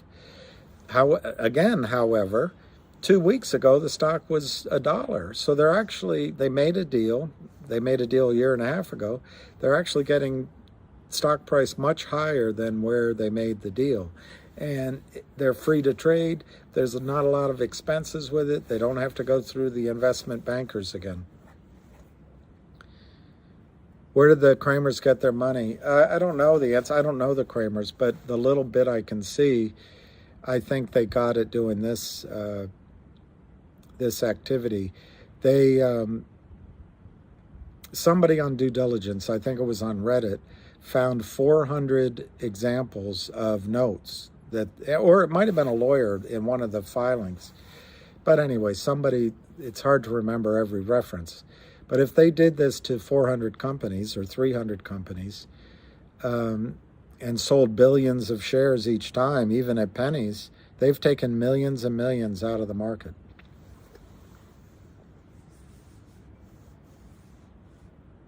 Yeah, 100 is conservative. You can move on. Sure. What's my background? Brick. Sorry, I used that joke before. I don't know.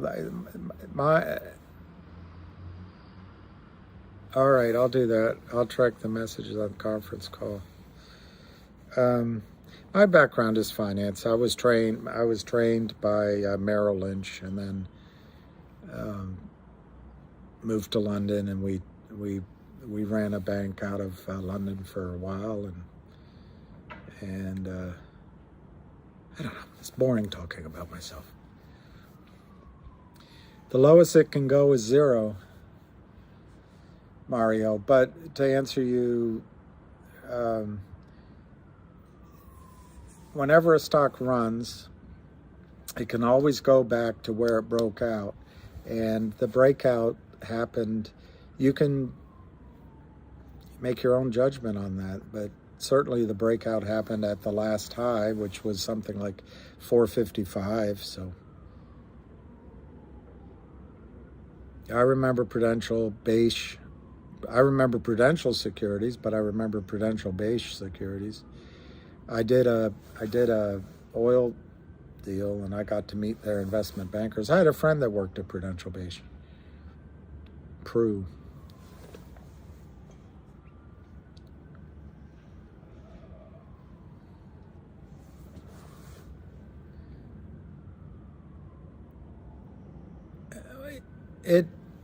It's a boiler room.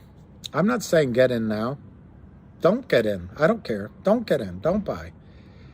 In fact, sell. I really am not telling you to buy. But I think the Kramers run a boiler room in reverse. But if you guys are feeling ill at ease and there's something you don't like about the story and you feel like I'm pressing you to buy, I don't even remember saying buy. There's been a few times I've said if you're inclined to buy, I think it's a good idea. I've said that as long as the Kramers are selling, you should buy. But I haven't been here saying, but wait, if you liked that, here's another knife, but wait, here's, you can also get a hotel room for 3 nights. I haven't done any of that. But if you feel like I'm doing that, don't buy. Just really, don't buy.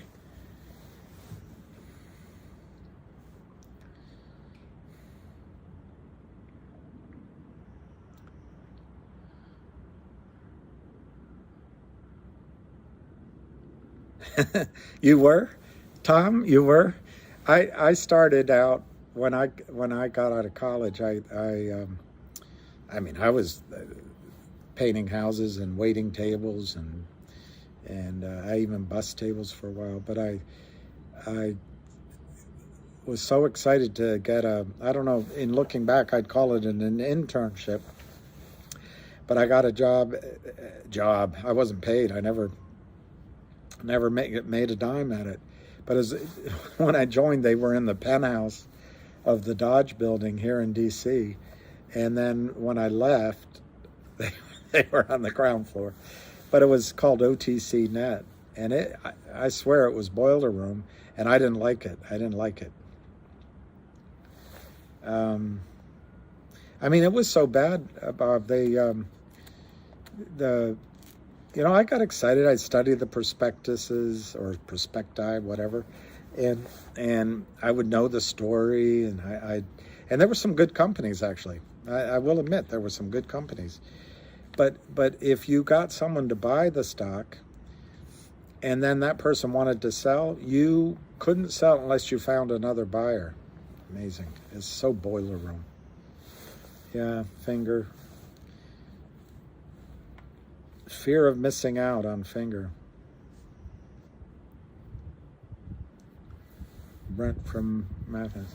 Why do I do this? I don't know. I'm wondering right now. It's a nice way to sit outside.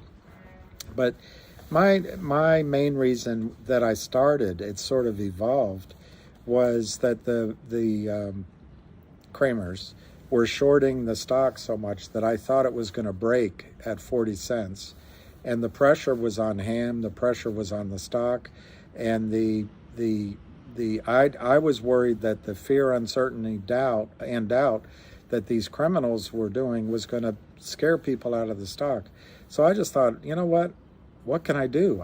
So I did a video, and of course Ham thinks they're always too long, and I don't know if 12 people watched it, but I figured if I can help someone and then secondly, right now, my goal isn't to tell you to buy it or where to sell it.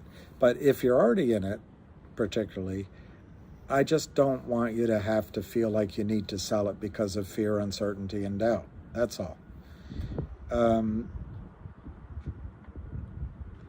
My other reason is a little cornball, and I'm sorry to say it, but, I've had some things to deal with in my life, and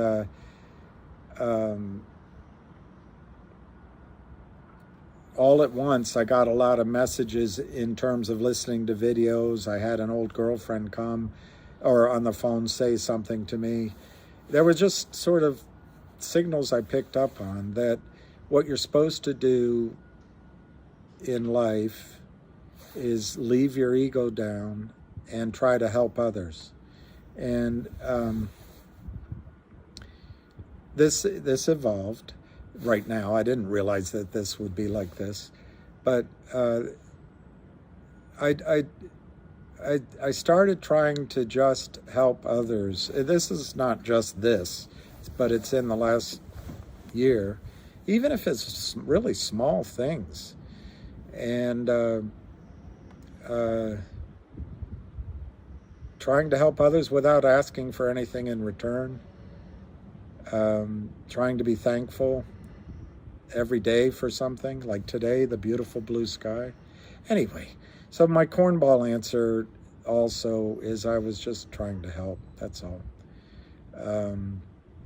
Now, I have a small position. I will benefit if it goes up. So if you want to read into it that I have ulterior motives, maybe.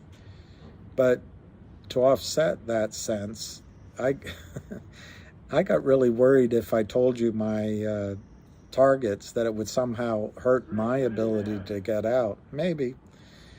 But I decided that I'll just have to take my chances just like the rest of you. How's that for an answer, Ryan?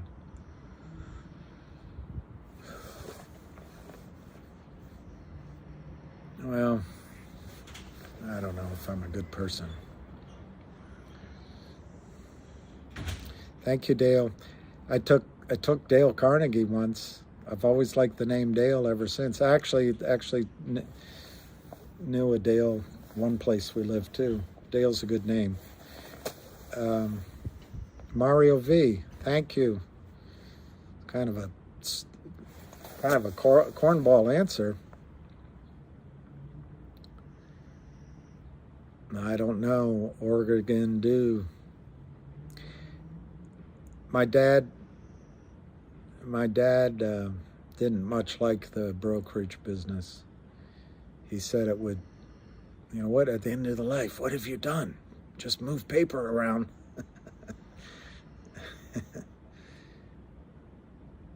And we all have to face that. Well, maybe not. I don't know. I think we do. We have to face sort of, what did you do with your life? Yeah. I liked that. Remember when Obama ran for president at one time? He did that, you know, I guess it was some sort of rap song about water off the duck's back or something. I liked that. I do doubt it all the time. Yeah. I trust Lou, but I don't know him that well, Paulo. Dirt off my shoulders, yeah. He's not heavy. He's my brother.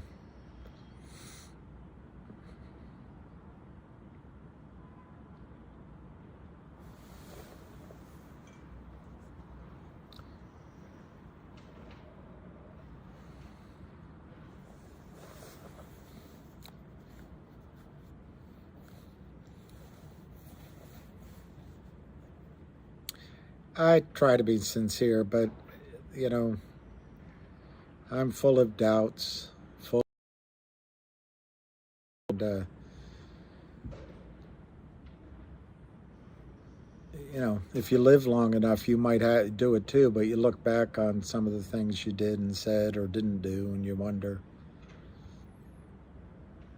Anyway.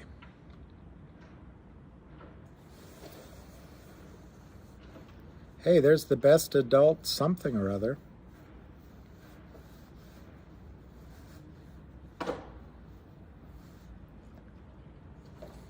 Thank you, Otto. That's very nice.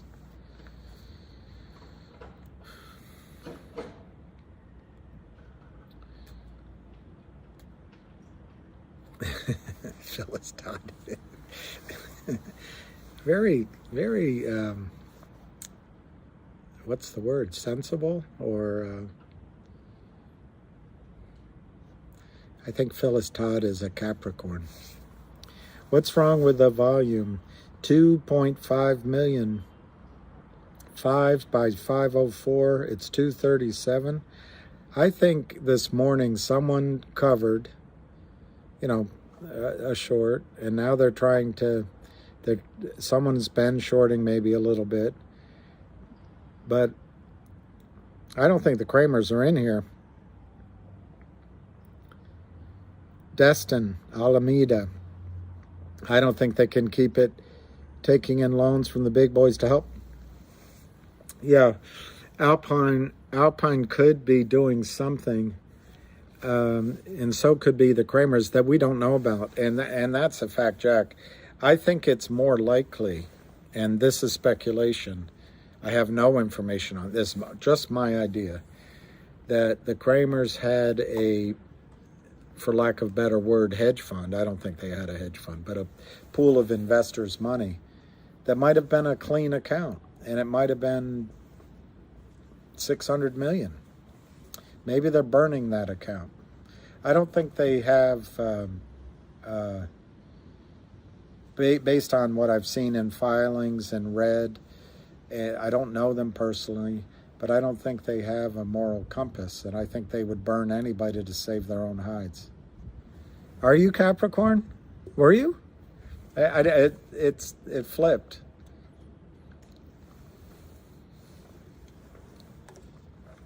So you'd be impressed with that, I think, that I sussed that out. What's your valid concern, N-Dog? What is your valid concern? I didn't see it. Phyllis, see? Are you impressed, or it was correct? Do they have agreement between the lender? Wow. Wow. Yeah, Jesus was a Capricorn. Okay, N-Dog, okay. Well, Chris, the only couple of things we can do to force, and the problem is I spend so much time on this. I'm going to try to write a letter to FINRA now that we know who the prime broker is. And I would like to write a letter to FINRA requesting that they check the time and sales, that they check the sell orders, that they ask for the letter the lawyer wrote saying that shares were available. 'Cause there are no shares. So whatever that lawyer wrote is inaccurate. And then letting FINRA know that it's Alpine, copying the Kramers, copying SEC, letting them know there's no shares. And I think that would start it. William Guzman, I have doubts about the play all the time. I'm like yesterday, two days ago, why didn't I have Finger instead of this? Finger's going to run, this isn't going to run. But then that's the middle of the night when I'm tossing and turning. But yeah, I try to figure out every angle that the Kramers have to drive this back down to 1 or to 50 cents. And the things that I see as a risk right now are that the government, whether it's Joe Biden or Nancy Pelosi or Maxine Waters, I don't know who, somebody in the government shuts down the markets. And we have a crash. The second risk I see is that the SEC or FINRA makes a settlement with the Kramers, and somehow that settlement can come in and interfere with the free markets. Both of those that I just said, I don't think are going to happen. But do I worry about it? Sure, but I don't think they're going to happen. The third thing I worry about is, will the company make an idiot transaction with either the Kramers or some other bank? I absolutely believe they will not do that. And in fact, because the warrants are being exercised, the company's going to be sitting on more cash than they've ever had. If they exercise, I'm trying to remember how many warrants are out there. What's hard is so many of the shares are fake as of April of 2 years ago. But let's say that they just bring in $5 million to go on the low end, or $15 million or $20 million. That means the company doesn't have to do a stupid financing with another toxic lender. So that's great. But did I worry about it? Sure. I worried that the company at first didn't have much by way of fundamentals, but now it's got enormous fundamentals. I think I've run out of my worries. My only other worry is, everybody just all decides to sell at the same time. Well, that's true of any stock. So those are my worries. Offsetting that, they have no stops in the over-the-counter. The Kramers can't stand much longer. I worried about how much money and I think I was right in the beginning, because they've lasted a lot longer than I thought. But where does it stop? I put a tweet up. Where does it stop? Their margin call is almost $1 billion. Wrong word. Their margin maintenance requirement. They probably have a lot of the money in there. They probably have a lot. But let's just call it $1 billion. Where did the Kramers come up with that? Partly by selling stock. But as much as they might be selling up here, they sold most of the stock under 10 cents a share. Most of the stock they sold down in oblivion. And they're so arrogant that they believe they can get away with it. Their solution is to keep doing what got them in trouble. And anyway, they're doing it's a lineman doing a phone connection over there. Anyway, I forget the other. I got lost in my positives, but I think the warrant is going to be a trigger. I don't think the Kramers can last very much longer at all, unless they're Warren Buffett. But I never heard of them before. Did you? Do you think these guys, if they were really wealthy, we wouldn't have heard of them before? Driving their white cars and their arrogance? Come on. And their charity, their pictures? Come on. I never heard of them before. If you believe, why do you have a small position? I have a full position, but it's just not as big as many of yours, that's all. And to answer your question, it's not true that I don't own anything else, but in terms of my liquid assets right now, it's all in GTI. It's a two-way, a DC, right here at this one pole at the cross section. DC runs up to the next block in that alley. Yeah, don't worry, be happy. Goes into the mini, with the 636. I wonder why.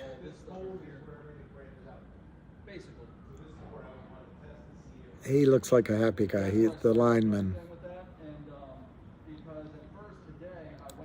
I think Lou's great. Capricorn, Phyllis. Thank you, Capricorn.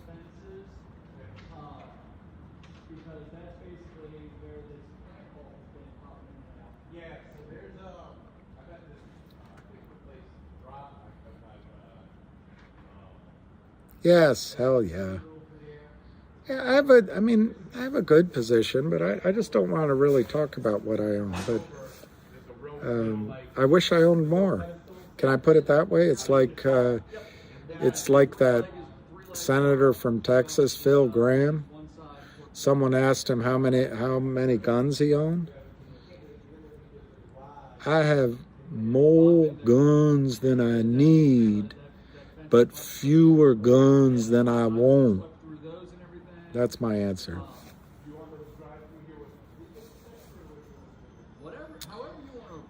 Hectus, all I've ever heard, and it's third hand, I believe the number that I heard was that the Kramers were worth $60 million as an estimate together.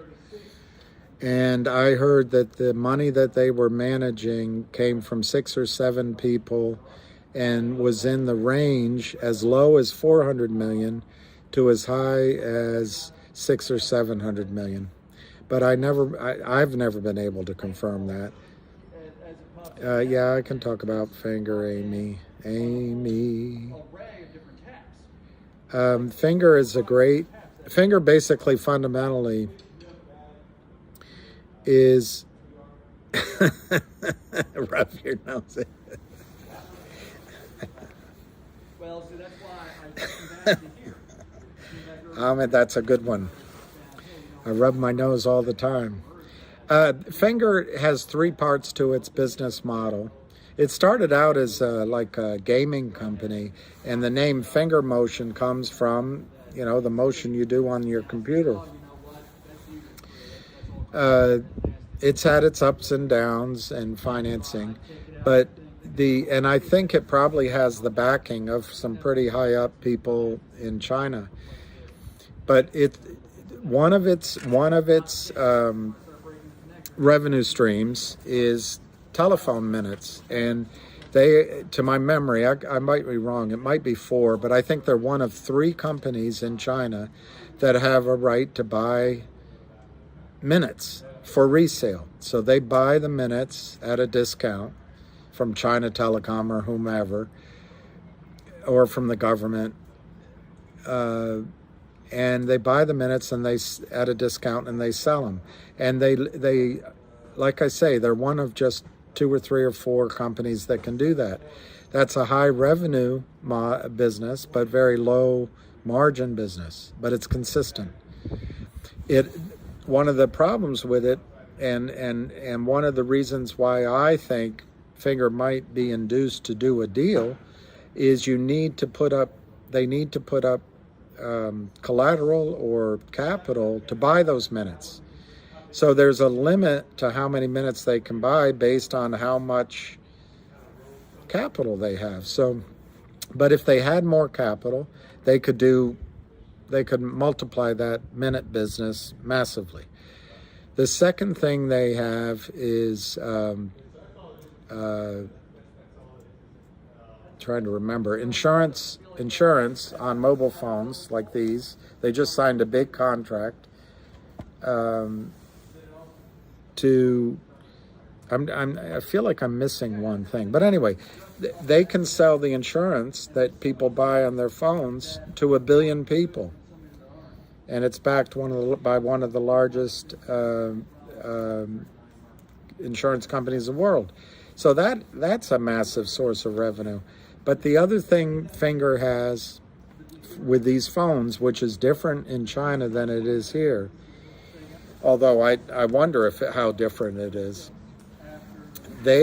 If I sit here with you until 4 o'clock, and then I decide I'm going to go meet friends at Le Diplomate for a cocktail, and then I meet some woman, and I stay because I'm so enthralled, and we go out dancing somewhere in Georgetown till 10:30, and then I don't get home till 1 a.m., they can track me, and they can tell more. I mean, that's kind of a one-off, but more importantly, they can track every person that has a phone on the way home. Do they stop at a pub?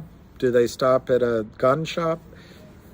When I talked to the company 3 years ago, they said they could tell which bathroom you were using, almost what you're doing in the bathroom. So it's a big data play. It's a big data play as well. And I don't think they've monetized the big data yet, but there's insurance companies that want the data on Chinese population, on who's drinking, who's smoking, all of that. So it's a big data play as well. Is that the answer you wanted on Finger? In terms of the squeeze,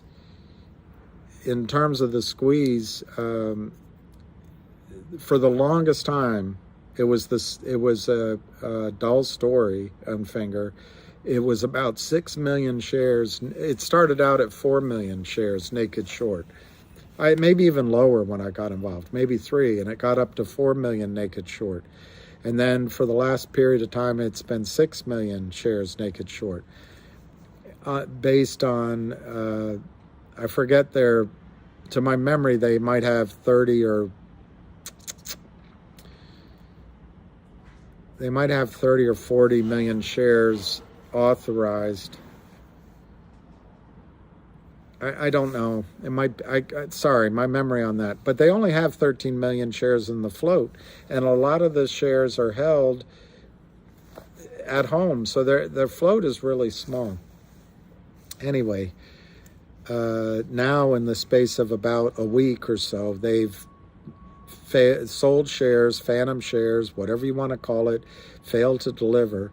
That according to the number I saw on Twitter, are 70 million. So it's huge. They're NASDAQ. They've been uplisted to NASDAQ. They don't have a strategy to trap the shorts like GTII does. GTII has a strategy, many strategies that they are trying to trap the shorts. Finger did a financing with I think a group called Lin Capital, and it knocked them back on their heels. It had warrants in it. I don't know what all in it. I didn't study it. But these companies sign these deals, and they think these guys walk in with their ties on and their smiles, and, they dated the high school cheerleader. I dated a high school cheerleader, but these guys got all, whatever. They sign up. It's like, the answer. But when you read the print, it gives these companies and their clients the ability to short the stock. So I don't know. That's about all I know about Finger. Hey Chuma Yumadu, all's well. I'm feeling a little tired because I've been sitting here talking to myself. Edward Garcia. Now I'm starting to wonder if, I don't know, Pineapple Energy sounds familiar, but I think I looked up Eric Archer. I looked up because of a filing I mean, I don't Google anybody per se, but I was just, and I saw, I went in, because of it, I went to FINRA. And I went down to FINRA and I gave a video. And what I remember is that Kurt Kramer got his number, or got his license. Well, I guess I don't know that for sure, but he got a CRD number. He's got his broker's number, broker number. And he worked at a brokerage firm in 1988, I think. Might have been 89. 99, sorry, 98, 99, 1999, roughly. And then he worked at 7 firms and left at 2002. So he's been around the brokerage business for, approaching 25 years. And I don't know why he moved around so much, but he probably wasn't a very good salesman, maybe. Or maybe he was learning how to do these tricks.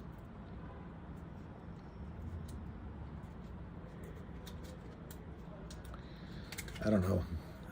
I'm talking to no one there. I'm talking to no one there. 504 to 506. No volume. So boring. All right, it's 3 o'clock. Margin call could come at 3.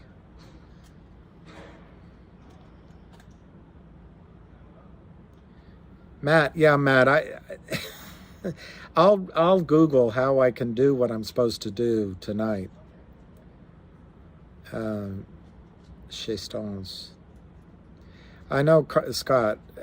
Kurt just sounds horrible. Did you hear yesterday? Giannis, yeah, that's a really good question. It's a better question than you think. When I first got involved in GTII, which is almost 2 years ago, I thought I'm just going to get out and move on with life. And it depends on what price, implied in your question is how much does it cost to get back in. But you're going to have a company that has great fundamentals. It's going to be clean. It'll never do a short situation again. And it's going to have revenues. And they have several what do you want to call them, subsidiaries, I guess, several companies that are incubating that are all interesting. But this 1-800-Lawyers apparently has, and I think it was published, it was certainly on Twitter, has something like a backlog of revenues of 80 million and income of 30 million or something a year. Great name, and lawyers always seem to have to make money. But the other thing is this: you probably saw it on. I've got to take this call, but Trento Mines is not dead. I mean, I'm not predicting anything. Hello. Hey, Bill, how are you? I'm good. How are you?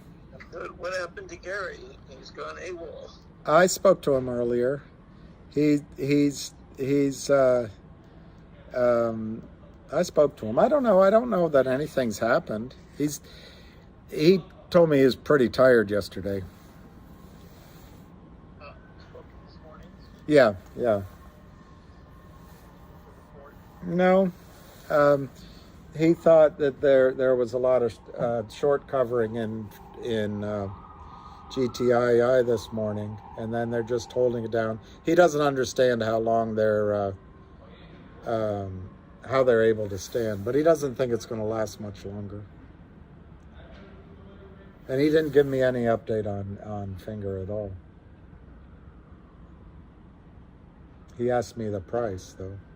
I think he's traveling somewhere when he called. Conspicuously absent. I know.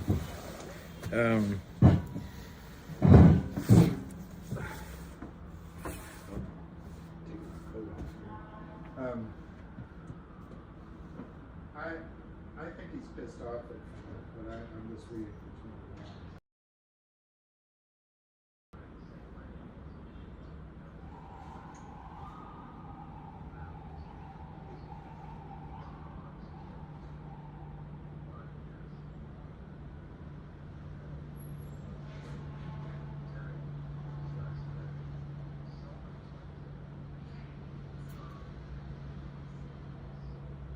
See, I don't think Finger's interested in trapping the shorts. I think I mean, to me, if Lynn Capital came and offered $250,000 for 100 million shares, or whatever, I'm making it up, I think he'd take it. Why? He can go buy a shitload of minutes from the Chinese government.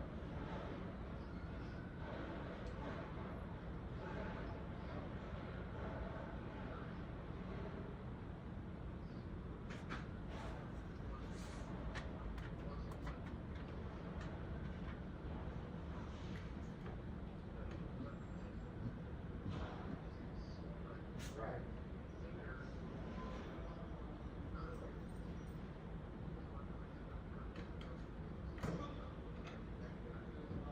That's what I think. Yeah, that's what you call it.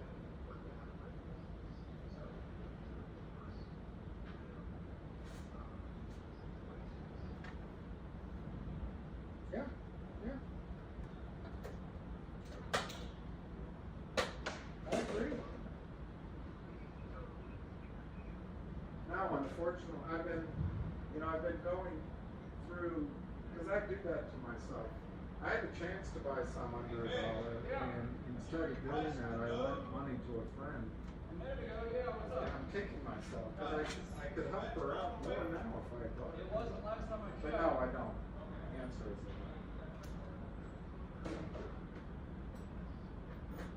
The only other thing I was thinking about doing was swapping that DC. When I pulled it out, it looks okay visually. Yeah.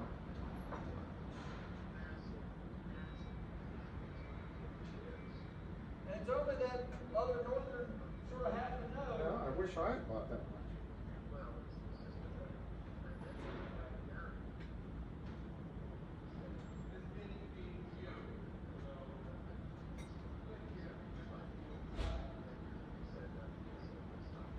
Yeah, I think that's all you can do.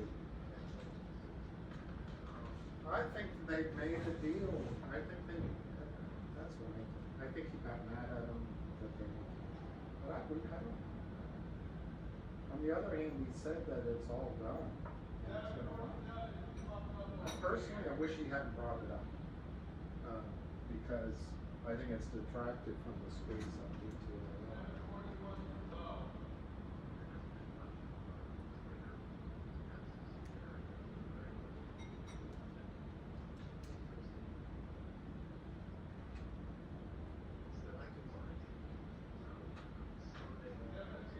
Yeah.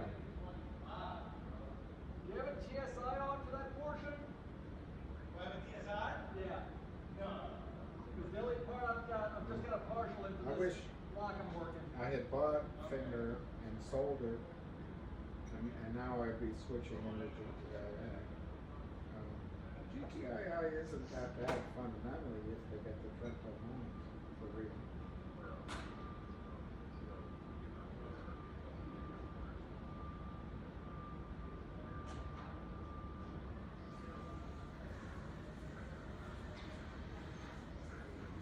Yeah. Yeah, that's true. That's true.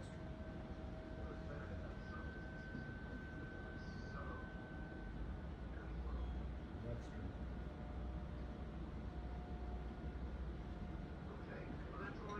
true. All right. Well, I appreciate it. I appreciate it. Thank you. Bye. Sorry, guys. I had to get something to eat, but I couldn't take that call while I was on the phone here. You're right. He's got a gun. He's got a gun. I was answering what I own GTI after this. I mean, probably I'm going to be out of the market, so maybe not. But yeah, I think they are building a good fundamental story. It depends on what price too, right? So it's a lot of ambiguity.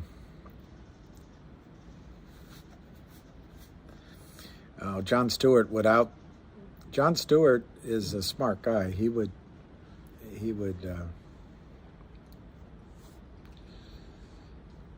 This is as boring as it could be. 504 to 509, 2.63 million shares traded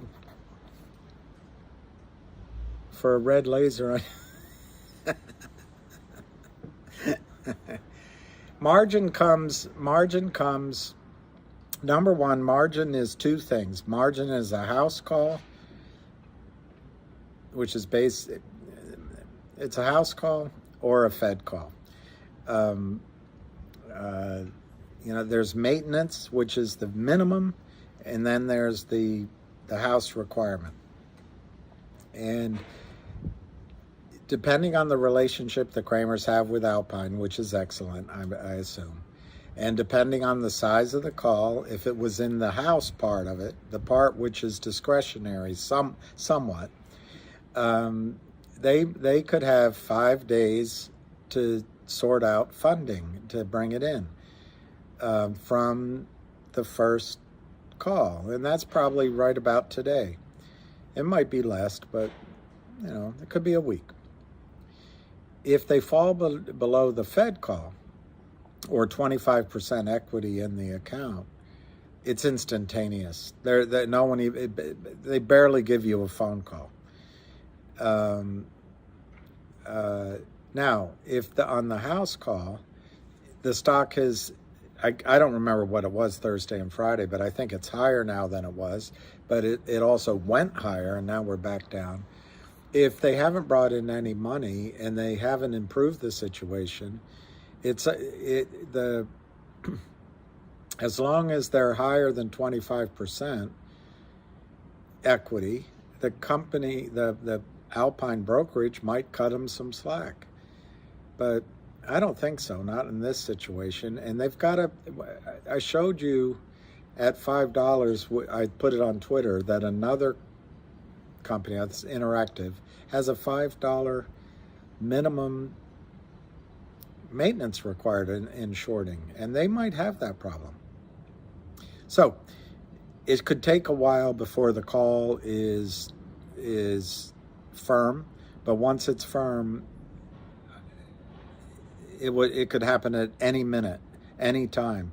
And the reason I keep focusing on 10, 12, 1, 2, 2:30, 3, because those are all times that I used to get phone calls. Lunch, they usually left you alone. But those are the times I used to get phone calls. I also would get them, if the problem was really big, I would get them at 8 in the morning. But those are the times I usually did. What does giving us the spruce mean?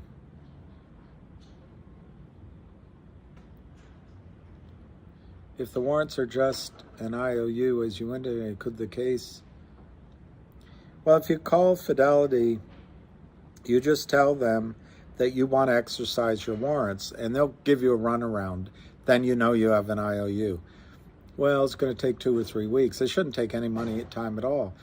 And if you pull out the company's press release, you'll find out that you should be wiring the money, or having Fidelity wire the money to the transfer agent, Liberty. And then that money goes to the company. But Fidelity will probably say, oh, we will exercise these. It'll take us a little while. And then they'll figure out what they can do. And they may go out, they may buy shares, or they might just take your money and put an IOU in your, I don't think they're that bad, though. I really don't think they're that bad. I think they'll go out and buy shares to put into your account. You're welcome, Destin, if it helped. I don't know.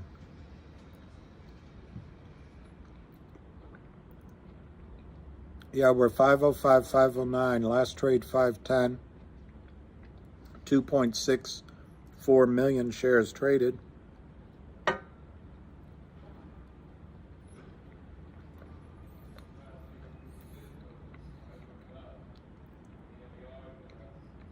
The money could be fraudulent in the sense that it could be somebody else's money. They could be taking money out of other clients' accounts to meet margin calls and then providing statements to those clients based on valuations that are not accurate.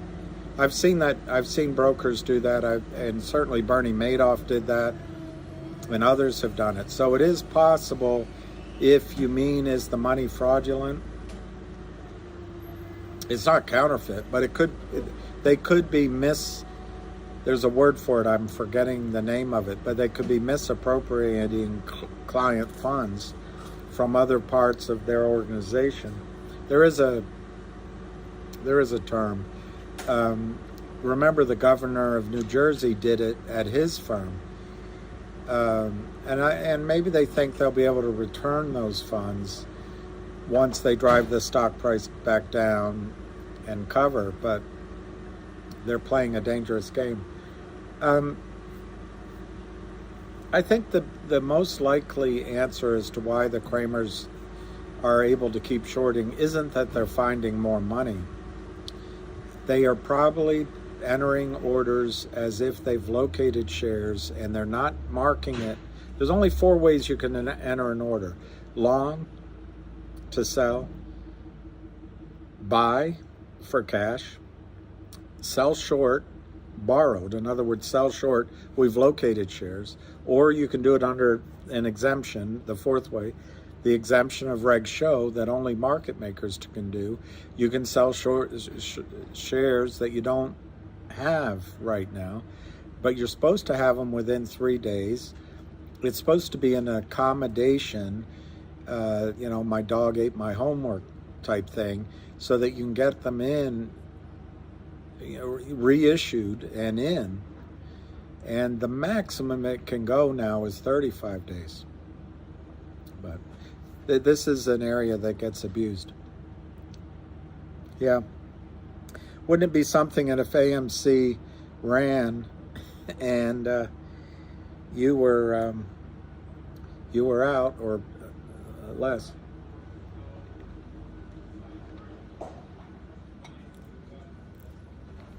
That's Mark's G4. I don't think they're slowing it down.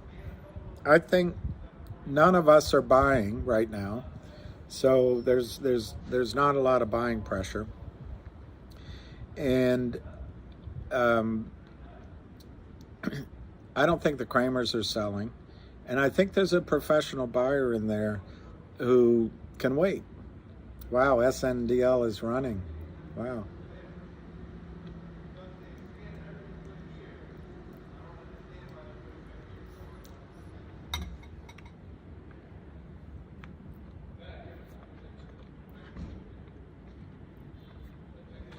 It's 5:06.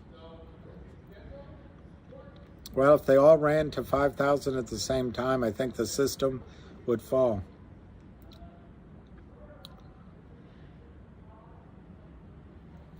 I think, wow, Biden is going to pardon the people that the Biden crime bill put in jail? I guess it's never too late.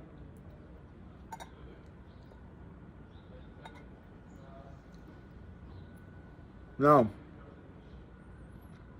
Danny, it can't run after market. There could be a margin call that they didn't meet at 4 o'clock, and then the whomever, the regional manager says, all right, we're going to buy it in, and then whoever's in charge of that order could call around the street looking for shares, and then that gets out, and in the morning there could be a run up. Yeah, it's 502. Thank you. 502 bid, 550 to 100, but it's only 2,650,000. There's nothing going on.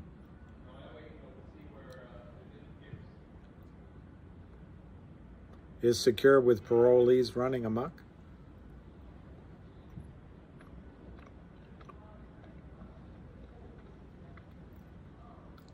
Pot stocks are running. That makes sense.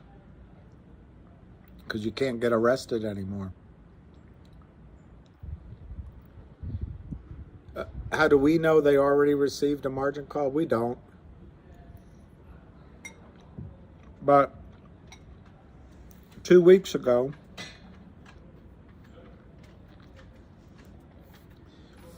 the stock was, I don't remember, call it $1.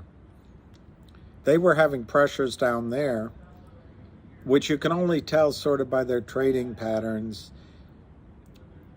So you don't know, but the Kramers don't leave extra money in accounts, at least from what I gather, in the LLCs, because their job is to get companies to sign these notes, sell shares, and then take the money out as they can. Hopefully the shares never go to zero, or they go as very close as it can, and there's never a closing transaction, so they don't pay taxes. So in about 2 weeks, the stock's gone from $1 to $5. I think the odds are millennia Baki. I think that's just an illusion caused by my Apple computer.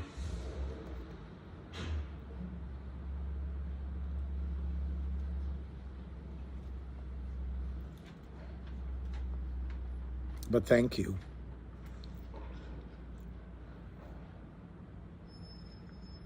So it's 502 by 505. Let me see if Ham is having a call. Because if he's not,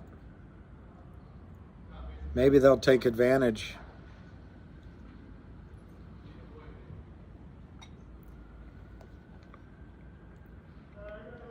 I'm looking. Relax, everyone. I don't see that he's having a call.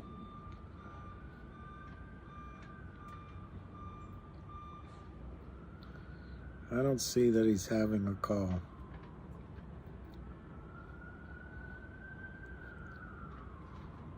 I don't see it. There's no call today. Okay. So we'll just run it out to the close. 502, 506. It doesn't look like there's a margin call. And going back to that question, we don't know if there's been one, but there's almost certainly been a request for funds. When a stock goes from $1 to $5 short, there's almost certainly a request for funds. Thank you. Nope, no call. Okay. Traveling with Rosie.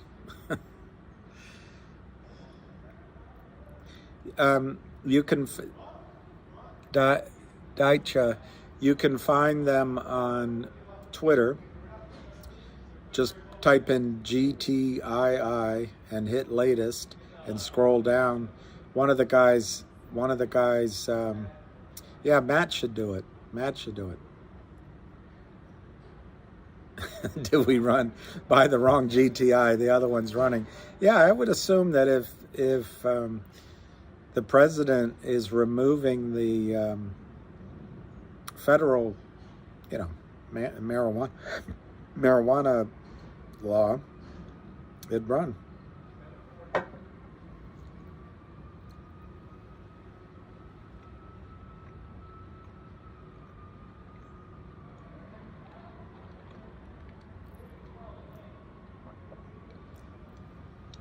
Yeah, maybe I'm not listening and learning. Roger, I answered that before. Pineapple pizza is not my favorite thing, but and I don't like the ham. It usually comes with ham or bacon and pizza, and I don't like that. But I had a girlfriend, really I did. It was her favorite thing, so I would eat What year did I meet Kenny Rogers? I never did.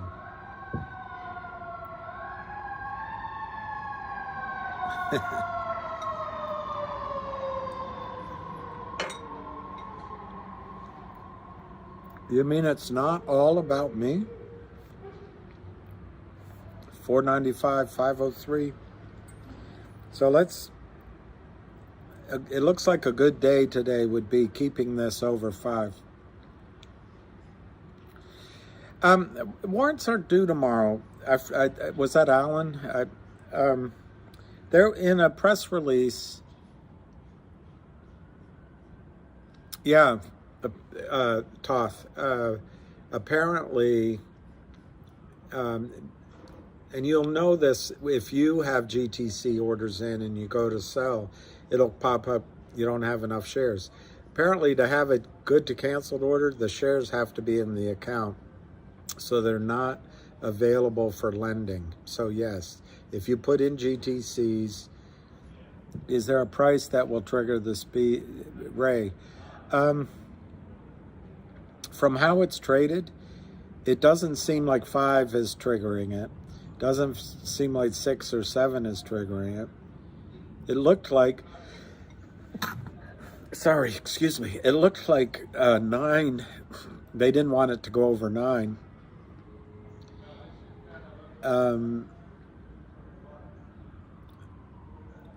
I would say there's a good chance if it gets around 10, 11, 13, it could trigger it. But they might have firepower to hold it down longer than that. But if you want to hold it to a number, I would say 11.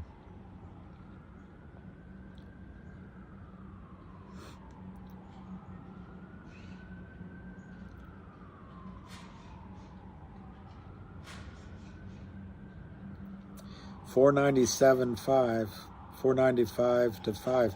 But to also answer your question on the margin, although I think this prime broker works with the Kramers, I forget the name of it as I'm talking to, not Allied, it's something else, Alpine. They can change the requirements at any time, just like that. They can say, we want $10 a share. Yeah, we do need it. I don't know if we need it, but I think they would get a lot of temporary relief if it closes under 5. I can't turn off the sirens.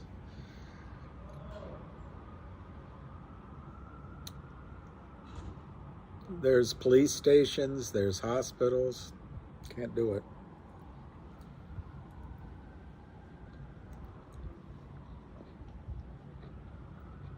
I'm sorry I'm eating, I'm just too hungry.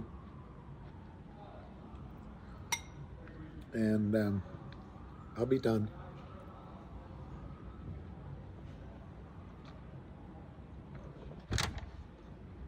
No volume, 495.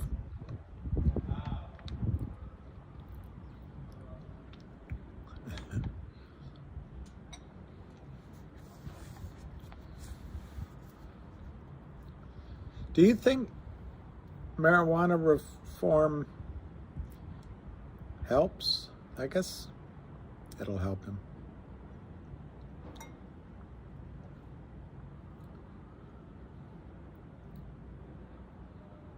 Hey, Nicole. Hey, Nicole.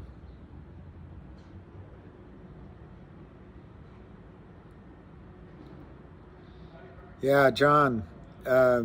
When they give you the runaround, you have an IOU and they don't want to deal with the problem. They're hoping beyond hope that the stock goes down. They're hoping beyond hope that you forget about it. You know what they would normally do with warrants? A company would request that the warrants have I don't know if these have a CUSIP number or not, but they would ask for trading in the warrant. So then the brokerage firm would never have to exercise the warrant. It would just trade. But GTII is on your side.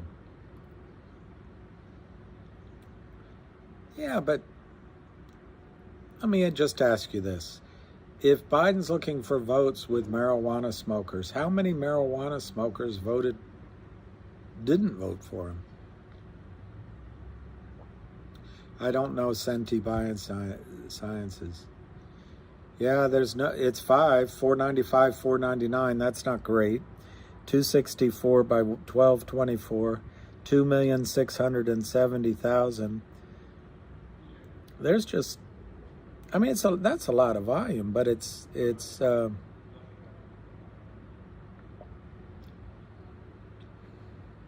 all of them.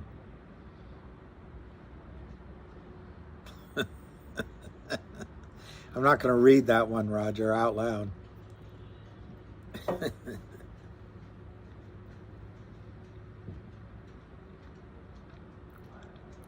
Well,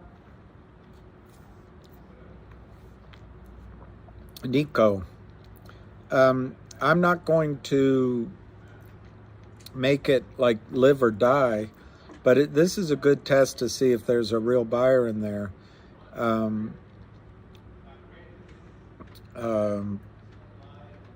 Thank you, Phil. Bill, may I ask what you got your shares for? As an investment. I don't actually know the number, but it's lower than this.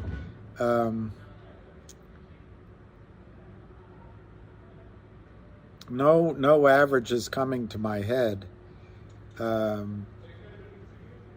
I paid over 2 many times, but I paid under 1 many times too.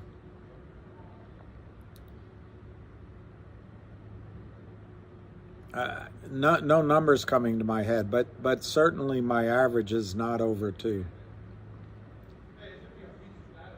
I know. I thought it was going to squeeze too, and Gordon, it was going to squeeze for the last year, and it's frustrating to wait. But that's what the shorts, that's what the Kramers count on, is that we get frustrated. But this is tremendous. I just can't tell you how tremendous this trading is. Assuming we don't lose heart. $4.98, $5 close, I'd love it. I mean, it was as high as $5.90 today, as low as $4.78.5. I guess I'd be discouraged if it closed at a low for the day. If I'm not willing to share, I would fall over if I didn't eat something. I literally didn't eat anything all day, so I had it. You saw me have the small yogurts. Well, yeah, I feel like it's a good average, but there's another side of me that says, in a way, I'm glad it's over.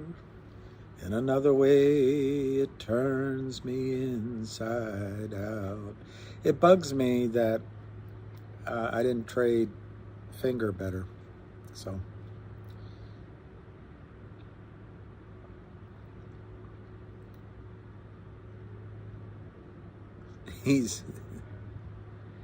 I don't know. Does Lou drink a lot of coffee? I drink, today I had 3 cups, but normally I have a lot more than that.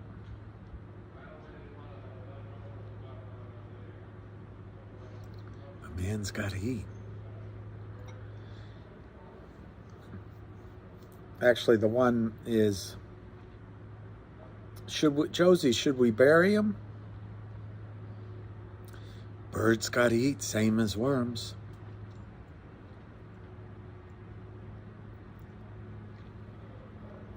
All right, so I'm sorry it's so boring today. 495 to 5, 495 to 5.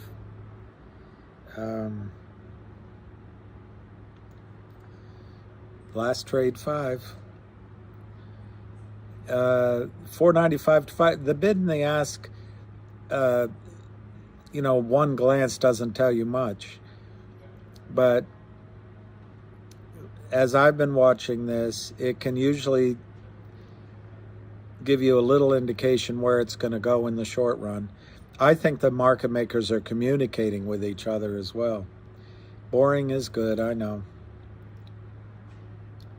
Sudafed, I don't know if I've taken Sudafed, but yeah, I drink a lot of coffee. It's my preferred drink. I drink it without sugar or without milk.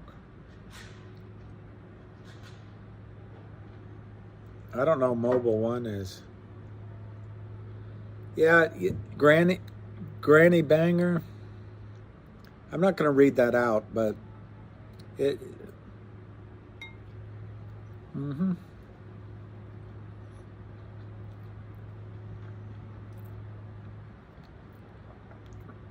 I think we have to. Oh, I love it, Financial Revolution.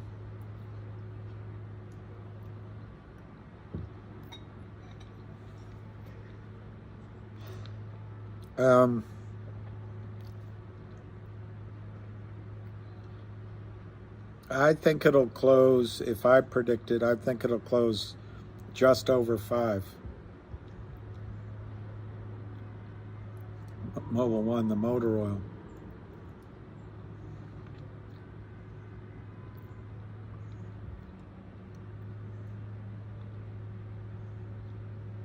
No, Jaden Brown, I think the squeeze could come at any time, which is why I do these live right now. And I think, I don't think it's going to last 2 weeks, but I've been wrong I've been wrong quite a while. Yes, Jorge, the bid's starting to go down, 493, 497, but no volume. But yeah, it's a good sign. They can't drive it down, which is an indication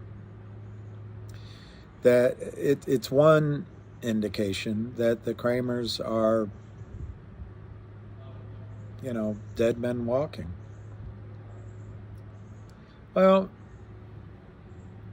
if you believe a lot of the assumptions, it's an opportunity that you just can't believe to buy this stock when they sell. There's a water stock that I worked with that's not public, but I think water stocks are good. I think they're running short on funds. Yeah.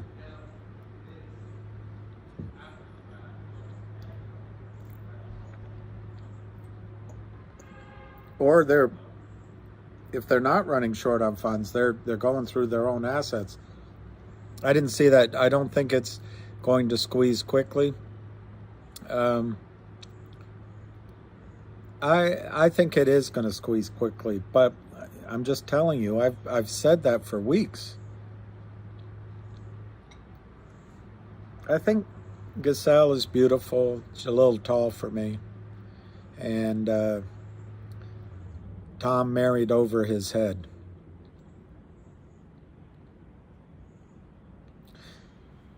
Wow. I didn't see that. That's good. So we've picked up some volume, which stock's going down though. Your wife gave you all pass. 481 to 487. I had a girlfriend, really I did, and sometimes I'd go out with my friends. She said, "Where are you going? What are you going to do?" And I would say, I'll read the question, sure, but I would say, "Oh, I'm going out to pick up chicks." She'd say, "Good luck."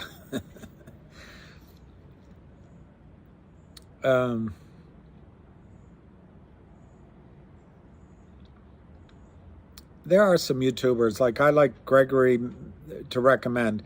I like Gregory Manarino. There's some younger ones too that I just don't remember the names. I think does a good job on real estate. I don't know if the Colts or the Broncos. Yeah, lots of luck, Joey. That's what she says.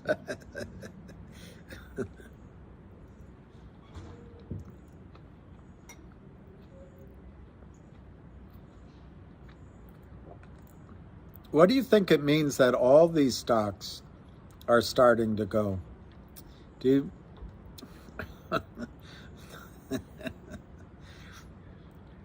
I can tell that Chez Sistance is a good kid. Yeah, that's right, Matt. I'll read that out. Matt said if we're going down right now because people are moving money to the pot stocks, it's good for us. Yeah. All right, so we've got about 25 minutes. 489 to 490.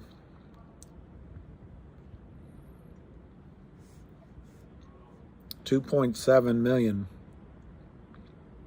Yes, it could. Matt Leon motivation. It certainly could last another 2 months, but I don't think so. I mean, I don't know how to answer that any more. What's that? The Kramers have stretched this out for so long, and it's got to be that market makers who have made money off the Kramers, this sleazy prime broker makes money off the Kramers. They just don't want to look at what's really happening. And then the SEC only wants to do easy open and shut cases so they can move on and get a job on Wall Street. Eventually somebody's going to realize the way to go down in history is to be honest. EPB research. Okay, EPB research. I'll do that. EPB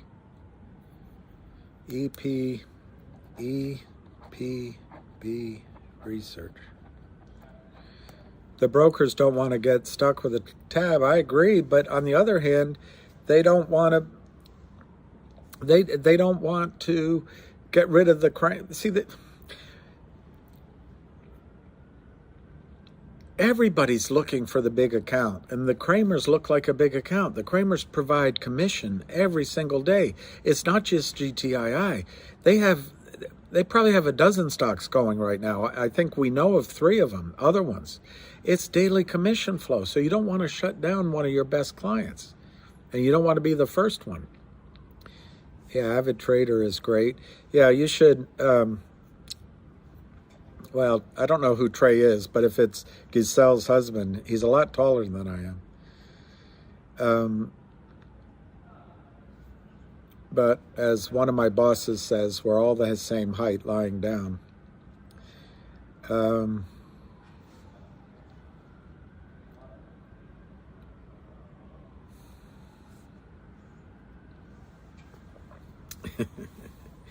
You're a sweetheart. I say that politely. Chez Sistance. Sure. I'll go to the Philippines as long as there's something to celebrate. You know, that's the thing. We're not out of this trade yet. And somebody, I think it was Granny, made a good point earlier. And I just think the Kramers are not novices at doing this. This isn't the first time that they've done it. And we have to focus to make sure that we see this through. Jeff, I think end of October, it's too long. But I mean, I just really don't see how they last another week unless they have $1 billion. Trades. Trey as in trades. Okay.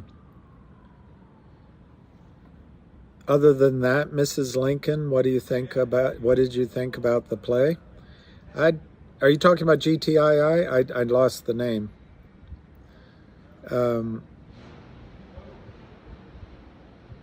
No, it could take another 2 years. These guys are on their last legs. They have shorted shares that don't exist of at least 150 million shares.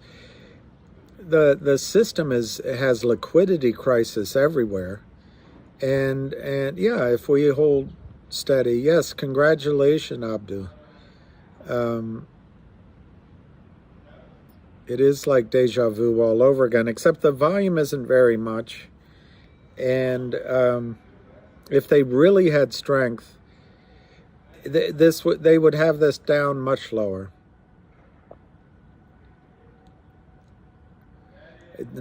If I were Ivy Inspiration, I don't know the answer. The thing with Dolly Varden, and I didn't realize people would.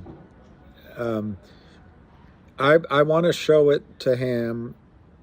I think there's a short squeeze we could help them with, but the reason to buy Dolly Varden is it's one of maybe 2 or 3 silver companies I've ever heard of. Silver Wheaton is more of a revenue company, but if they drill, investors, longs paid for the truck. Who paid for the truck and signs in D.C., Joey? Investors all chipped in, and probably mostly Ham. Anyway, they are expanding their reserves of silver, and once it gets to, I think, 50 million ounces, they will start producing, and they're close to that. But more importantly, they're drilling deep into the earth for VMS deposits, and that's going to stretch my memory. Volcanic mineralization, something like that, but really deep. And if they hit one of those and find gold or silver, and it's in a big enough concentration and width, the stock could open up at 100. I didn't know Lou was saying another 5 trading sessions, but Gordon, I think there is accuracy in that. There you go, Ivy. Volcogenic massive sulfide. Wow, everyone's so smart. Yeah, I think Lou has really good sources, and I've talked to some people institutionally. I don't see how it lasts more than 5 business days. Thanks, Ivy. The only reason I, don't give a straight out answer is they have been able to handle it. But I think these guys are in the ropes. I don't think they have any friends on Wall Street. They're not gonna burn their own money. They know what a risk it is. There's nobody on Wall Street that's going to lend them money. So whatever margin call they have, and I think they have one, it's going to be due today, tomorrow, Monday. I think some institutions may have bought at 5, but it takes, for an institution to buy, it takes a lot, and I didn't see who did it, but it takes a while for them to make the decision. What you really need is a trader at a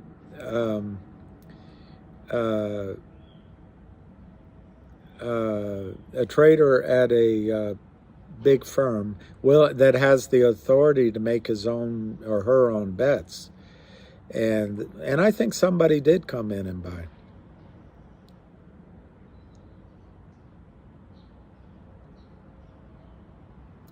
Yes, Oceana.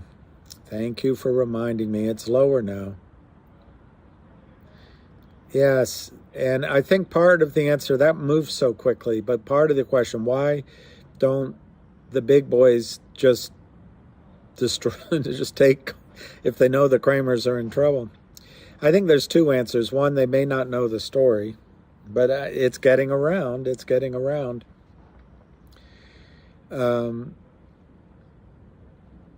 It also might be they don't want to, it's like Serpico, the one cop that caught out the corruption. Maybe, they don't really want to force the examination of the corruption.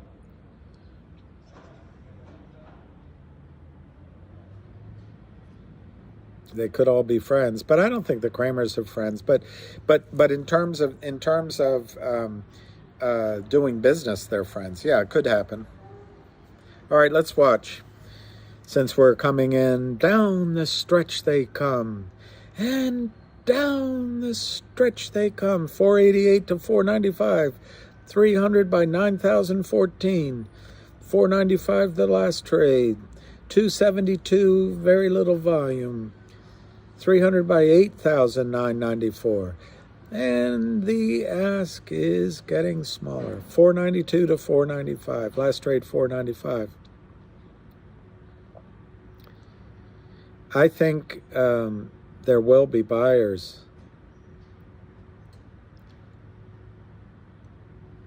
Thank you, Matt. You've been great. I don't know. Yeah. I mean, I have no, you can tell I'm an amateur at this. Hammeister. Kind of nervous. Don't be nervous, YT junkie. Just expand your time frame. Jukester, when I got into the markets, the OTC market was where everybody played. Yeah. I go off topic. Garth, 502 is a great price. YouTuber of the Year. Is that an award or is that a punishment? Let him keep it low. Yeah, and that's something Lou said on the call, that he's 100% right. This costs them money. To keep this down there is not for free. It is not for free. And he's absolutely right on that. Every day they're bleeding, and they don't want to put out their own money unless they have a huge motivation. I mean, their motivation may be that they want to keep this as live as long as the lawyers can strike a deal. But if you were the feds, would you agree a deal now? The stock's $5. I would not put in a stop loss order. I would have one in my mind, but I would not put one in because they'll fill it and then you'll go, will you still love me tomorrow? Tonight's the night.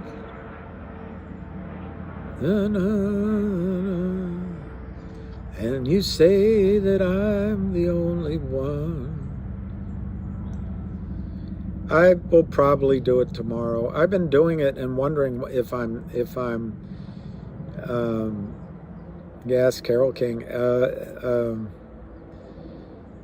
crazy to do it, but I just think this thing, whoever's been asking, all these people asking, I think the stock at any minute, I literally, in the middle of lunch, they could start the squeeze.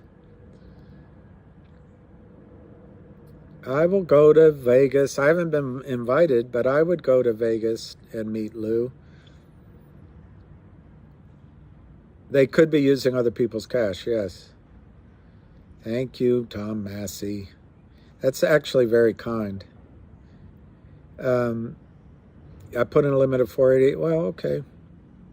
I mean, that's okay. That was good. You didn't get screwed. Wow, guys. I've been ignoring it. And here they come, 510 to 514, 200 by 300. Do you know what that means? Do you know what that means? That means all the shorting today, everything they did today is underwater. They are in the losing column. They are what you call losers. 510 to 514, 510 to 514, 4,600 to 300. It's okay. If everyone's invited, I'm in then.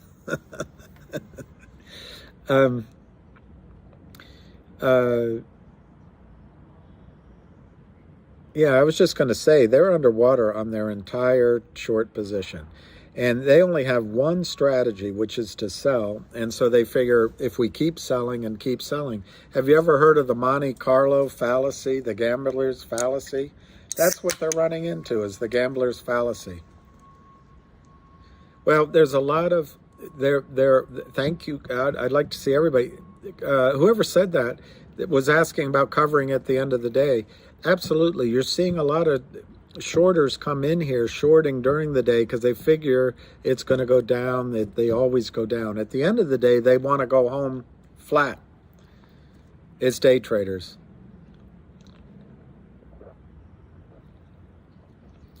Ribeye is the best unless it's the name of a dog, and in that case, Lucky is the best.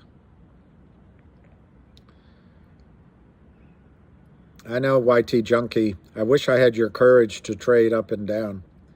I'm just a dope that holds. Okay, 510, 512. We got 10 minutes to go. 507, 514, 505, 508. So they're trying to get it down to 5.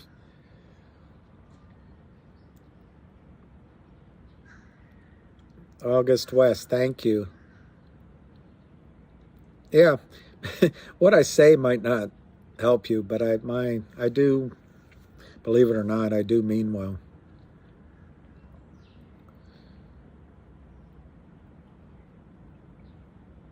Yeah, traders aren't holding, and that's okay. You get a lot of the hot money in here, it's okay. And to the extent that the Kramers are selling to them, it doesn't, yes, Joshua, they have to be hurting bad. Lucy is a great name for a dog. Can you imagine coming home every day to see Lucy? What a dog. What a good girl. Matt, you should buy a dog.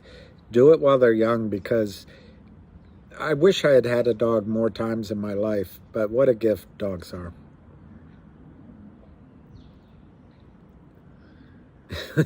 I hope I'm not losing knowledge. The name moved. And the name moved. Mahi Mahi, that's a good name. Captain's a good name. This is a bad joke, but Norm Macdonald said that a bad name for a dog would be Syndrome.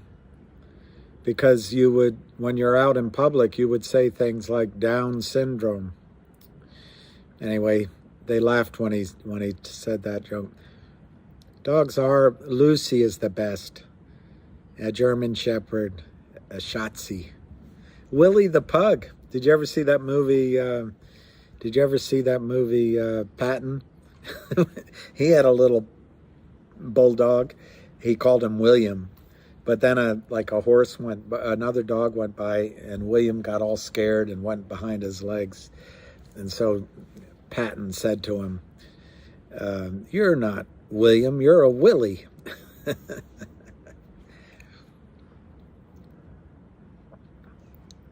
All right, so let's watch. We got 8 minutes, 508, 512. At this point, all I want is $5 above. White Lab. I'm so, Adel, I bet you still miss him. I'm so afraid when my dog dies. I don't know what I'll do. But you know what? I think it was Mark Twain said. It might have been Will Rogers, but I think it was Mark Twain said. He said, "If dogs don't go to heaven, I want to go where they go."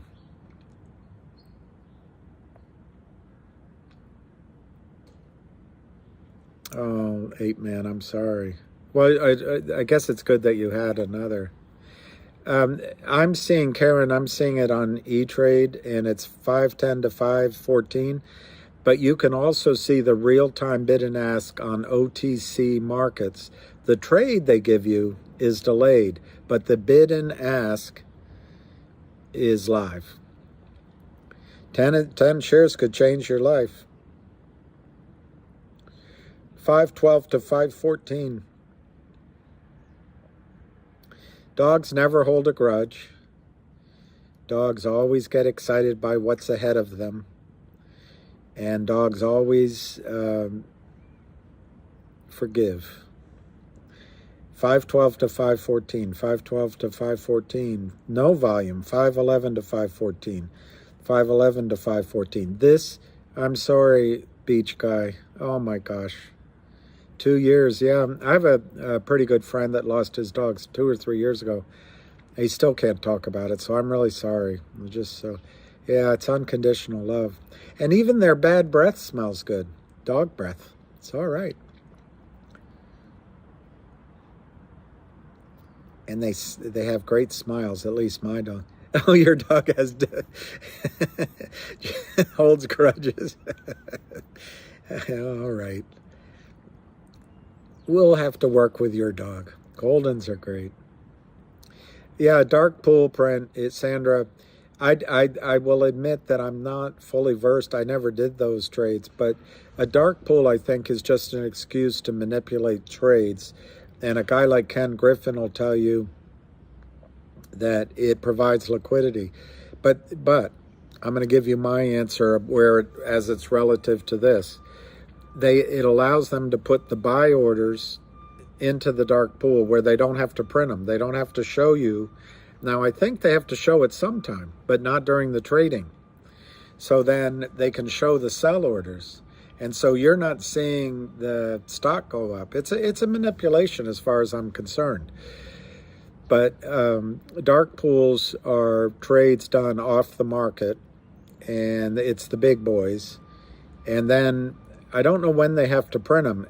In the case of GTII, they're doing some trades off the market during the day. And there's some legitimate reasons to do that. Don't get me wrong. There are some if you're working a block or whatever. But you might see a print at the end of the day.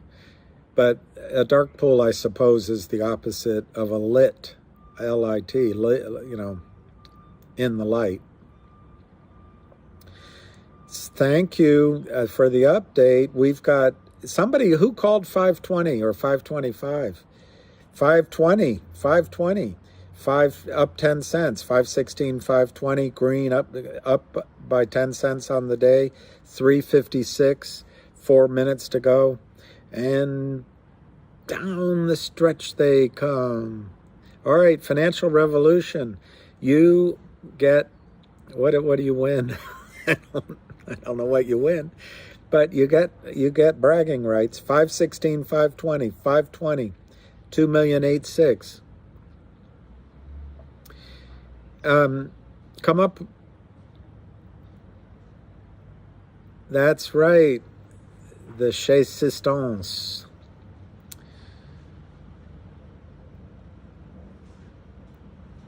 Very, very good. I agree with that. 519, 520.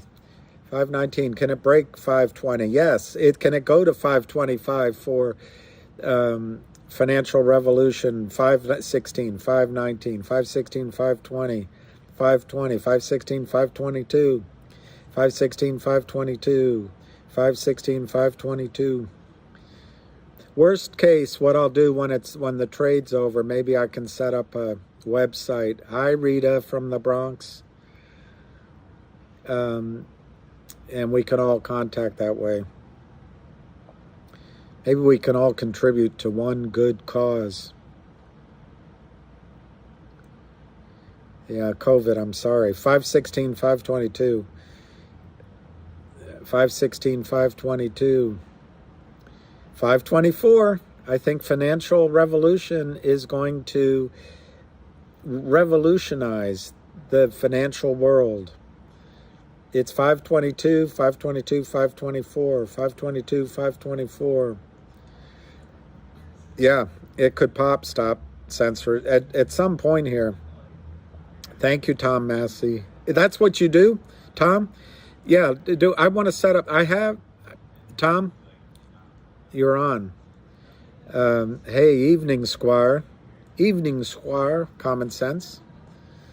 Is your wife a goer? Does she go? All right, 349, 523, 524, 521, 524. Last trade, 524. Can it close at 524? Can it close at 525? It's 523. 523, 524.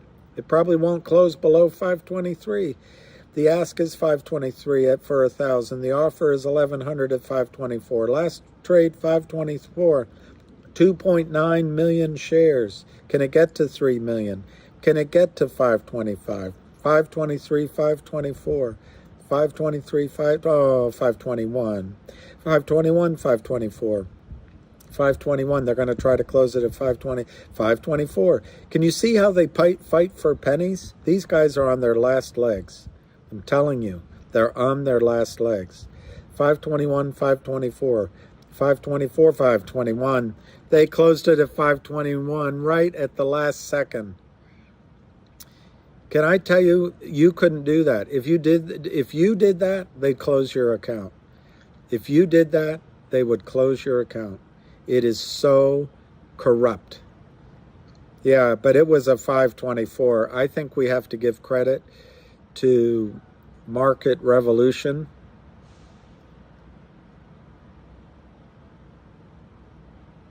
It's 521, which is great, but it should have been 524. You're welcome, M. Perrywood. Yeah, and then anyway, I'm not going to say it, but they go on Twitter saying they're just two boys trying to make a living. Come on.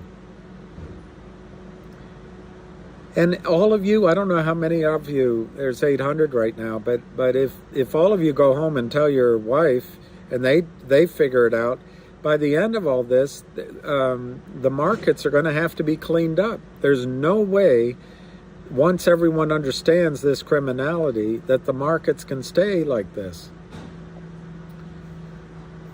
That's a good number. Pop. Believe it or not, I don't realize how old I am. But hey, it's better than... I know, time is... But, oh, congratulations, Nicole. 521, 524, 521. What was the volume? The volume was... I can't see the volume. 2.9 million. 2.9 million. I think today was a good day. I didn't see who asked that, but do I think if Wall Street cares if retail leaves the market? I'm going to give you three answers. One, they do care if you don't invest in mutual funds and assets under management. I don't think they care if you leave the trading markets because retail is only 20% of the markets today anyway, and so it's a really small portion. But my third answer is Morgan Stanley bought E-Trade, so my guess is they've done some research that trading is going to come back by retail, and of course you've got Chuck Schwab and the rest. Yeah, that Bob, it's all manipulation. You're welcome. I'll do it. One day I meet with you and shake your hand. Of course. Yeah, all of this is, I don't know if my advice is worth anything. Hopefully what my advice does is get you to think about what you want to do. And the most important decision ahead of you is when you're going to sell and what you do with that money. And I think Lou has a great strategy of going... He has other deals for you to the extent that you're part of Lou's lobby, Lou's Lou's lasso. I don't know. Yeah, the problem is it is. Yeah, I've heard of KBC Financial Products. I haven't done any with them. Okay, common sense. I didn't read the whole thing, but sure. I've gotten so many messages in my email. I don't know how to quite quite go through them, but I need a wife. Everybody needs a wife. Even a wife needs a wife. Or a secretary, or both.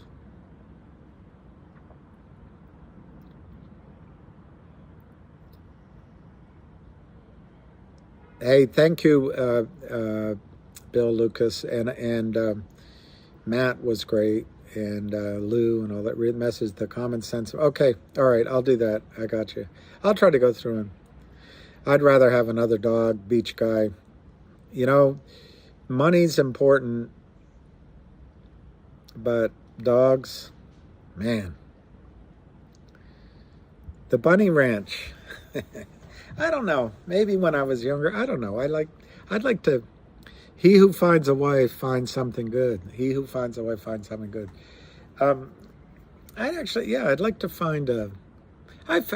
God has blessed me with tremendous women in my life, and I can only blame myself that I'm sitting here with you today.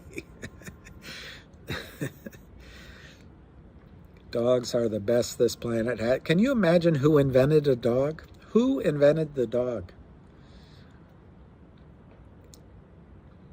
Why do I see it trading? Because, one, they're trying to confuse you. Two, I'm trying to, E-Trade doesn't give me the volume after. There should be no after hours trades, but there might be showing prints that happen during the day. I missed that one about wives. I'm Paulo. I'm in Washington, D.C. YT Junkie is sad that GTI is looking like it's almost done. That's what makes a market. That is what I know. I was going to say that, Aunt Maz. God is dog spelled backwards. And if you think about that one, is it a psalm about love is kind, love is blind, love is forgetful, love is that one. That's what dogs are. How did that happen? Dogs are, if you listen to that, when they read it out, when they do, it describes your dog. Yeah, I think my dog has saved me. My favorite food, anything without onions or garlic. Yeah, I'm in the belly of the beast. And you know what's, I don't want to go into politics. I'm a lifelong Democrat, but I can't talk around here. I can't describe what I see and feel around here. You can't do it. Hot dogs, that's a good answer. My favorite food is hot dogs. Love does not delight in evil, but rejoices in the truth. Wow, that's actually pretty deep. Because everyone that you've ever had that you remember their love are the ones that shared tough love with you, I think, Brandon, it's a huge win. I would have loved to see 524, but they're fighting for 3 cents. Can you understand what that means about the Kramers? They're in trouble. They're fighting for 3 cents? Burritos for the win. Dogs evolved with us, yeah. No, they're not the same party, but thanks, Joel. Can't stop, won't stop, don't stop. God, yeah. Red wave coming. Oops, I shouldn't have said that. That's almost politics. Yes, Jeff, I think the rot actually comes from the lobbyists, because love is patient and kind. Love does not envy or boast. It is not arrogant. It does not insist on its own way. True. It is not irritable. Every one of those applies to a dog. Every one. Well, every now and then my dog insists on going in one direction. Rita, you can be my secretary. I need one when I have vision. Who are the Kramers here? Noob here, Will. I don't know. I've never met the Kramers. Look, it won't take much to make this go. Juan, I'm not going to read that out loud, but yeah, I like cats. The small ones, not the lions I like lions and tigers, but I don't want to own one. No, they're not. It's with a K. Corinthians 13, love is patient verse. Okay.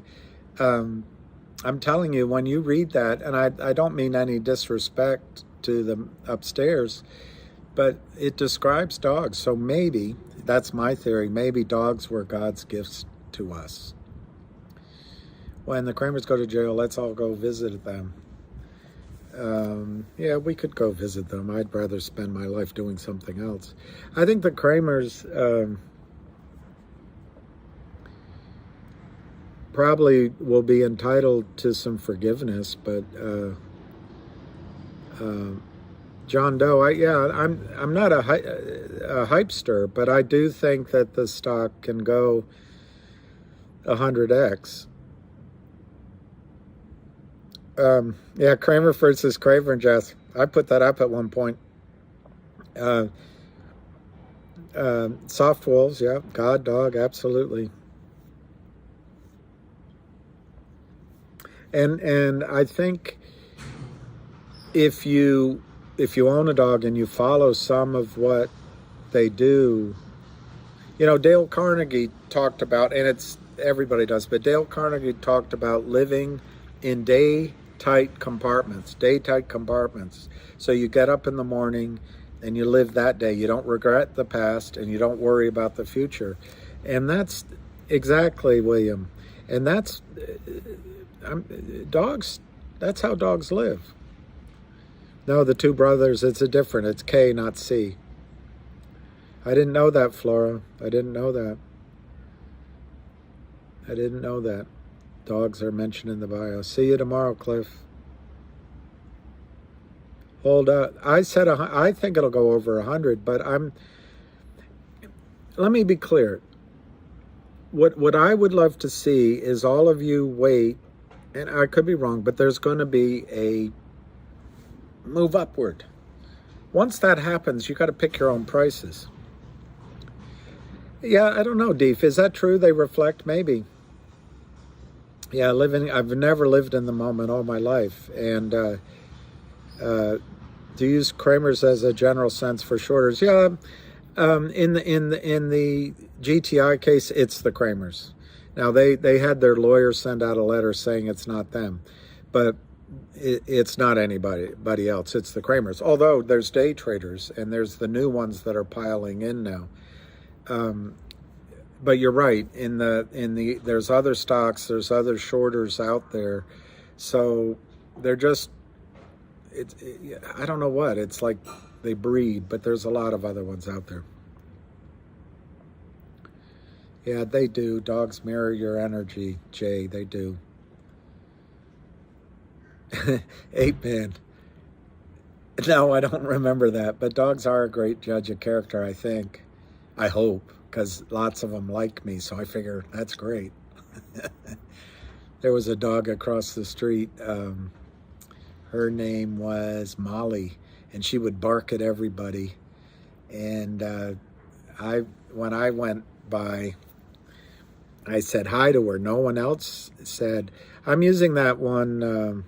I'll look it up. I said hi to her and said hi, and then from then on, whenever I opened my door, she stopped. She wouldn't bark at me, just everyone else, because dogs are best. I don't have to use it. I used Prism, but I also used YouTube, so those are the ones. I don't have to use Prism is my point. I did this morning, I don't know why, just to see if it was different.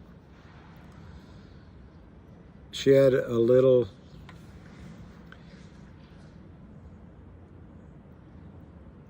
Yeah, YT Junkie is encouraging you guys to sell as soon as you can. I would guess that makes sense. You can only make your own decisions. He's right. At some point, the stock will come down, but the trick is, can you sell it for the money that you want? So one way to do it is sell a little bit as you go up at different prices. But just to wait is his delight. Dishonest scales are an abomination to the Lord, but just wait is his delight. I got it. Took me a while, MIDN 81. I'm sorry for your loss.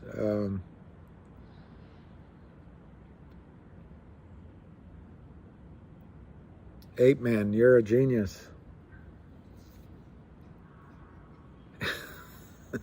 Let's short their sheets, Rich. I see, Matt. I see, Matt. Makes sense.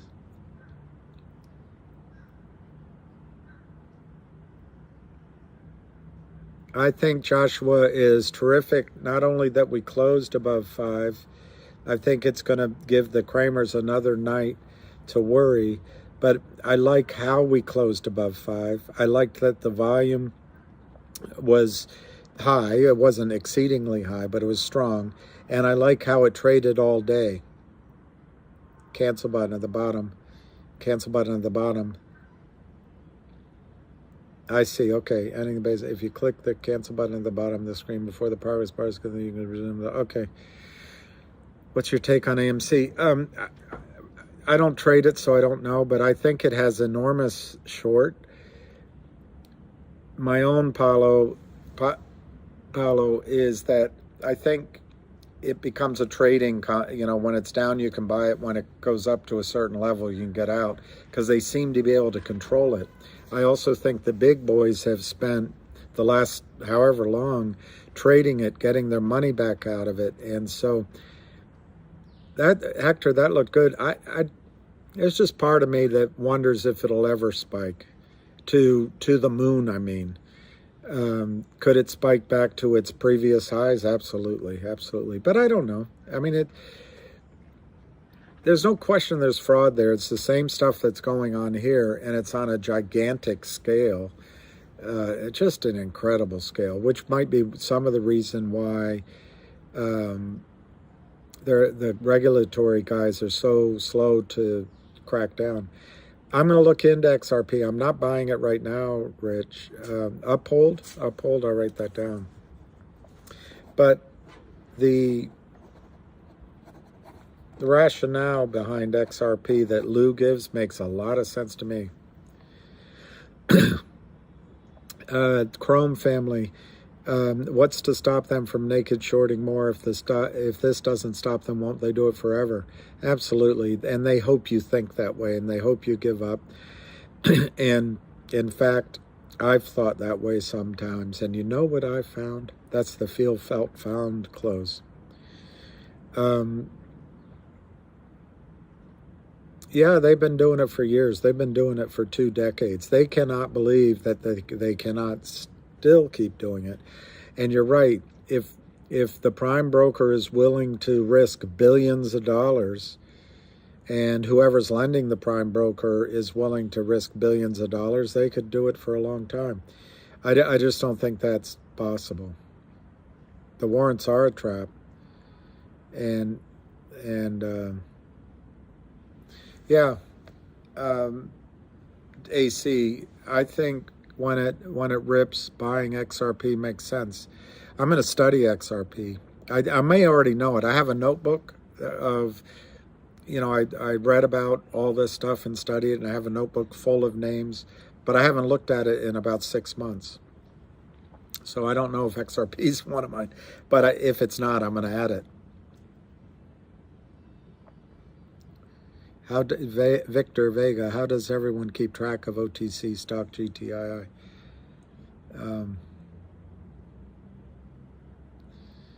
I just use my account.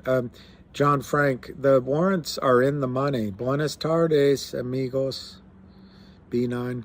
The warrants are in the money, so they have, as you put it, dropped already.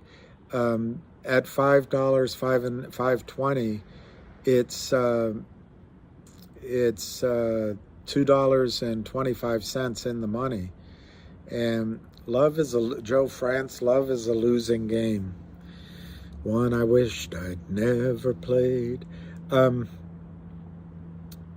So what's happening, and I know a lot of people doing it, they're exercising their warrants. Now, a lot of us, including myself, have our warrants at the transfer agent. So those are the real warrants. A lot of people at TD Ameritrade or wherever, I'm just picking a name, may have IOUs instead. So when you call up to exercise your warrants, TD Ameritrade's going to give you a big runaround because it's a young person, doesn't know what they're talking about, and there is no warrant there. And it's just an entry, and they're going to say, come back to you and say, okay, we'll exercise it. And they may just put You send the 275, they may just put shares in your account, IOU as well. They're fractional reserve banking. It's become fractional reserve shareholding, in my opinion. That's me. I've never read that anywhere else. They're just counting on the fact that not everybody's going to ask for it at the same time. And what's going to happen with these warrants is almost everybody is going to exercise them at the same time. And that means that they all have to find shares. So one, they have to go out in the open market and buy shares. That's a trigger. Two, they have to somehow fight being part of the fraud. And I don't know the answer, how they're going to do that. Oh, thank you. Thank you for the AMC opinion post. Who are the Kramers? YT Junkie, you know they hire you. You know who they are.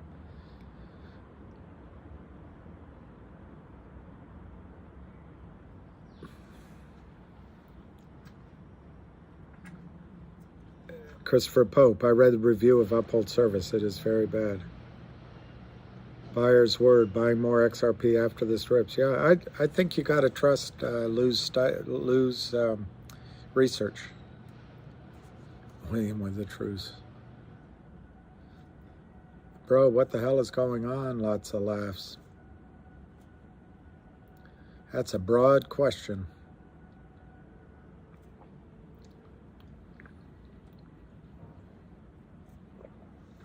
Apparently these guys get paid $7 every time their name is mentioned or you respond to them.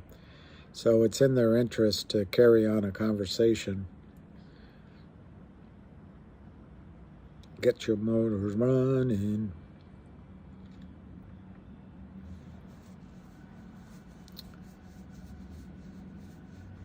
Oh, it means laughing out loud. You know, a tasty C4. There was a woman that I was in love with, and she sent me a note with LOL, and I thought it meant lots of love. It was a real downer when I found out what it really meant. 700 shares. I don't know what you paid for it, but if I were to sell 700 shares, I would first make a decision. Do I want to go for a really high number? Wow. Good for you. That could change your life, 5,800 shares. But if I had 700 shares, I would make my decision. Do I want to go for it, or do I want to be conservative, or in between? So let's say you paid $5 for 700 shares. That's $3,500.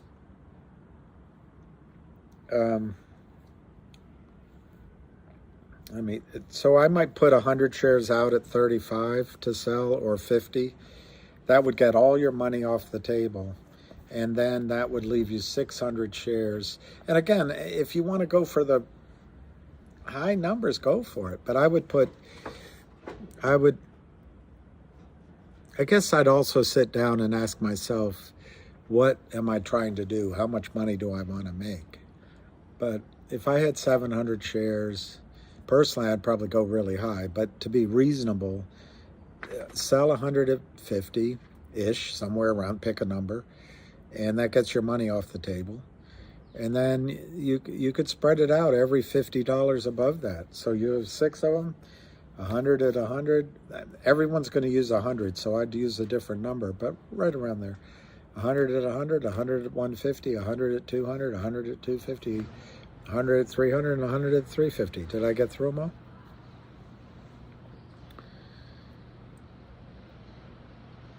Whoever the young man was that had 5,000 something shares, you deserve to make money. You have 11,500. Yeah, I think 300. I mean, if you want to, proper money management is take your original investment off the table, so you don't lose, and then you stir up. But if you want to have balls, I shouldn't use that word, but you could.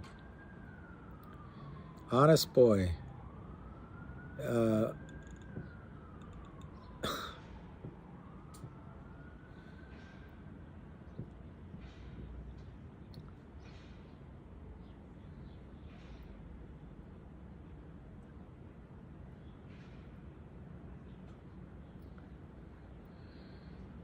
guys, unless I see something that's better than Honest Boy or YT Junkie, I don't want to read their crap anymore.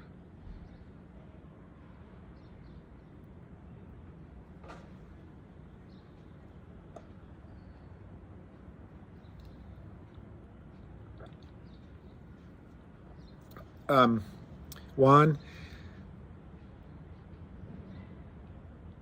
it can always fall flat, but if there's a stock to be greedy on, it's this one.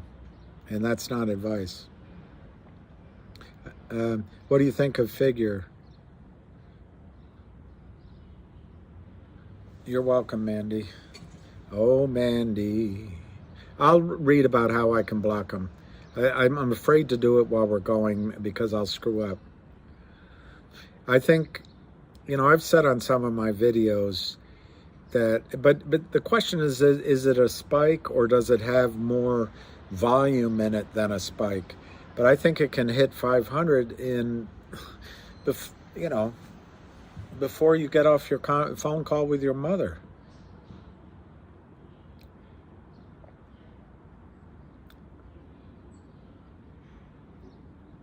Yeah, I missed it.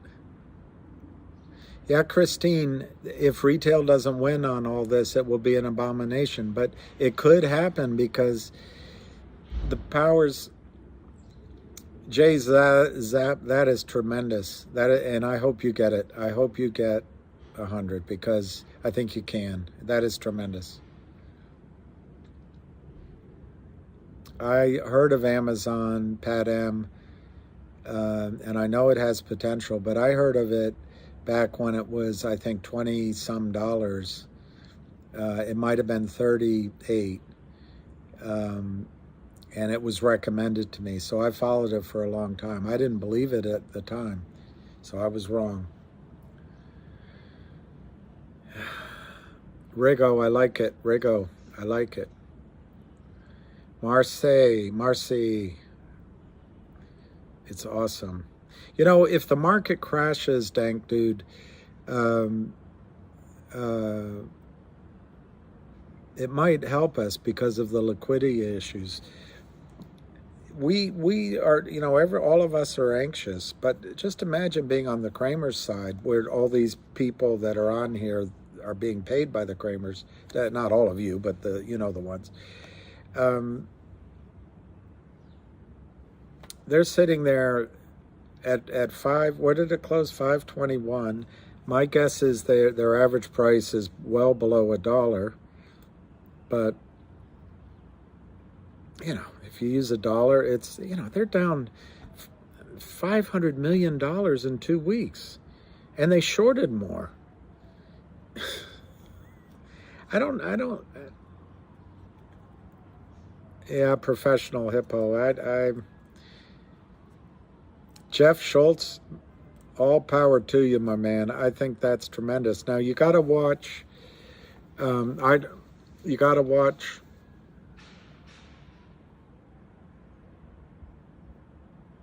If the market turns green, Pat M, I think there's going to be a rotation of leadership.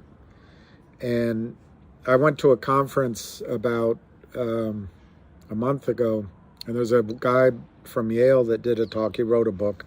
I wrote it down. I don't remember his name. But he explained something that I never really understood. I pretended to. But when interest rates go up, tech company earnings, the tech companies go down. And I thought, why? Well, the earnings, the PE ratio, the value that mutual fund investors give to earnings goes down because it's the cost of money. It's the discounted value of money. So I'm not sure about technology stocks. I think I gave some names, or somebody put the names up earlier. I just gave the concept, but I think we're going to go into a period of time where resource companies are going to do well. And also, you know, the other companies that everybody buys, like the boring ones, you know, grocery stores and power companies and drugstores and etc. See you tomorrow. See ya, wouldn't want to be ya. I don't think it will have much effect on GTII. No, it's not. This is all, yeah, thank you to all of you. This is, GTII is its own, it's a stock and it's got one short in trouble, and their problem is massive. It is a massive problem. Man, fingers, should I switch it for GTII? Ernest, I think both of them are great, but if I had that choice right now, I would switch, realizing that Finger could do just as much as GTII, but you can get more shares of GTII right now. On the other hand, maybe just keep both. Just keep both.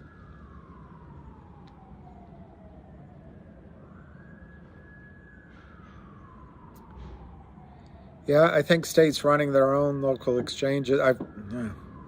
Yeah, I guess I'll do a live. I don't know how much wisdom, but you're welcome. Yes, Paolo, I think 10x is the number, but, you know, I can't make your decision. And what did you miss from above? Nothing. You missed nothing.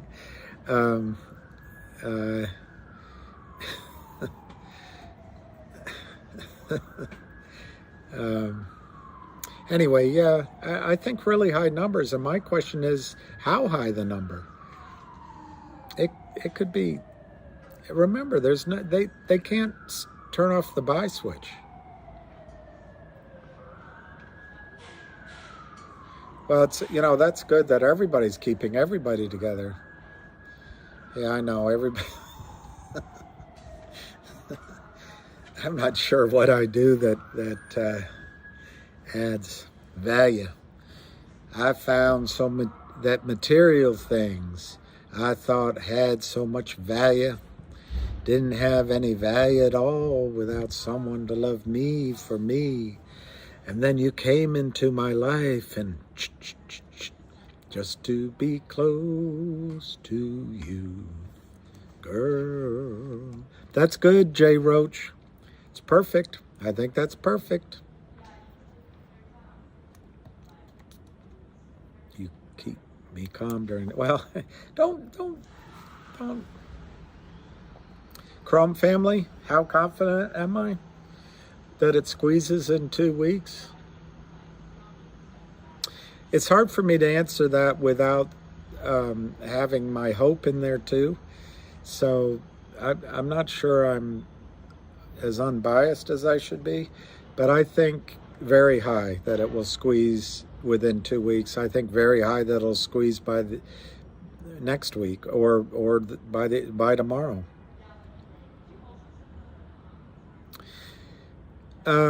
No, the warrants don't have to be in the money for a period of days, Swill. It just has to be up long enough that the person exercising them thinks it makes sense to do it. I mean, in other words, it's 275. If the stock's 3, you may or may not do it. But on the other side of the ledger, in the Kramer's accounts, are these short warrants. As long as they're below 0, they show 0. But in those accounts on the computers, now they're going to show $2.25. I would argue, I don't know, I haven't been in that position, but I believe that the Kramers have to put $2.50 up for every one of those warrants. It's another margin call. I'm telling you, they're in a huge problem. Chrome family. Retirement. You're going to get bored. You're going to get bored. I'm back. I made it up on the fly. I don't know.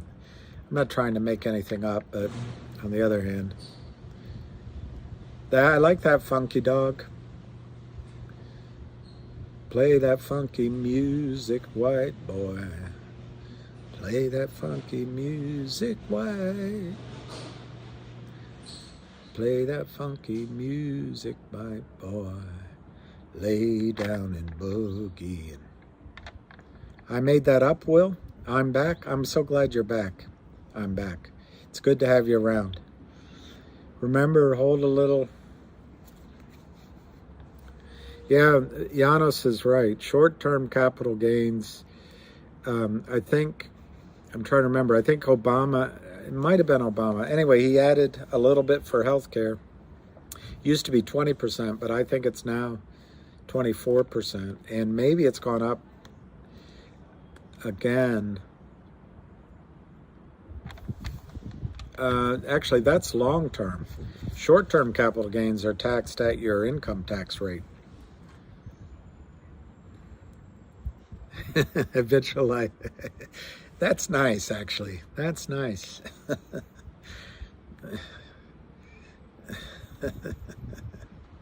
I like that. Yeah, John Doe, that makes sense. That makes sense. I can understand that, the concern that why is this difference? And then Six Son, I agree. What's the difference? I think the main difference is I'm a snake. I skim through the stream, and you've provided no technicals, no data, no entry points, no bracket straps. This is a MF scam, guys. OTC is dangerous. Okay. Well, he has his point of view, and you should consider it. Absolutely. I mean, that was one of the most well thought out diatribes I've ever read. I was answering something else. I can't remember.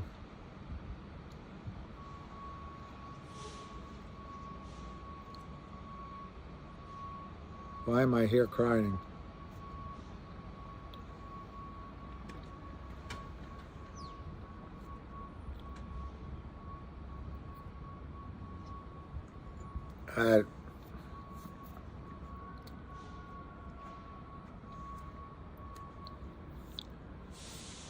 It's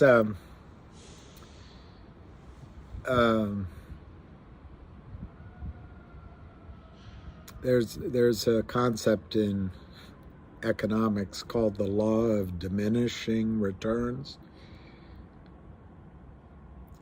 Victor Vay. Oh, I'm back as Timothy Sykes.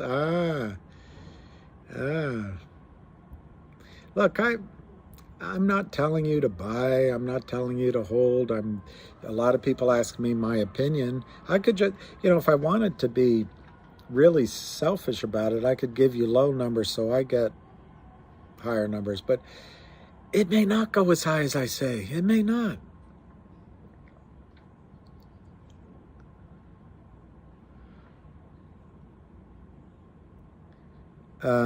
Where do I think is safe? You're back. I don't know. I don't know.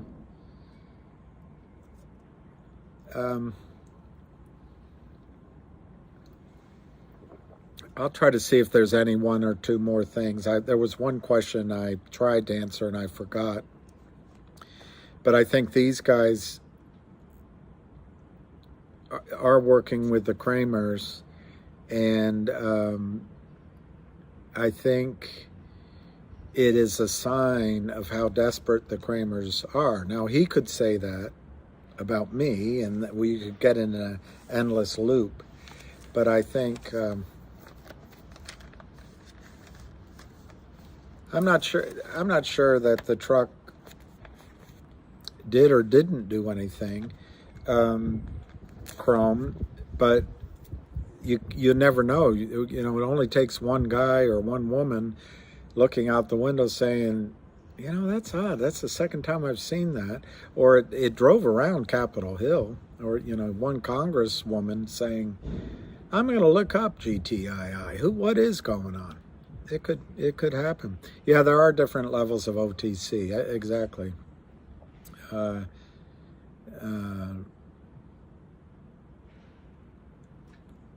Oh, that's it, Six Son. Thank you.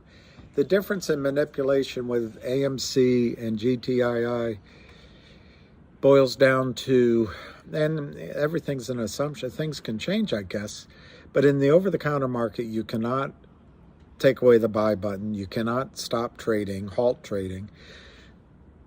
There are no options, puts and calls, so you can't create synthetic shares that way. Now, I suppose there may be a way to create a synthetic share in a law office, but you're not going to have time to do it.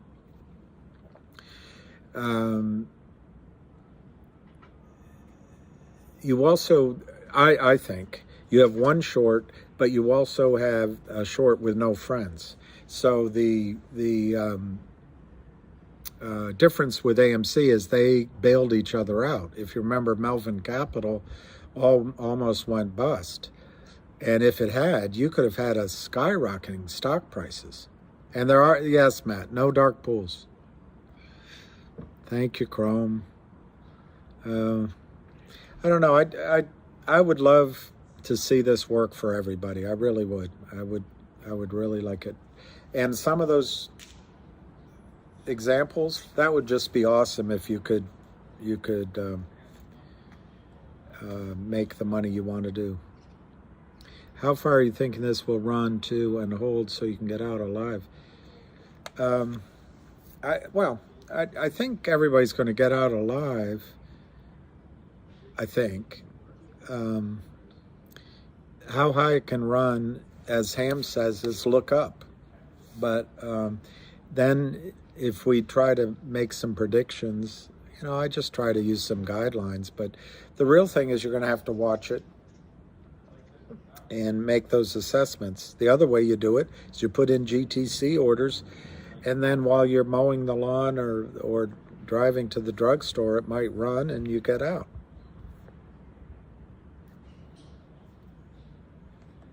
In Europe, no. In Europe, no puff, no make, and shorting, but still. Yeah, mosquitoes. Yeah, I think finger will go up again. I just have a little concern based solely on wondering if it gets capped off. But what do you like to drink? Yeah, Michael, if they claim, the Kramer and the Prime both claim, then they will. The Prime's not very powerful. It goes to the DTCC, which is $80 trillion, so it'll get paid. Now, I wonder if several of these won at the same time, would Congress step in? Because this has the chance of shaking the financial system. Or maybe it'll be another one. How will I celebrate? I don't know. I probably won't celebrate. I have some ideas. I'd like a company I'd like to start and other things. But I probably won't really celebrate.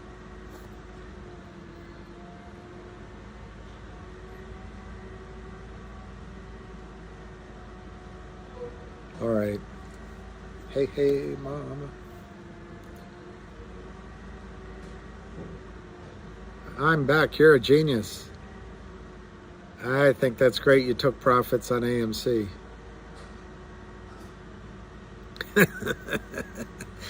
Matt, I think you must have been a very successful coach or CEO or something.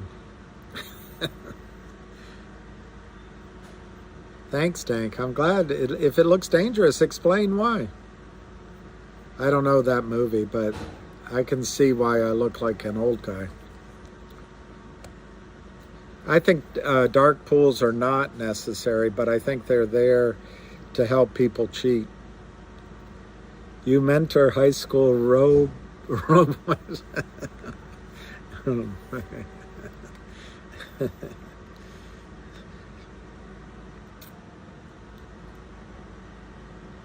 Yeah, that makes sense to me, actually.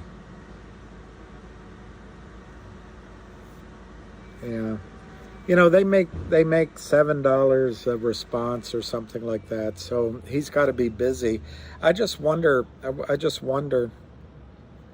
what you think about yourself after all that. Are you proud? I'd love to. This island in Greece I'd like to live on called Stepsis, Stepesses or something like that. Yeah, man, it is. Stepsis. It's just the greatest island. I actually took one of the motorcycles you rent. They're not particularly big, and I went around the entire island in about less than an hour. I loved it. Stepsis. Yeah, the politicians may be in, but I think politicians, Brian, on naked short selling, I think they certainly are in the gravy train of donations from Wall Street. All of them. I'm not picking on any one. GTC is good till canceled. It's a limit order. Instead of putting it in for the day, you put it in for 60 days.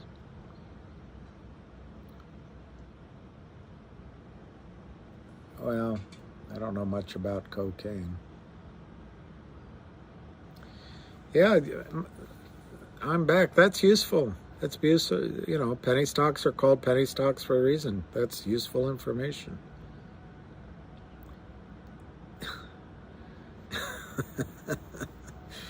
Jeff, that's a good joke. I worked for major Wall Street firms.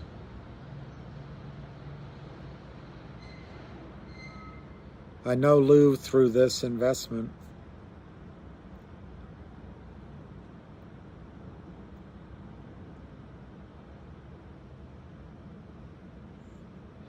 Abdul Razik. Yeah, I think he might be right. No one knows the full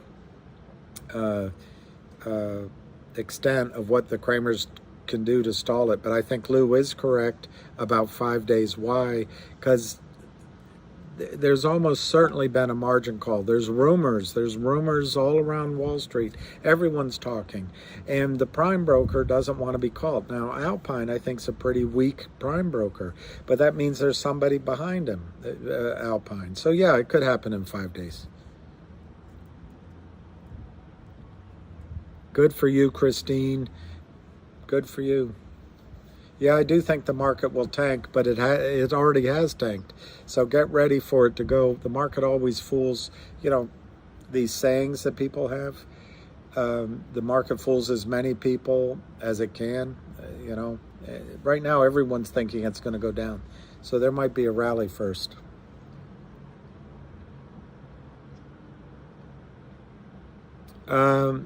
Rocky Lau, if it goes at 1501, the brokerage firm might say to you they didn't fill it, and then you have to fight for it.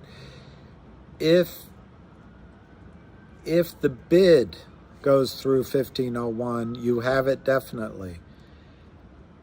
If it goes through 1501, you would have to ask for time and sales to see how much. So in other words, if your order was 1,000 shares at 1501 and it went to at 1500 and it went to 1501, maybe only 500 shares traded at 1501, and it might be somebody else's. That's why you have to ask for time and sales. But if the bid goes to 1501, you're entitled all day long, all day long. I believe Lou has fooled a lot of new traders. I don't know. I don't know all of his traders. This is a risky investment. I mean, all investments have risk, and there may be angles here that I don't know. I'm trying. You're welcome. Out of pocket. All right. Eric wants it to boom on Monday. No, Jaden, a lot of warrants have been exercised. But like in my case, my warrants are at the transfer agent. It's not going to cause it'll benefit the company because it gets cash, but it's not going to cause any brokerage house, mine, to buy, because mine are already at the brokerage firm. I mean, at the transfer agent. Will you still love me tomorrow? Yes, I will, Christine. Doesn't take dollars from his followers, but selling a book. Yeah, why shouldn't he sell a book? He spent hours writing it. Have you ever written a book? I'd love to write a book. I don't know how to do it. Yeah, that's it, Randy. Gregory, I think the price is going to go up to numbers that I think this has the potential of being one of the top 10 short squeezes ever. On the other hand, that's very aggressive. So the smartest, I don't know each of you. I don't know, but you have to say, can I afford to lose this money? If the answer is yes, then you can go for higher numbers. If you're saying, am I using the money I should be putting my kids in school with, or I need to replace the car, you better put an order in that takes the money off the table, and then you can play with the rest.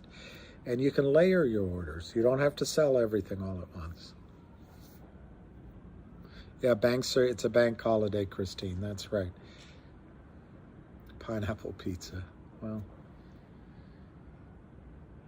I like green peppers and mushrooms and olives. God, all these.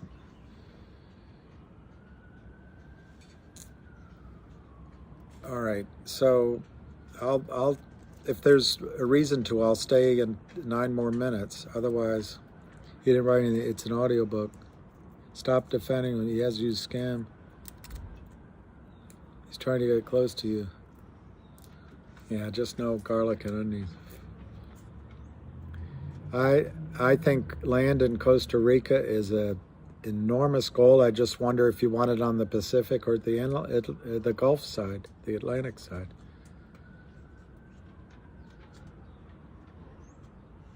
You know, I don't want to even think about. I like this chez Sistons. Chez Sistons. I don't know how to say it. I forgot what I was going to say, but I think buying something in Costa Rica makes great sense.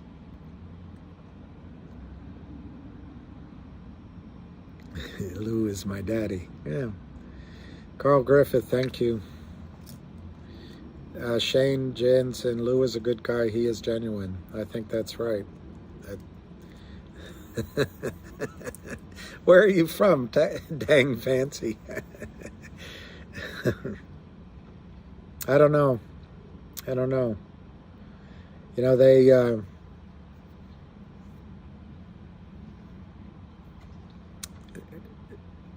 say people say things like you have a good heart and all that. I don't know. Puerto Rico is where I'd like to go next. Although you can never turn the wind off. It just keeps blowing and blowing and blowing. But everyone's really nice down there. And it's not as major a move as a different country. Al Jolly, I don't think you're chasing to get in now, but you have to, obviously when it's $5 instead of $1, there's more fall in it if it goes down. So you have to accept that. But once the Kramers can no longer sell, $5 is going to look like the best buy you ever made in your life.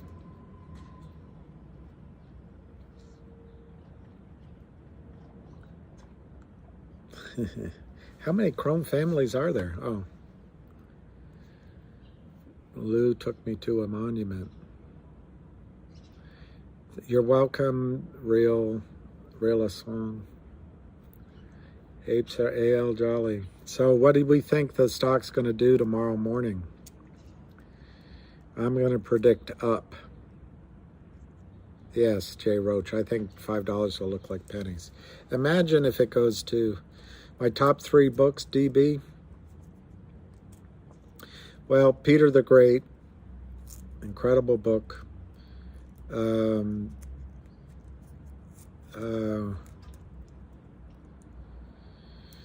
many books. I would say the 2 volumes, because he couldn't finish the other volume, but the William Manchester's 2 volumes on Winston Churchill, and one more book. Oh, that's tough.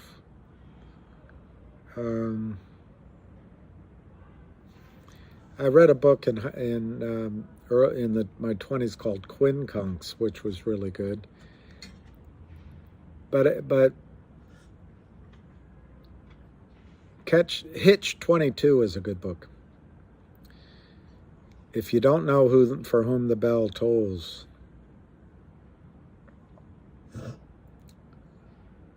Rich Dad, Poor Dad. I read it. And that was a quick read, but it was good. James and the Giant Peach. Lord of the Flies. I remember. See, you are high school. I remember I read it in high school. Or I read it actually as younger. I really liked it. Matt, I really did like Lord of the Flies. In fact, I think that's one of those books. I don't know if I remember everything, but I do think of it all the time. It's interesting how certain ideas you grab in certain books. That'd be nice. Earth Chronicles. I never read that. I've heard I should get that. I just bought the first volume of Shelby Foote's Civil War, which is going to be a lot to read. I did read comic books, and tell your kid that he's great. I liked a lot of different ones, but I liked Spider-Man the best.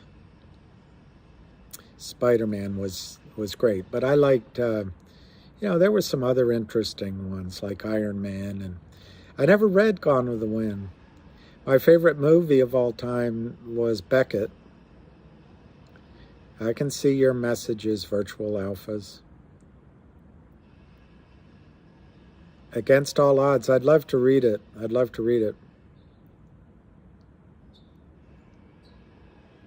I don't trust Trade Zero as far as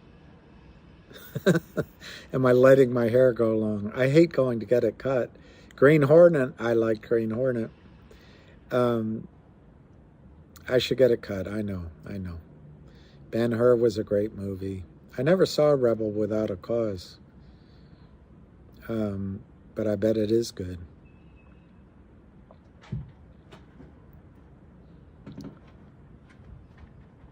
Okay.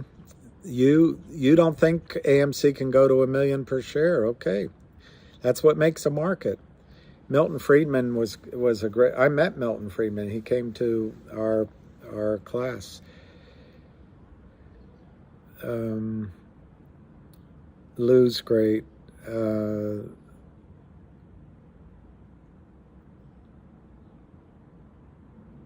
Well, I'm not high. I've never been. Well, unless you high on unemployment, Paolo? Because they have this theory that if it's bad news for the economy, it's good news for the market. Why? They lower interest rates. The Fed will do a reverse course and stop raising rates and start QE again. Fabian, that's a good book. I read it. I took the course on Dale Carnegie. There's so many good books. I mean, to ask me my best three is like,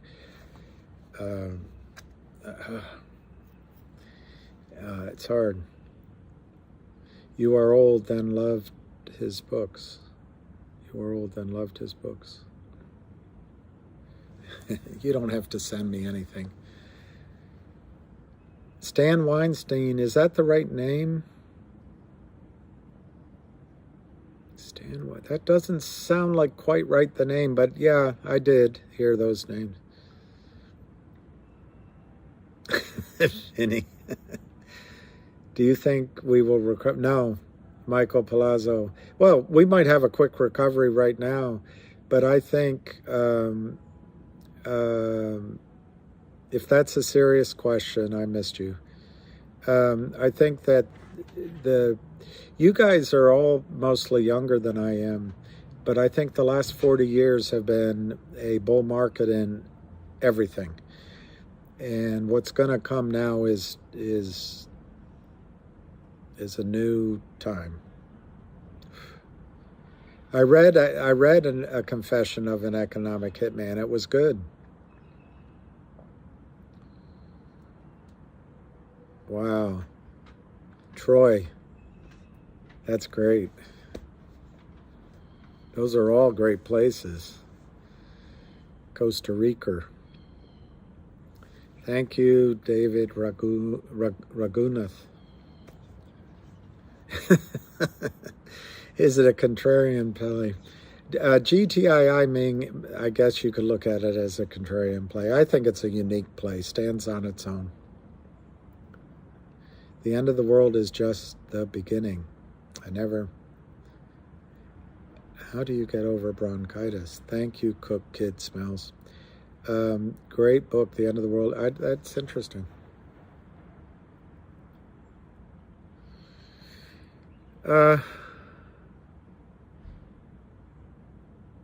Sorry about Parkinson's. That's tough. Yeah. The market it doesn't have to happen now, but at some point, I think the market is going to almost round trip to where it began. So much of the market is just, how much bullshit can you pile on bullshit?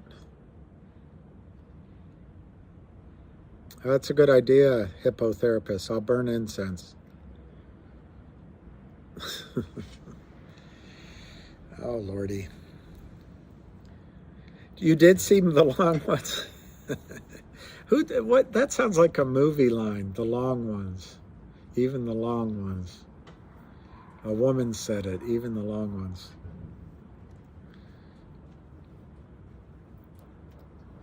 Kramer Books is right down here, and I go into it all the time. I like it.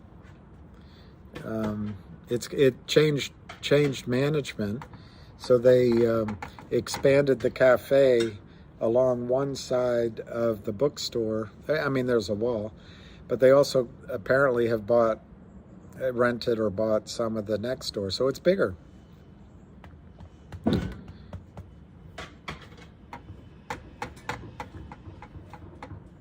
I can try to do that. I don't know. This is an interesting thing, and maybe there's a way.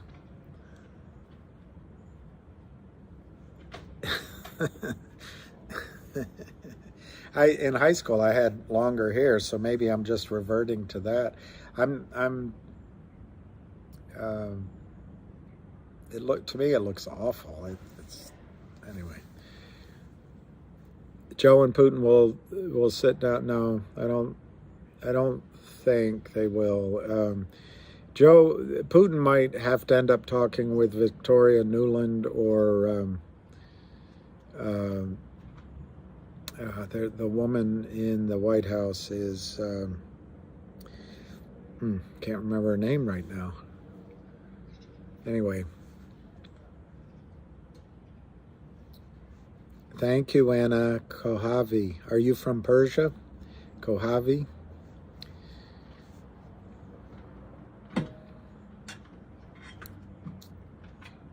You're welcome, Chris B.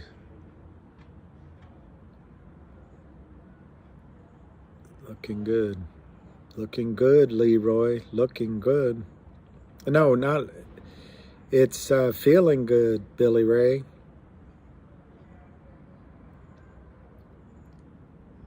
Yeah, I'll go do that. I agree with you, David. I mean, my predictions don't mean much, but I think DC, wow. Police officer, yeah, that might be true. I'm back. I mean, you should write a book, I'm back, with your bon mots. Your bon mots would be, I think, would sell. It'd be a bestseller. I don't. I mean, come on. All you hear. Peter the Great, written by Robert K. Massey.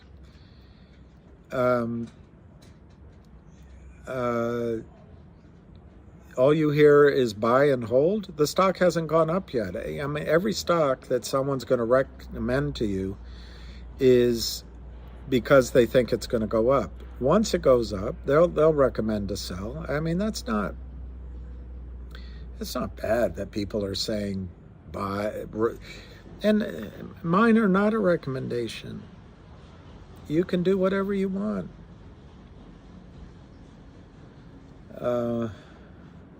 Thank you. I can't read your name with a J.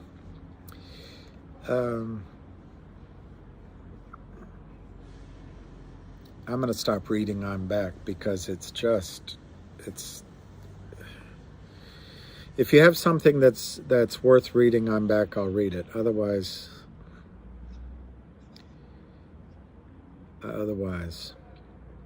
thank you, Can Nugent. I'll see you in the morning. See you in the morning. I'll see you in my dreams. All right, so it looks like it's petered off, and my mother always said, don't be the last one to leave the party.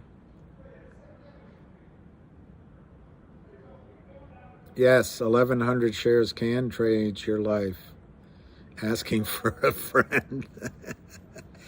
Ammo. Yeah, I feel like I'm insane projecting these high numbers, but it could happen. Now, the problem with a high order is you might have to change it, and you might only get out at 20, and you're going, oh, shoot, I didn't make as much as I thought. But you have to ask yourself, do you feel lucky? Well, do you, punk? You have to ask yourself,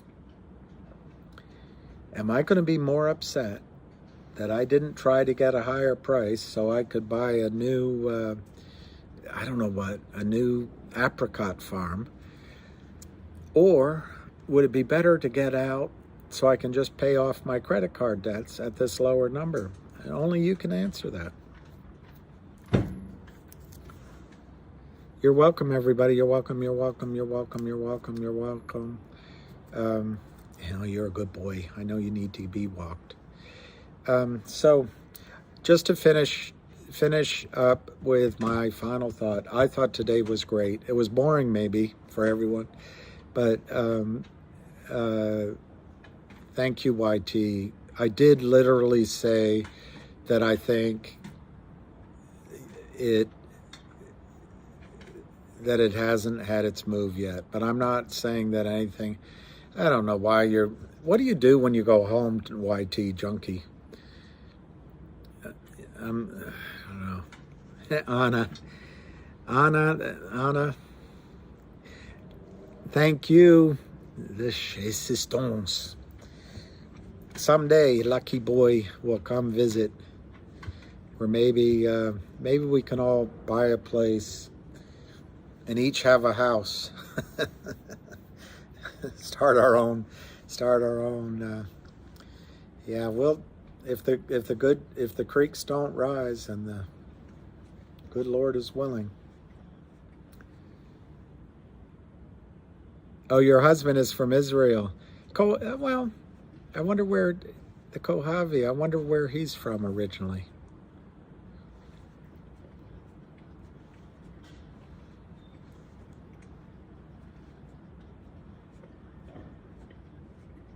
Yeah, I agree with you, Silverstream.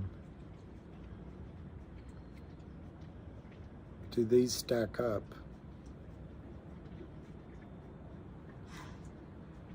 Okay, so what I'm going to do is just tell you I think it was a great day. Wish everybody a good night, and I think today our best, tomorrow better. All right, so I'm going to hang up, and yes, David, I think tomorrow has a potential. If you were the first prime broker to buy in, wouldn't you want to get it done before the weekend? Yes, financial independence to all. You're welcome, Paris Ming. All right, okay, maybe it lowers. We'll see. That's what makes a market.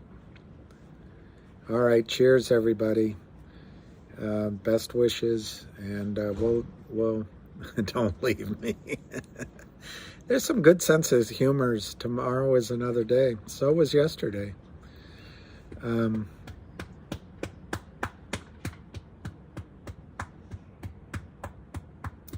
Oh, you could hear it? All right, well.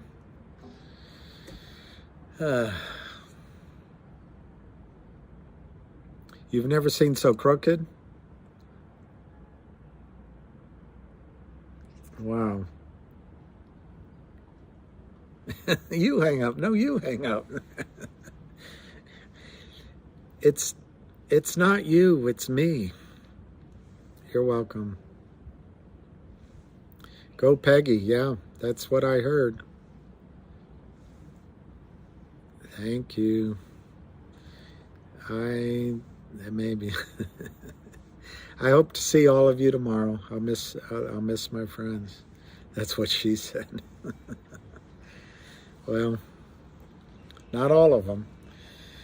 Okay. Will you just leave? I'm going to have to hang up first. I love that. No after hours news. Good night. Yeah, it's one-sided conversations. Perfect.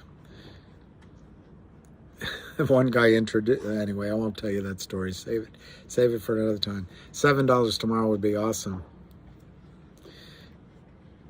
I don't know who Brian Johnson is, but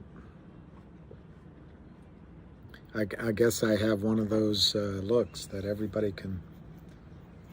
All right. $14 would be all it took to take it off, I think. Good night, everybody. Cheers, and God